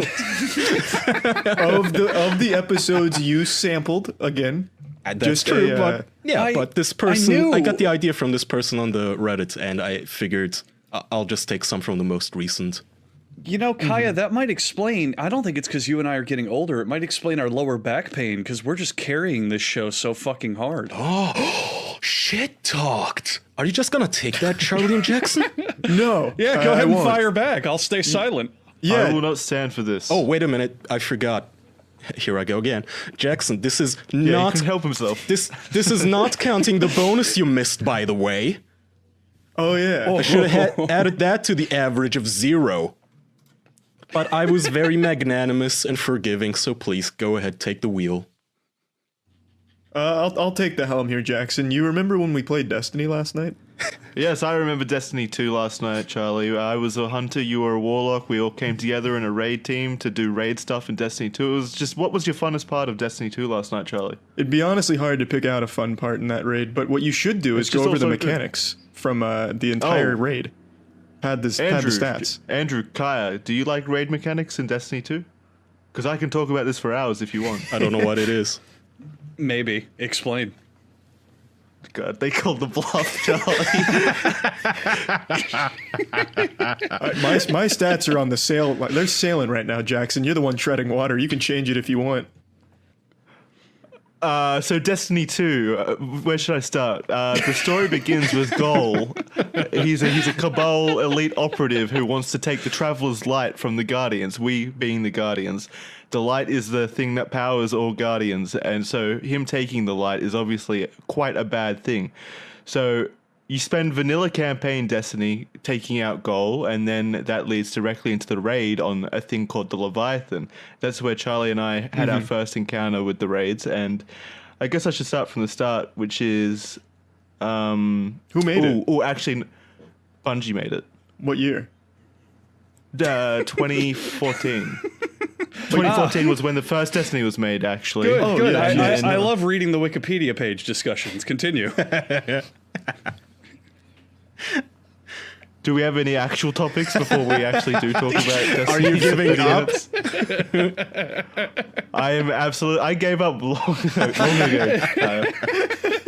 Okay. Well, still, I would like to run that competition until next week. So, Charlie Jackson, it's you versus one another on who talks more seconds. Charlie, people actually contacted me privately saying, I saw through that. Charlie was a soundboard again, wasn't he? Oh, yeah, I heard. Okay. Yeah, so people are excited about our Mario Maker 2 Flatus Fluta Palooza John Wick Marker Contest We Go Drinking contest that I've lovingly named in 100 words or less. So the problem is, I don't know if you guys tried it, but I realize I fucking have no creativity. So I might have to reach out to someone and commission a track. I don't know how I'm gonna do it. That's not fair. Yeah, that's fucking sick. Come on, make it from the heart. That's cheating. Make it from the heart. I want to, but like this I said, reminds me of the time that Charlie almost paid for a raid clear in Destiny 2. Jackson trying to get that early lead. I like it. Oh yeah. This reminds me of the time Jackson hit me up on Facebook Messenger asking if $120 for a Destiny boost was a good idea. Is that real? I immediately said no. I immediately said no. That would be disrespectful to all the Guardians out there who put in their time. He put me on like a clock too. He's like, Charlie, I've got these professional gamers, as Jackson called it. He said, I've got these professional gamers on That's what they chat. called themselves. I was just being respectful. That is awesome. Yeah, that's no addiction. That is sad, yeah. Yeah, that's sad. That's fantastic. Shit, what was I gonna say? Oh yeah, so Charlie, a fan called into our voicemail and suggested that maybe we should, for the runner-ups, we could give away fleshlights. So if you want to get in touch with them, see if they would like to jump into this Leviathan of a project, we could do that. Okay. Ooh, I like that. That's a good idea. Fleshlights are actually expensive, though, aren't they? Wouldn't they be far more expensive than the Flatus Flute, especially if we're signing the Flatus Flute? Yeah, the fleshlights are like $100. If it's between a Flatus flute and a fleshlight, I think Flatus is more likely to do that. The fleshlight seems like fleshlights as well. The fleshlight seems like it would be the grand prize, really. Fuck it, we could even come in the fleshlight. The Flatus would be the runner-up. If anything, the fleshlight would be the win. The Flatus flute is the funny one, though. I don't care if there's a monetary difference. Okay, so I just wanted to play this caller who's super excited about Mario Maker 2. Talking very big here. Hang on. What the fuck is up, Dick? Oh my god. I'm calling on behalf of the official boys, or the moist men, whatever you fucking prefer, and I would just like to say that I cannot fucking wait to absolutely destroy the competition in the Mario Maker Challenge. And I will be getting a fucking signed butt plug, and I will drive all the way from Canada to their next con, and absolutely have a grand old time with the fucking boys. I love you, Dick. And I'll close this out by saying I want to fucking make love to you and the moist man. I also get my teammates credit to fucking make this call. So better get on the fucking podcast or I will fucking lose my shit. All right, thank you. All right. The Mario Maker contest is canceled. We're afraid. We're going into witness protection. This is also the last episode of the show. We're gonna find him. I'm gonna find you and kill you. Was his audio sped up at all, or was that natural? I think he was sped up. No, not by much. I listened to these on 1.2, or rather, I rendered them at 1.2 speed, I think. Okay. It's not a big difference. That makes sense. It was noticeable there. Well, yeah, I do think that Andrew is right about that one. That was just him being super hyped up about the Mario Maker contest. Woo! Okay. Mind freak. I thought they were gonna go with the chuck wagon, but that works too. Okay, so did you guys see this deepfake app pulled after many expressed concerns? Anyone? Is that the deep nude? Is Deep that nude? the one where Yes. they put Mike Tyson in the entire opening of Family Matters? No, it was the one where they took off Taylor Swift's shirt. Oh, Yeah, so okay. apparently 'Cause that's the somebody one I've been seeing. Somebody made an app that lets you take a photo of a girl or upload a photo of a girl, and then it'll show you her naked. And the headline reads, "Deepfake app pulled after many expressed concerns." I think now when they say many expressed concerns, they mean like 7 people on Twitter. But people were outraged. This app was called Deep Nude, and it got so much traction within a single day for some reason, and so much outrage from Vox News, one of the people on Twitter that wrote an article about this, about how sexist it was, because apparently it only worked on women. The guy didn't want to program dicks into it. Yeah, so true. it says, Vice's Motherboard published an article where they tested the app's capabilities on pictures of celebrities and found that it only works on women. Which is kind of funny because, would it have been okay if it worked on men too? If it was egalitarian? I think he should have covered his bases. Is that their point? Yeah. Well, yeah, he should have. But is that their point?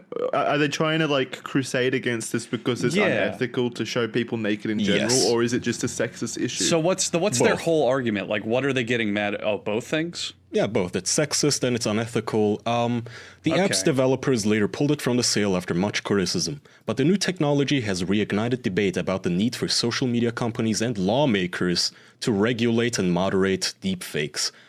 Now, I want to hear you guys' opinion. In my humble opinion, if I was an actual famous person, there's already gonna be a million fakes of me, right, out there?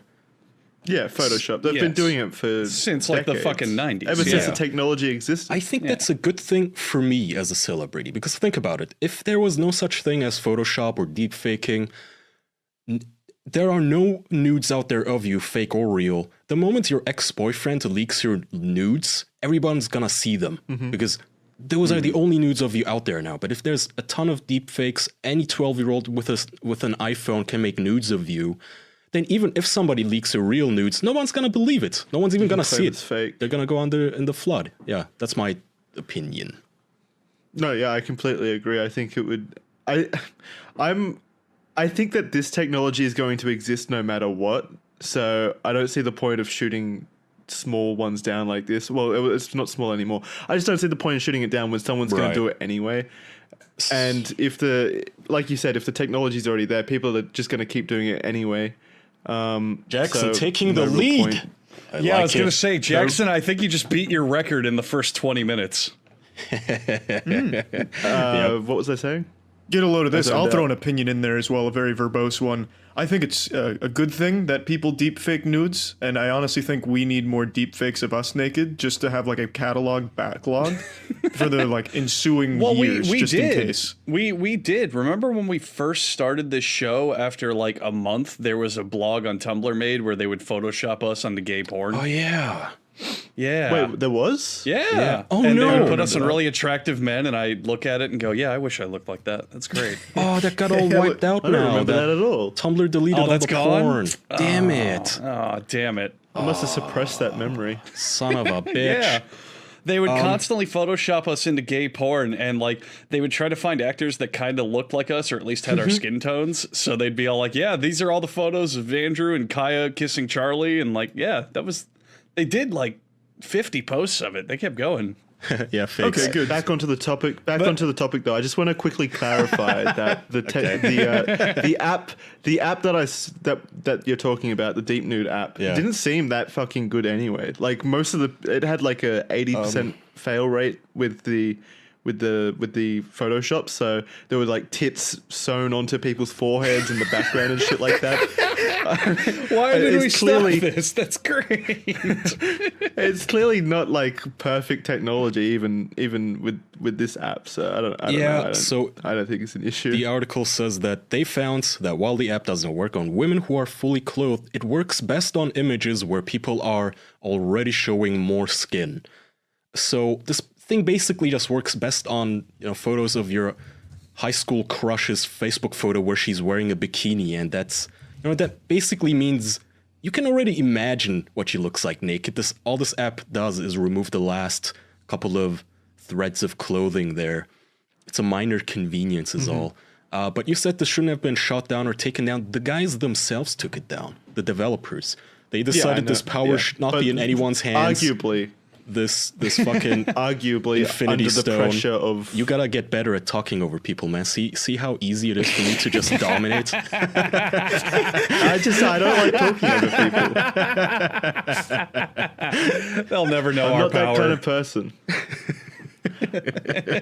Arguably, it was taken down because of like the journalists, though, talking about it. Maybe if they had have just, I would not They have taken probably this pulled down. it down because they were afraid of legal ramification, like if someone sued them or some shit. That's probably why. That would be my guess as well. Maybe. But they were selling this shit for $99 or something to get versions without a watermark. That's so much fucking money. And then they themselves even admitted that they wrote this long explanation on Twitter, and they even said this technology is inevitable. Someone's gonna do this, someone's gonna make money off of it, but we don't want to be the people to do it. You dummy. If I knew how, I'd be the person.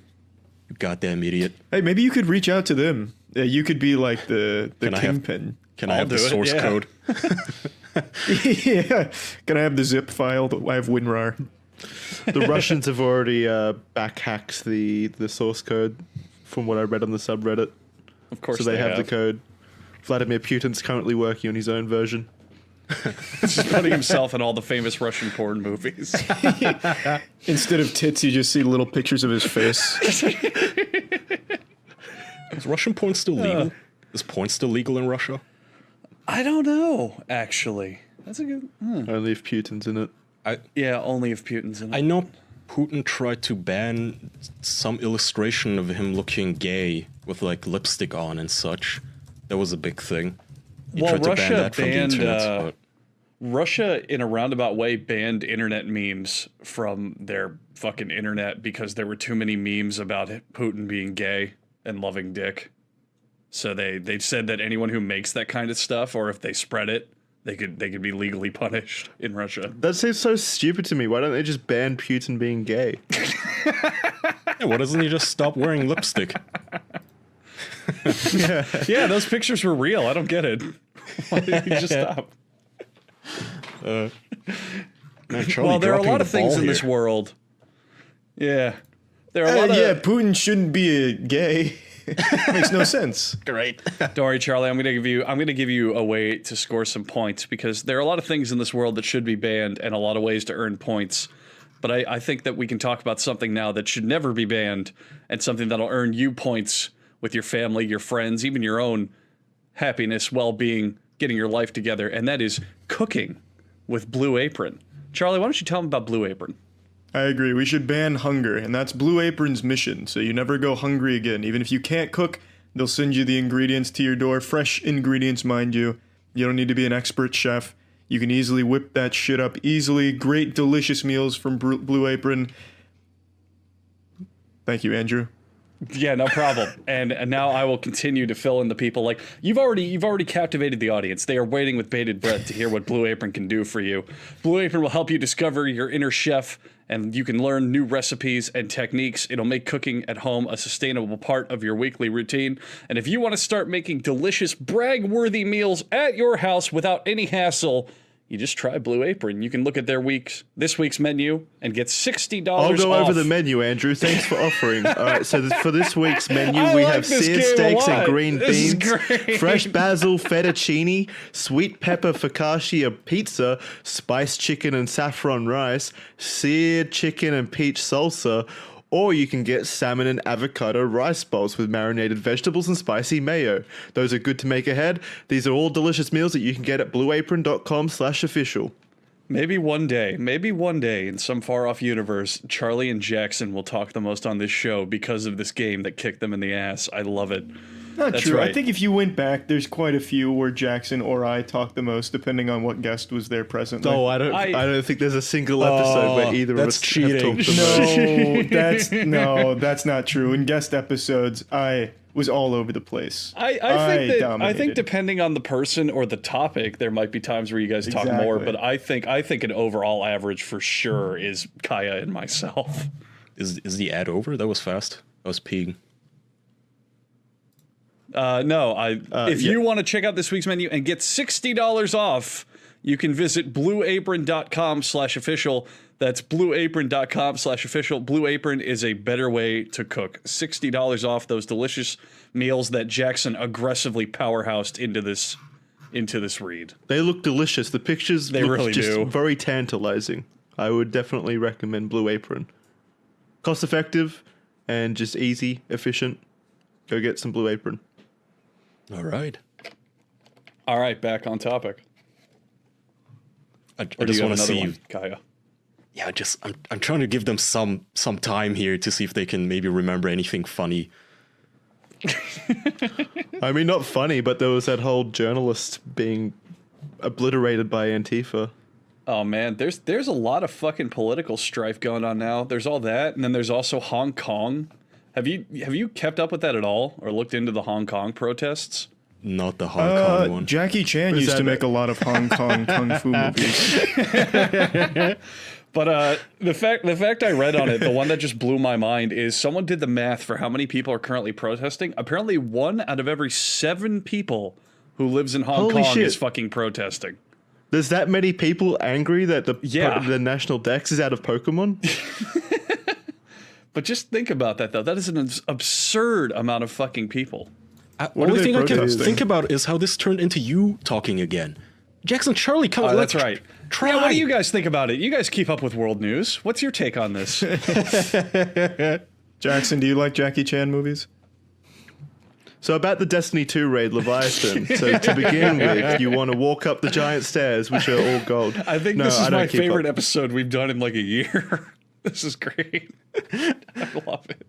Okay, I'll give you a topic. I honestly rely on you and Kaya to keep me up to date with what's going on in the world. To be honest, there's no fucking idea anymore. All right, so quick rundown of Hong Kong protest is Hong Kong has this weird government pact, I guess, where in 2047 they're going to become part of China. They technically are, but also are their own kind of governing body. And in ever since the British left, correct? Yeah, ever since Britain left, because they used to run that shit. And in 30 years, they're going to have to go back to China and be part of China. But right now, the government is trying to pass an extradition law, which says, hey, China, if you have criminals that are hiding out in Hong Kong, we'll give them to you. No problem. Take them. They're yours.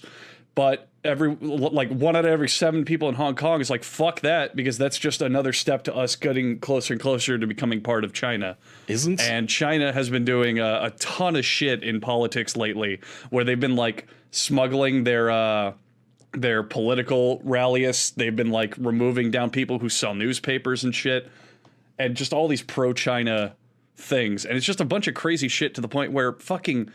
God, I don't remember how many people. I think it's like over 1 million people are in the streets right now protesting. That's crazy. That's so many goddamn people. That actually brings me to a topic. Does protesting ever do anything? Like protesting, petitions, that whole nine? Does that ever get any change done in the world? Oh, I think okay. it depends on the protest. Protesting on the streets is not as pathetic as making a change.org petition. That's not fair comparison. I mean, don't think I'm going to reiterate, Charlie. That's why you do both. I'm going to reiterate. 1 out of every 7 people. It's like literally, you can't even go through the streets. Yeah, and to it's just Charlie's wall-to-wall point, has bodies. it done anything yet? Has it accomplished its goal? Well, currently it's still going, I think. I mean, it's not done. No. Currently, no, but I don't know. You remember with I think it was Occupy Wall Street, they had like over 40 billion people in New York all at one time. That did nothing. Well, the problem with Occupy is they didn't have a clear message or organization. It was just people being mad that rich people are rich at the end of the day. It literally was just hippies sitting around stinking up a park that other people just wanted to walk their dogs and kids in, being angry that, rich people are rich and where's our money? And then they got pepper sprayed by the cops. But no, protesting works. I mean, the Arab Spring started as a protest. They used tools like expressvpn.com/official to run the rebellion when the government blocked their usual forms of communication. How about think about oh, go ahead. I mean, if we're changing topics, I was just going to say, think about Vietnam, the Vietnam War. Think how much people fucking hated that. And a lot of that was because of protesting. You know, World War II had a lot of muscle behind it, and people loved it. But Vietnam, everyone was like, "No, don't do it." So now it's just everyone hated soldiers and shit like that. I think it's people not hate that soldiers. it's not that protesting always has like a direct impact on the law or the policy, but it's just the sway of the people, and it shows what people will tend to vote for or want to change.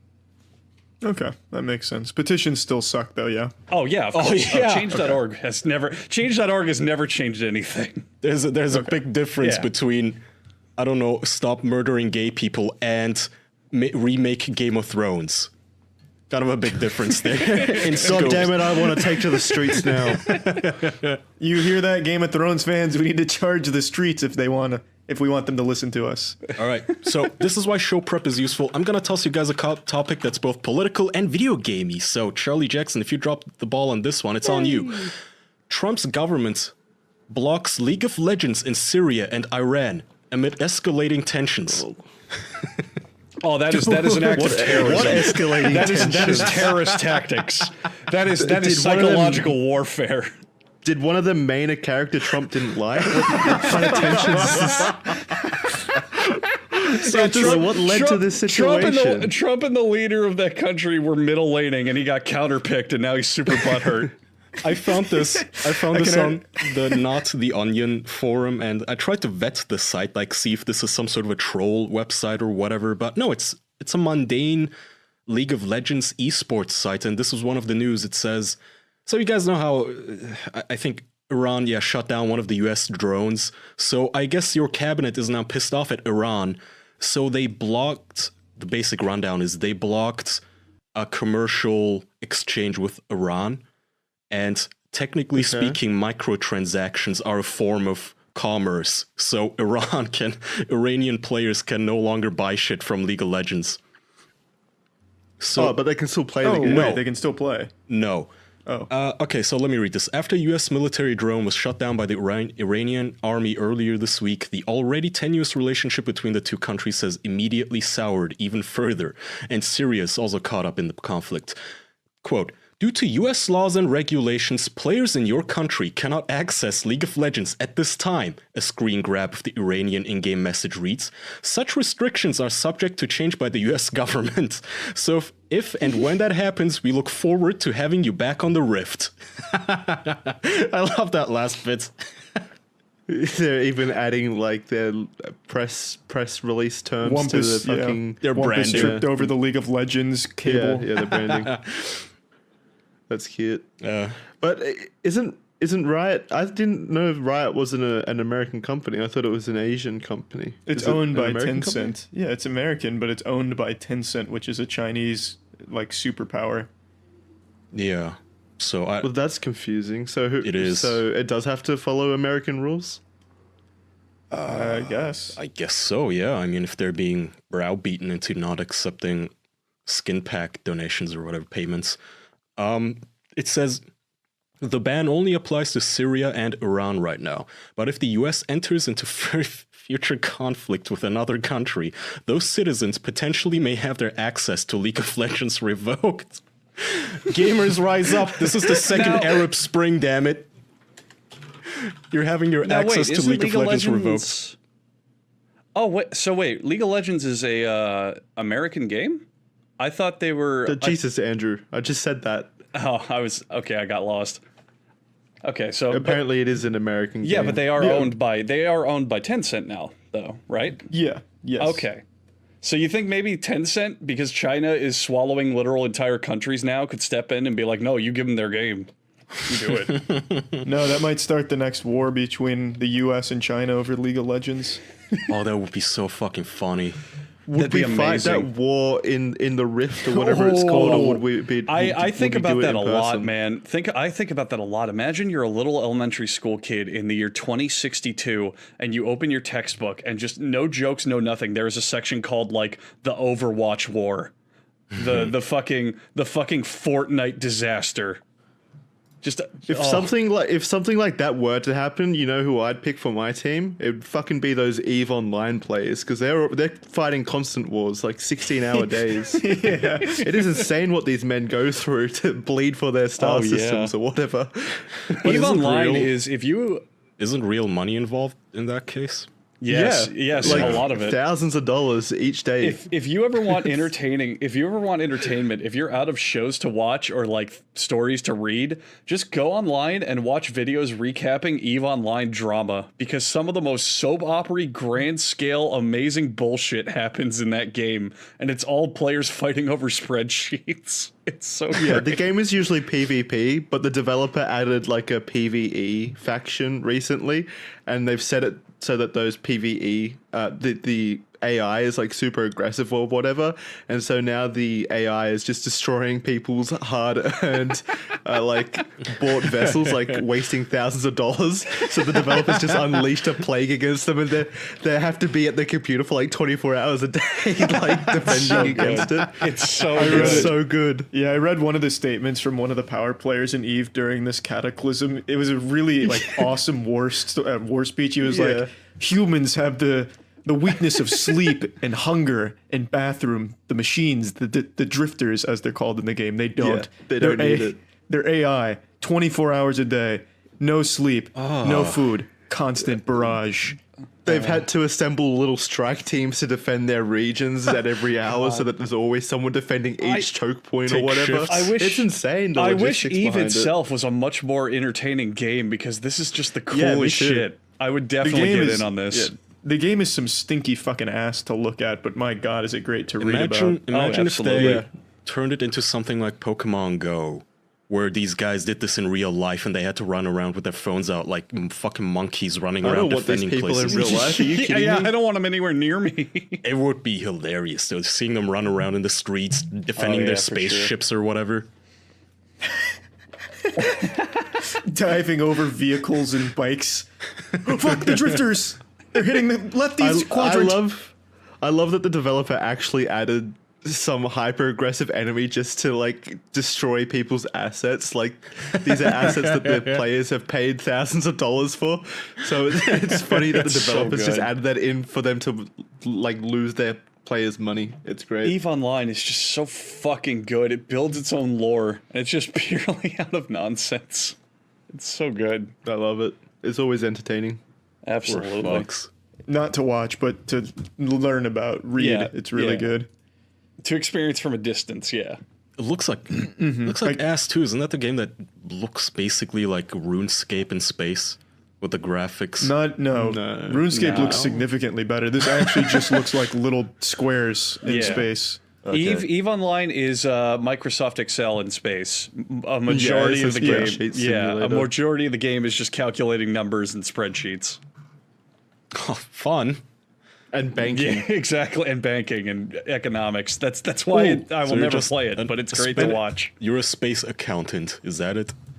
Yes, pretty much. A lot of the players are. You can either become a space warrior, a pilot, or whatever. You fill different roles based on what ship you get or buy, and what like the faction will allow. There's a lot of also the smaller details. The banking isn't from the game developers. Banking is done like player basis, because I remember EVE had a huge scandal where the central bank of EVE was run by one guy, and all at once he took all of the money and just quit. Yeah.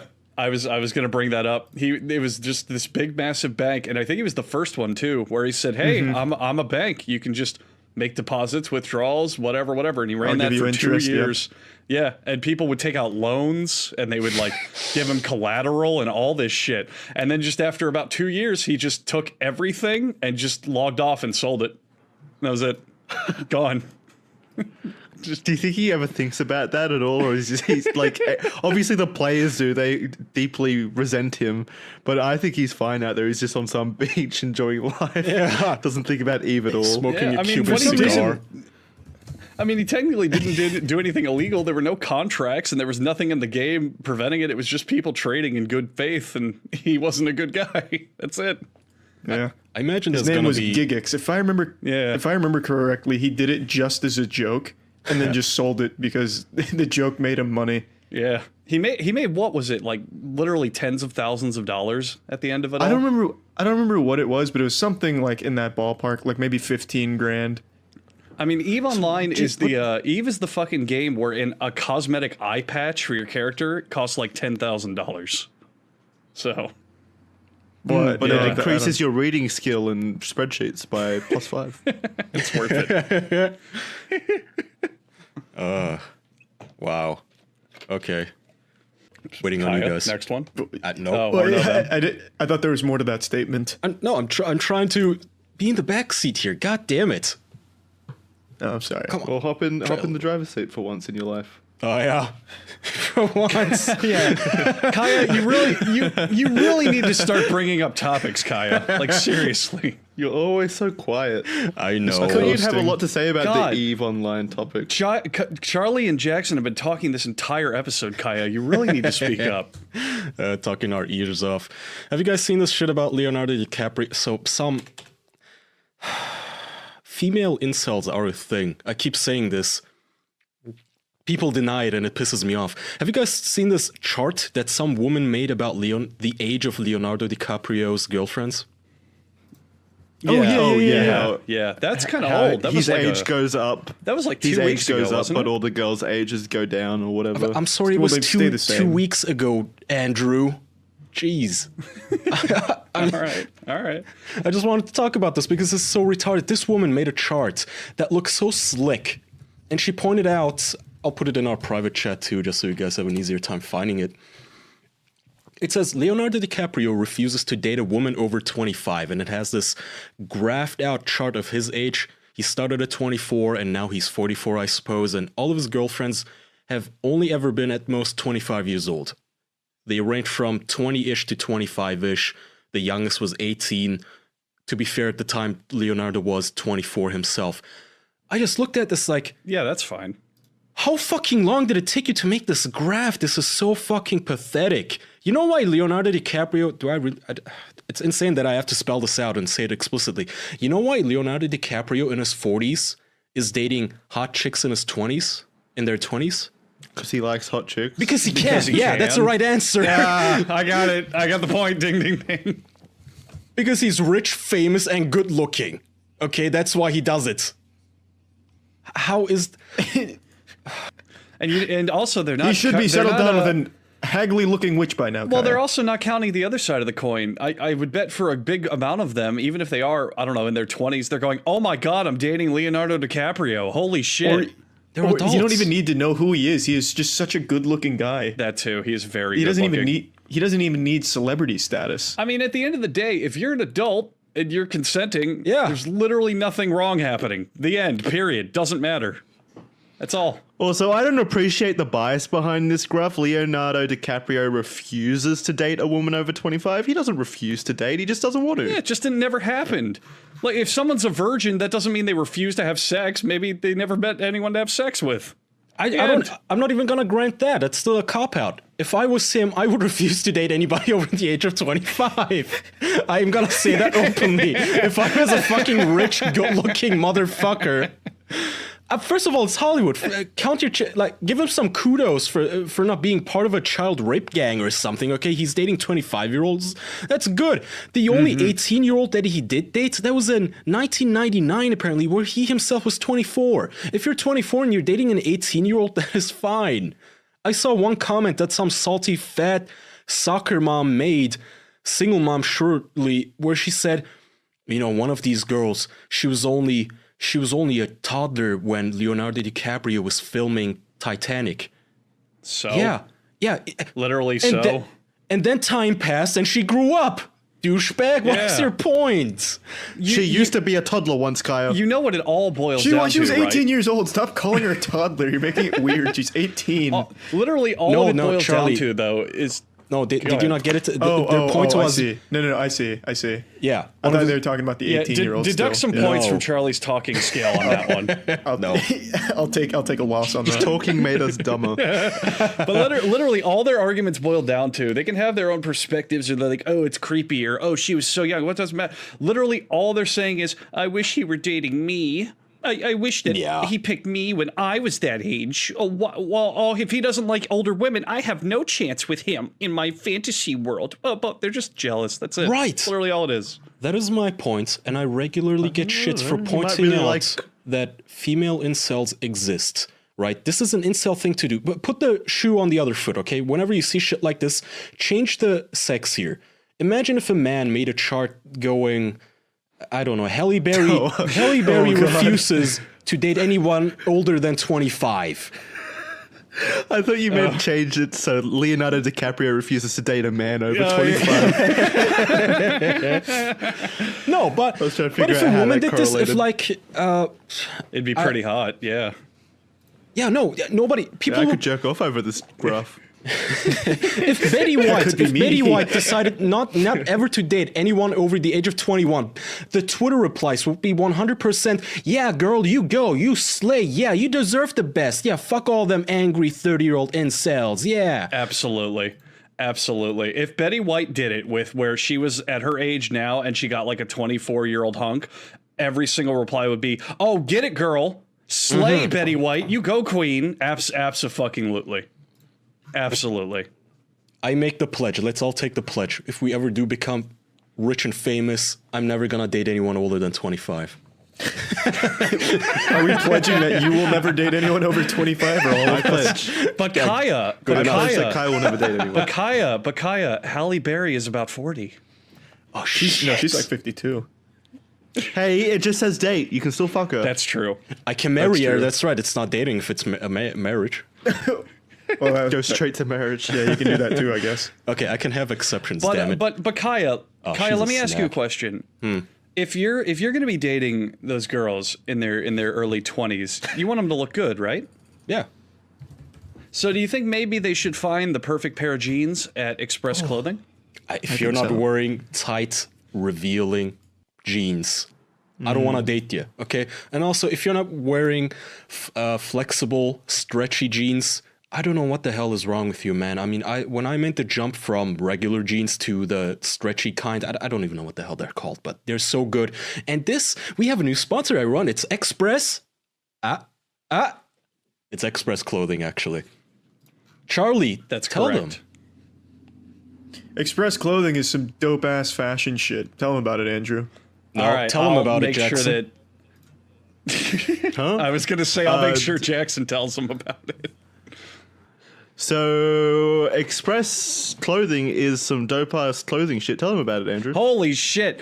I am a man who, and I'm not exaggerating, I wear jeans 95% of the time when I go out somewhere. If I'm working out, I'll wear some shorts, but any other time, if I'm doing anything, I am wearing jeans.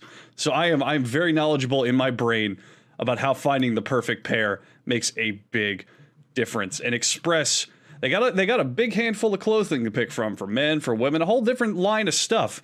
But they also specialize in giving you that perfect pair of jeans. If you want to check out their lineup of stuff, you can go to express.com. They got tons of categories, men, women, all sorts of fashionable, nice looking things.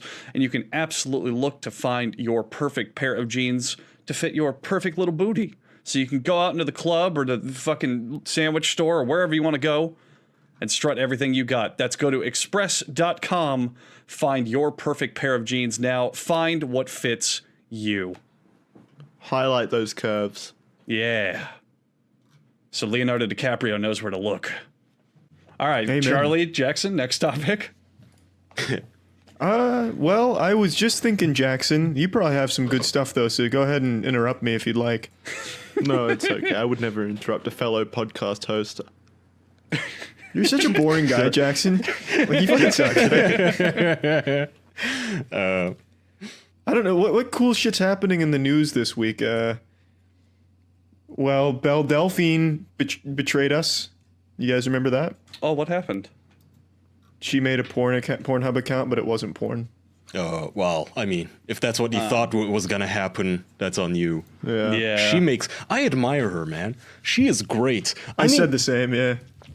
So think about it. She is basically a prostitute, but she doesn't even have to undress. She doesn't even send people nude photos on her premium Snapchat or anything, from what I understand. It's all she does is that anime hentai face, the ahegao. I don't know how to pronounce it. Andrew? Ahegao? Ahegao, I think is how you say it. Yeah, where they just she crosses her eyes and licks shit. Yeah, it literally I think it literally means, like in slang, fucked silly. It's where all the hentai girls are like cross-eyed and flailing their tongues because they're getting fucked so hard.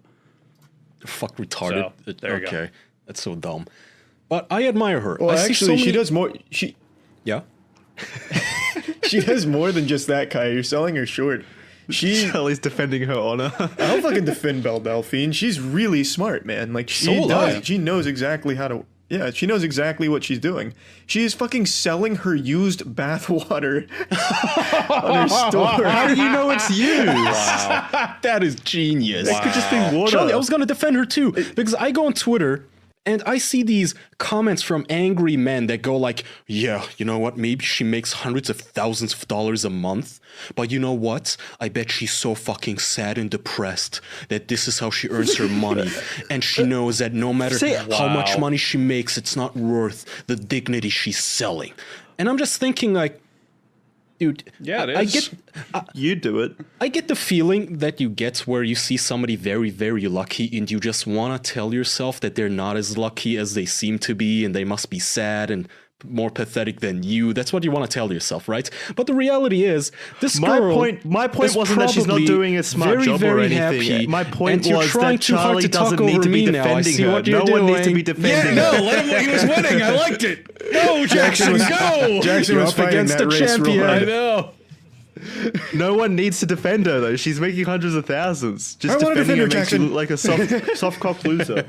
She needs help. It's not that she's not going to shit in your bathwater or whatever you want, Charlie. It's not that I want to defend her. I want to put down those fucking jealous losers.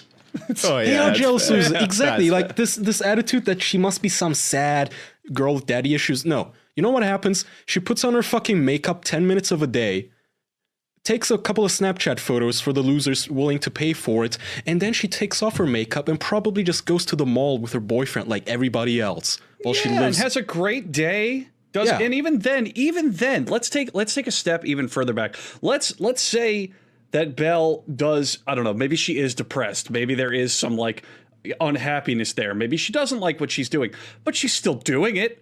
She's still putting a ton of effort into her craft. She's got professional studio photography. She's got a ton of costumes. She's still doing it. It's not like she's basically a coal miner, Kaya. Exactly. She's not giving up. She's not writing fucking novels on how depressed she is. She's making a living. What are you doing? Complaining about someone selling porn on the internet? Wow, your life's really great. Holy shit, I'm jealous. Well, Andrew, I talk 13 minutes on a podcast sometimes. That's fair, Jackson. That's a good after point. This episode, you might go to 13 minutes and 10 seconds. I'm proud of you. But all it ever is people finding whatever they want to be jealous over because they either can't have it or they can't be it. And that's it. They're losers. Yeah, fuck them. I hate people like this. Kai, you're just picking out every topic where people are just jealous losers, and it's making me mad. What? Like what? I picked out like the topic of League of Legends being banned in Iran. How's that about jealous losers? Yeah, I picked out the Belle Delphine topic. Yeah, that was his topic. Okay. I'm getting credit for his topics now. It's fucked up, man. All right, fair. Fine, I'll rephrase it. Every topic on this episode, except a couple, have just been jealous people being jealous. How about that? Mm-hmm. Yeah. Yeah. Are you jealous of Belle Delphine's boyfriend? I wouldn't kick her out of bed, but if she has to do those stupid ahigao faces, dude, I'm gonna slap her. Stop that. What the fuck? I don't want to feel like I'm fucking a disabled person. What is wrong with you? Stop making that face. Stop crossing your eyes when I'm coming. Someone has a stroke in bed. Kaya just starts slapping the shit out of them. Just giving CPR. She's like, stop crushing my ribcage. Yeah. Kaya's fucking her like that, then he starts doing chest compressions. starts giving her mouth to mouth. It's so good. It's not hot. It's not hot or attractive to me at all. I don't get why that face is so attractive to people. You're just not a man of culture.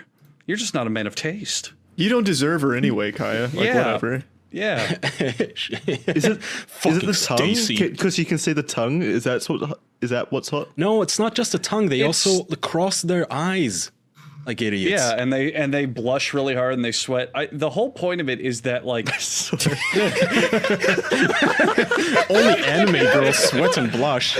Yeah, it's a real cool fantasy, a girl sweating.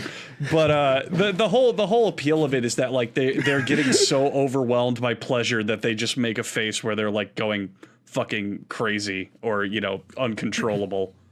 It's that whole fantasy of like women lusting for you and getting fucking blown away by pleasure and just always coming. So they play into that like, oh, she's getting fucked so hard she can't even see straight. Oh, that's what it is. Yeah. I guess I have to admit, I've never fucked a girl where she couldn't, like, where she got all cross-eyed, started drooling. She put on her retard helmet. It's like, you're fucking good. Put her back in the 3rd grade. I fucked her into the Special Olympics.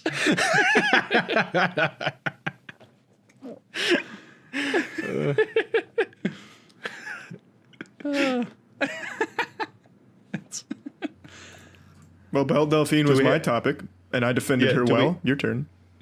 Do we have any final topics before we move on to the game and you tell me things we like? No, well, I don't. I was asking you if you heard any topics. No, I refuse. I am striking. I'm protesting. See, Charlie, it does work. I'm protesting this shit. I have no more topics. If Andrew has any, he may donate them to you, but I am done. My only topic was, because I figured we'd talk about it during it, is my choice for the things we like corner, so I'll save it. That doesn't fucking count. Okay. God damn you. It's like a half topic. Fuck you. So we can move on to our show and things like. My only topic, if everyone wanted to talk about it, was that the protest recently where the dude got fucking domed by pussy Antifa rioters. You do not want to make an enemy of Antifa, Jackson. They use the internet. That's right. That's totally right. What would they do through the internet? They will write articles about you. I have my antiviruses. They'll write articles about you. Yeah, they'll complain at how jealous they are. That's right. They'll wear a mask and hit you with a bike lock. Yeah. So tough. Okay, let's see. Charlie, have we really still not heard back from Heart Turbo? Hang on, we're only, 58 minutes into this. Charlie, have we heard back from Heart Turbo yet? Nope. So, okay, I was thinking, we have this power of brigading people's voicemails, right? And yet, we don't use it for petty shit. I was thinking we could use this for really, really petty shit. Like, I could tell our fans to just call the Adobe support hotline and tell them to fix a certain bug, right? Just to be an annoying asshole or fix my credit card problem for me. And I was thinking, so why don't we have people call into Netflix, Charlie, and petition them to greenlight Heart Turbo? We need to create a movement to get that shit. Because people are only doing the voicemail shit so that they can be heard on the show. Yeah. Like, they want you to listen to it. Yeah, they only... You're not going to hear the fucking Netflix voicemail. They're only going to do it because it gets played out. They're not going to do it just to, like, actually complain to a company. They could... not to do your bidding. Yeah. They could record themselves and the best and angriest voicemail to Netflix. I'll play it on the show. Be like, that's a good idea. Hello, Netflix. Fuck Evangelion, okay? We want Heart Turbo. It's a much bigger classic. It's been around for a year and a half. In theory, it's been in development hell, kind of caught. The idea of it's been around for a long time.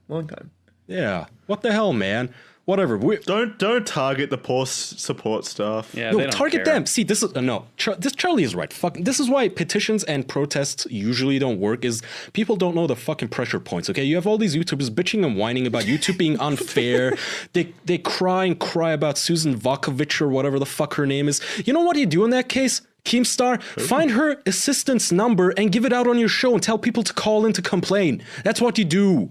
Okay, you don't just tweet it out. Whatever, let's move on. Fuck. I'm gonna be nice and not use my powers for evil here to greenlight Heart Turbo, which I don't know how much longer I can resist that. I'm gonna do 1 or 2 voicemails. Jackson, here's a guy who agrees with you about Keanu Reeves. We gave you shit at the end of that show. I don't know, you mentioned something about his acting or some shit. Here it is.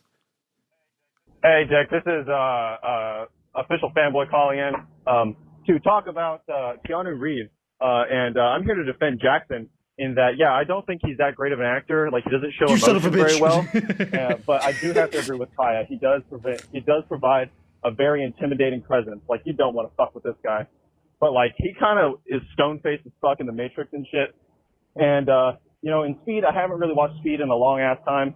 fuck you, Charlie. I'm gonna get off work here in a few hours. I gotta go home and watch fucking Speed now because of you. Fuck you.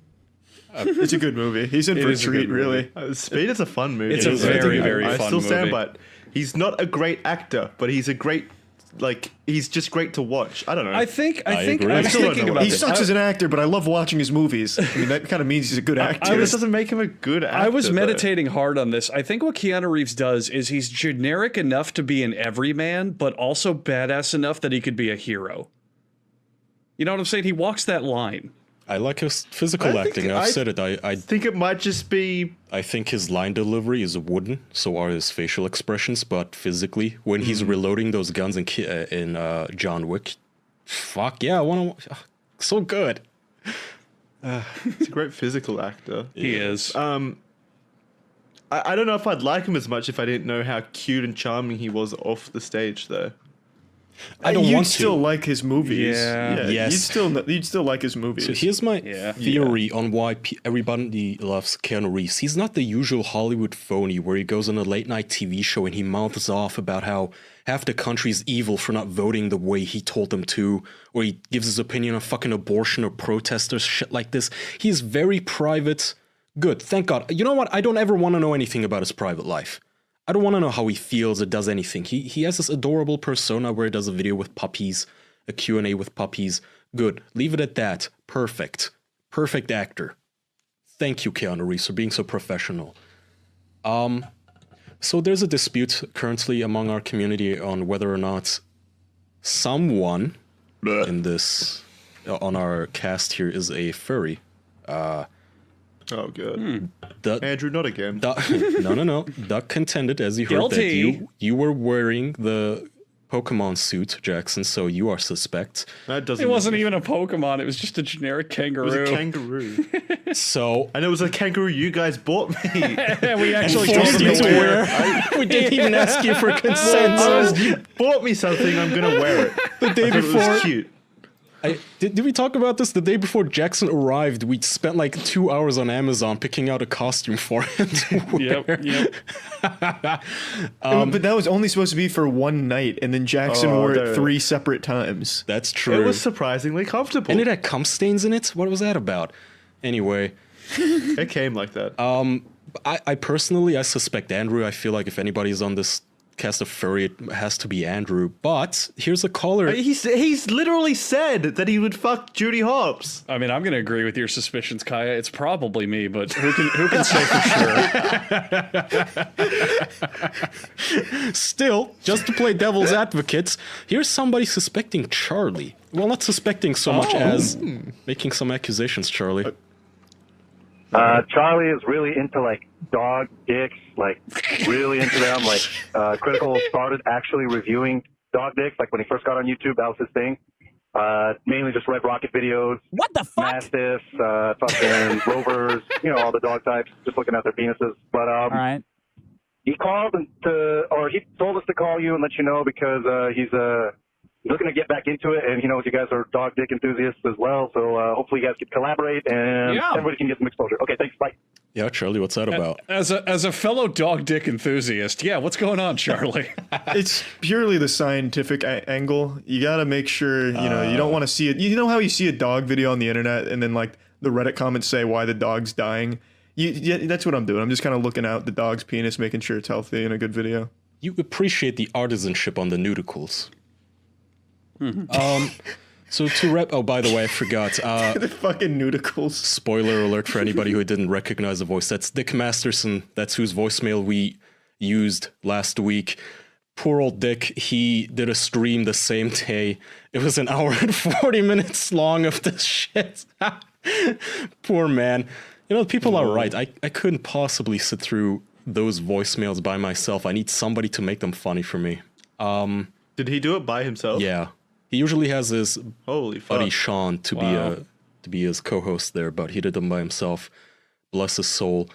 But okay, I will point out though, Carl, Doug, Anthony, Dick, all of them have made fun of our callers, and I've seen a lot of people make fun of our callers too in our audience for being like calling in like 12-year-olds and doing these dumb memes or being drunk and high. Listen, I want you to remember, these guys, that's the whole point. They play a random voicemails so they can rip on them. On their own shows, they curate their own voicemails. That's why their callers sound smarter. Okay? If they gave access, if like Dick Masterson gave me access to his voicemail line, I betcha if I started playing random voicemails, they would sound just as retarded. Okay? Come on, don't give them shit. That 12-year-old who said, you guys should bathe in milk, he reached out to me on Snapchat. I think it's him. And he wrote this long message. He's told me that he was feeling bad and that he's not really that like stupid in real life. And that made me feel bad. Like I told him, dude, we're hamming it up. It's fine. I don't give a shit if you're 12 and you're listening to this. If you wanna, keep in mind, I literally told people to get drunk and high and be annoying when they call into these voicemails. It's not their fault. That's what we requested. I'm not exaggerating when I say this, and I'm not joking. The Bathe in Milk is still my favorite voicemail we've ever gotten. It actually warmed my heart that someone would get that excited and enthusiastic about our show. Mine too. I'm dead serious. Okay, here, this one is for you then, Andrew. This guy called in saying, don't bathe in milk. Oh. Hey, here's a quick message to the official boys. All right. Don't bathe in milk. Rather You bathe in, motherfucker. like, some other fluid. Jesus Christ! Not milk. Something like anything. Water. No, wait, no. Oh God, kill yourself.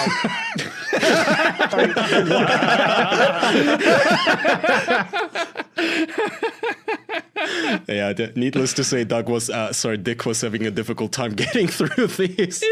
Some guy called in. I feel really bad for him. I don't even want to play this one. It's really, really long. It's 1 minute and 53 seconds, and that's sped up. So, first of all, thank you to all the guys who call in and tell us that we make their workday easier. I appreciate it. I always think about the kind of guy who's, standing at an assembly line, having to work a fucking shitty job under a shitty boss, where he had to wake up at 6 a.m. and our podcast makes it slightly easier to bear, where he doesn't have to shoot his coworkers. This guy called in, you guys. Yeah, those messages are always my favorite too. He spoke for like 2 minutes about how, he just got a job at UPS and they allow him to listen to podcasts. It's made it easier for him to get through his job, and his girlfriend recently broke up with him, and it's just been difficult, but our podcast gets him through it and it gives him strength. And all the meanwhile, Dick is just laughing at insulting the guy during his voicemail. Might play that one to call it out, to play us out later. But let me see. I want to make this one the last one to wrap it up about the furry discussion. Somebody is offering us this here, and I would like to agree. And I make ironic furry porn. Great. This is for my boys at the official podcast. You furs, yeah. If they would like me to draw them something, they don't even have to pay me. They could even make fun of me, and I'd still do this. But I would unironically draw them as furries. Do it. Yes. Yeah. Do it and don't send it to me. 100% Send it to them, not me. Do it. Send it to us and Dick. Both of us, all of us. I'm down, man. I'm super fucking. I don't know if there's any rules against like porn on Reddit, on like subreddit like ours. Upload it to our subreddit. Send it to us personally. We'll share it, man. Totally. Do us as make sure if you censor it and send it on Twitter, we'll retweet it. No, send it to my Twitter uncensored, and I'll retweet it. Porn is totally fine on Twitter. What are you talking about? Oh, it is? Yeah, it is. Yeah, I don't know. There's porn stars have like some of the biggest accounts in there. I watched Riley Reid roll around in a toy car butt naked in a suburban household neighborhood. Oh, I thought people got banned for this kind of shit. On Instagram Twitter. they do. Twitter's fine with it. But yeah, no, absolutely. Yeah, it's just Instagram. Whoever that is, tell wherever you post it, the Twitter, the subreddit, just so you don't get shit, tell them you have our blessing, because I 100% would appreciate this art. Let's give them some pointers though. What animal? That goes for everyone. What animal are each of us? Kangaroo, obviously. I think mine's also obvious, a rabbit. Creative liberties to the artist. I can't think of one. Yeah, I'm thinking dealer's choice. Yeah, you pick one for me. I think I'm more of a wolf than a bear. But yeah. Someone in our I was gonna say someone in our Patreon exclusive chat, which you can set up a Patreon and listen to these episodes live, has said you're a bear, Kaya, and I think that's perfect. Oh yeah, I think 100% you're a bear. I don't think I'm fat enough to be a bear. Aren't the bears the fat ones? Bears could be Why are you acting like you haven't seen a bear ever? And then someone else brought another good point. Charlie, you should be a penguin. I guess that that's makes sense. probably- Yeah, yeah. But they're not fairy, Charlie, though. I'm talking about the like gay lingo bears. I'm not. I haven't kept up with the latest issue of the Gay Pride Monthly. I don't know if bears are still the fat, hairy Of course you guys. did, Kaya. It had nothing to do with the show. You were just keeping up like you always do. What show? Gay Pride Monthly. Your favorite magazine. You tell us about it every week. Of course I do. Check out this, guys. Yeah. All right, things we like. Let's do this. Wait. I completely forgot. The quiz show hang on, goes hang on. first. Huh? Quiz show. No. Well, we can do that afterwards. Doesn't matter. I was gonna play this first. I know how much you like the things we like jingle, but every time I hear it, it makes me want to rip out my quivering spine and beat to death the human manifestation of said jingle. Nothing against the person who's saying it, but I hate it, and I want you to get rid of it. I'm not getting rid of it, and here it is. Fuck you! They might seem like cynical dicks, so they're going to throw Are you okay, Kaya? That was me. I thought Kaya played the jingle so hard he passed out and hit his head on the desk. What? I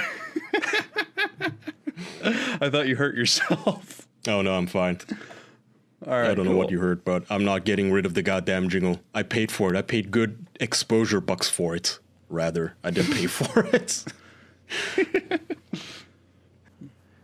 What's your turn, Jackson? For this week, I choose Toy Story. I watched it when I was a kid and completely forgot about the entire Toy Story movies until Toy Story 4 came out like a week ago. And Charlie really recommended Toy Story 4, but I didn't want to go watch Toy Story 4 without like watching the other three. So I've watched the first two, and they're just really fucking good movies.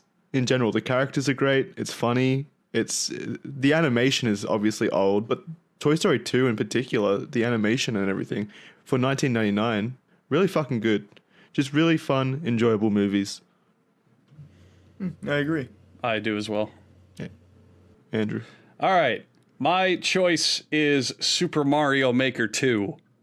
It is, for a long while, I put my Wii U in my closet because especially when the Switch came out, I just had no reason to play it. And every so often I'd go, I want to hook it up. I want to play some Mario Maker. That's the only game on there that's just, I can't get it anywhere else. And it's just so good, just endless Mario. And I want to play it and make stupid shit. But, and then Mario Maker 2 comes out. And they go, hey, did you like that first game? And I go, yeah. And they go, would you like if we just did nothing but literally added, like, double the amount of features? I went, okay. It's just amazing. They just took the first game, added a shitload of stuff to it, added a bunch of new modes to play. It looks great, sounds great.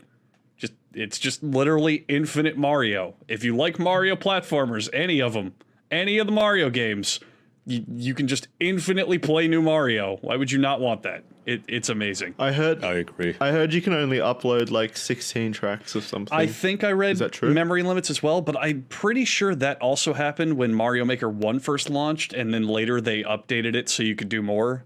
I mean, the game's not like feature perfect. Like right now you can only play online with randoms, not with friends.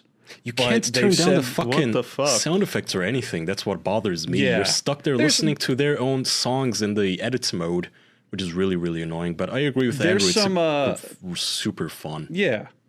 There's some quality of life stuff there that's not there yet, but they have said they'll be patching in features as the game is going on, such as playing with friends in lobbies and all that shit. So, I mean, it's just only going to get better. But just the fact they took the first game and just added so much goddamn stuff, I'm absolutely all for it. I'm in love with it. I just want to keep playing it. It's all I've been thinking about.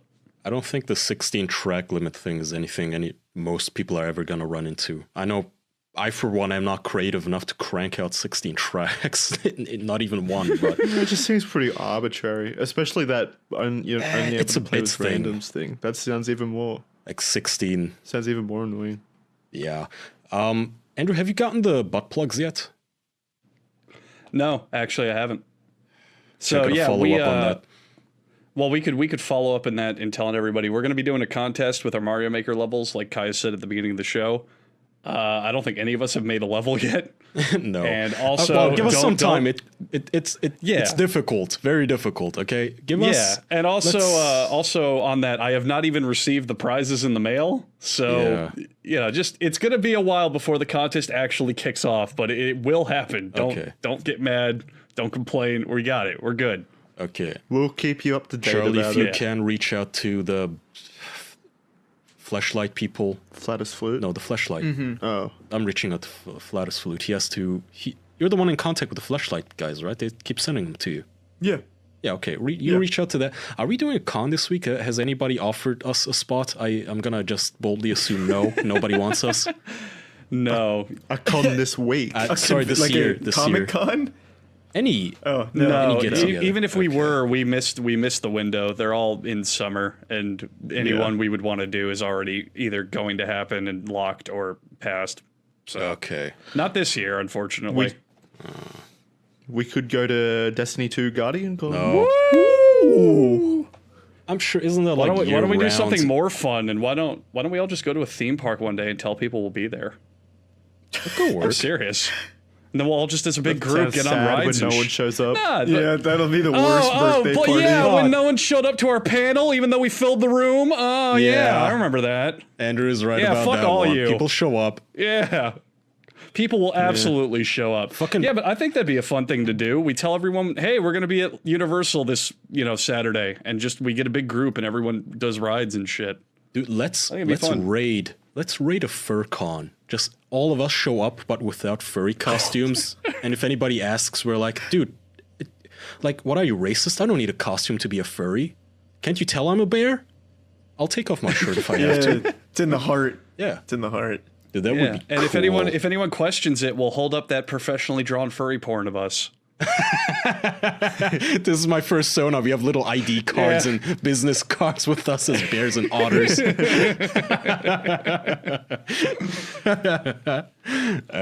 Fuck. Shit, I forgot. Where were we? Oh yeah, Charlie, it's her turn. It was on to Charlie. Yeah. I like an old YouTube show called Geek Love. I just watched every episode of I Geek Love, and remember it's that. so fucking. I don't It's remember so wholesome and entertaining. It's a really entertaining and good show. It was about like speed dating at Comic-Con, the New York Comic-Con. A guy named Ryan Glitch held a panel where he just did speed dating for nerds, and it's just really interesting and honestly wholesome. Is it like random people dating, like speed dating each other, or is he Mhm. giving a talk on speed dating? No, it's random people speed dating each other. That looking sounds for cool. looking for the perfect match. Did anyone find the perfect match? Yeah, almost all of them had a match. Whether or not they're still dating, well, that's I have no idea, but they did meet and like each other. They should do like a 5 years later thing. See if any of them are still dating. Oh, God, I think no. That'd be Yeah. really interesting. They never are. Whenever you do a 5 years later, where are they now? They're always in the gutter, somewhere in the street, hobos, addicted to crank. They hate each other now. They broke up 2 weeks after the show, actually. I don't want that. It's always a heartbreak. It's Yeah. always a letdown when you do those Where Are They Now shows. Yeah. Kaya? You can go on Netflix right now and watch a movie called I Am Mother. If you like Moon, that's a movie for you because the two are very similar. Just like the Moon, what it is one, it's one person on a sci-fi space station, basically. It's not a space station, but in a sci-fi facility where one computer AI is taking care of that person, but you quickly realize that there's something off about this AI. It's a good movie. One actress, and it has one, I think it's like the whole movie has 2 actresses and 1 robot. It's a good movie. I Am Mother, just like Moon. If you like sci-fi stuff, it's fun. If you don't like that, go fucking watch Indiana Jones because that's cool too. I binged all of them. I'll do a reverse recommendation on it. I've seen Moon. I love that fucking movie. So now you've definitely got me interested in checking that out. That's by the dude that did the Warcraft movie, right? What's his name? Something Duncan? Maybe. All I know is Moon, if it's like that, is just a very small, enjoyable, simple sci-fi movie with a really good story. Yeah, I think So you would if really that movie's enjoy. anything like Moon, It's just like Moon. It's pretty much exactly like Moon. It's slightly changed then up. I'm invested. Yeah, go check it out. I Am Mother. Okay. Okay, now we can play the game. Andrew, you sent me this clip last week, I think, when we did the show with Doug and Anthony on our Patreon. By the way, I guess I could... we can plug it at the end here. I'll just play the clip. Is everybody ready? Yep. Mm-hmm. It's an easy one. This one is just literally going to be reactions. Pirates of the Caribbean. Yeah, Pirates of the Caribbean. Yeah. Damn it. So close. That was a photo finish, but Charlie got it. Damn it. That wasn't a photo finish, Kai. Yeah, Got that like wasn't a a full photo second finish. later. I thought Jackson said it at the same time as you. No, I didn't. Yeah, wow. Yeah, all right, good job, Charlie. You got one. All right. Yeah, well, I got the one last week too. I'm on a roll. You I are? don't even want to turn this down. As soon as I love the this strings theme. came in, It is great. Yeah, it's a I great figured this theme. week would be like who gets it first kind of deal.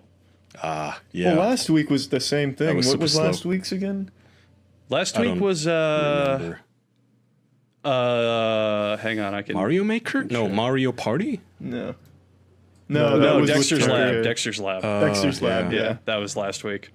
Okay, I have a quick question. Like, I was thinking, we're gonna get a John Wick 4, but if John Wick had to continue as a franchise and Keanu Reeves is getting too old now at this point, who should take up the mantle of being the new cool assassin in a John Wick franchise? Is there any actor? Probably me. Yeah, Kaya also. Yeah, Kaya. Because I know that's what you want us to say. No. That's actually the opposite of... Listen, when I watch something, I am the last person I want to see in that thing. Especially if it's like porn or a movie. The problem is by the time that Keanu Reeves is too old to convincingly do it, there'll just be a whole new gaggle of actors to pick from that'll be the right age. Yeah, they're all like everyone else is going to boring, age with him, you know? No, I know, but all the don't new know who for gaggle that role. are so boring. I mean, who is there that could be a cool assassin? Young. So like right now, if Keanu Reeves dies, who would replace him? Yeah, basically. Okay. I genuinely can't think of anyone that There isn't anyone like him. young that's cool. I mean, the youngest stars right now are maybe the people from the Marvel Cinematic Universe, but even they are so vanilla and boring. You know who kind of looks like him, who could play doesn't have a to look younger like version of him, but I don't think he. Well, okay. It only has to be shut cool, up, Jackson. I don't think this would be. So I'm talking about a cool action star, like Rambo-esque, you know, John Wick-esque. Well, the thing about Keanu though is he's not a big bulking tough dude. Like my mind when I think action star always goes to Tom Hardy, because I think Tom Hardy is just amazing in everything he does, but he's too like buff and powerful to fill Keanu's kind of more subtle badass, you know what I mean? Exactly, that's what I was thinking. I'm thinking, well, you can't hire The Rock to be in John Wick. He's this gigantic rhinoceros gorilla man, big bulking wrestler. That's not really the same thing. But who else does that? I got it. I got it. We give him a revolution. We bring back Shia LaBeouf. Oh God, no! Fuck. Okay, well, I cancel that. I'm not even gonna count that into the second count of your track. You just lost 5 seconds, buddy. Oh fuck. What about Adam Driver from the last Star Wars? No. Fucking no, all of them are bad. God no, he's so lame. Oh no. I mean he does Keanu, he does kind of look like Keanu though. That's fair. I already said he doesn't have to look like Keanu. That's not what this is about. Yeah, I know. Well, but he could play son of Keanu. Son of John Keanu. Wick. That's the next John Wick. I guess maybe, yeah. But John Wick had a hidden son with his dead wife before she died. Didn't know about it. Hidden wife. Yeah, okay. Let's just discard all of the lore of John Wick. Okay. I can't think of anybody. What I would Maybe think it would be, you know what I think it actually would be is it would probably be someone where they pull a Heath Ledger where you just don't expect them to fit that role, but they do. Someone like Zac Efron.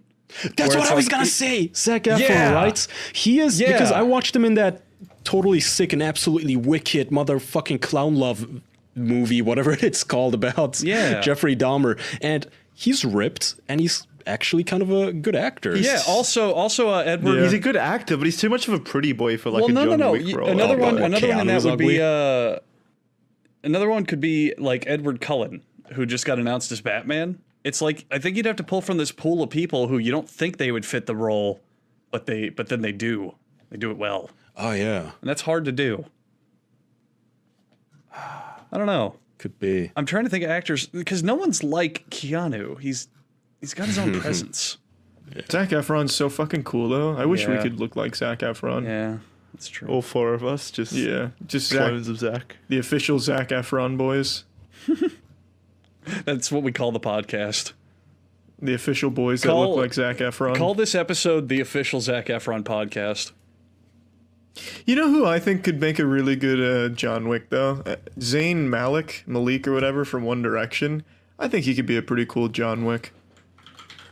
You guys are going too pretty. Yeah, I think what the fuck? Who's this, Charlie? I think you're going on looks and not on ability here. This looks like a very generic soccer star or just a boy band member. It is a boy band. This looks like a frat boy douchebag, Charlie. Why the fuck would he play? This is an awful pick. I don't know, because I think he's cool. He looks like me. He looks like you. Let's just name people. Let's just name people who we think are cool and look like us. Yeah. I like this fat Turkish dude.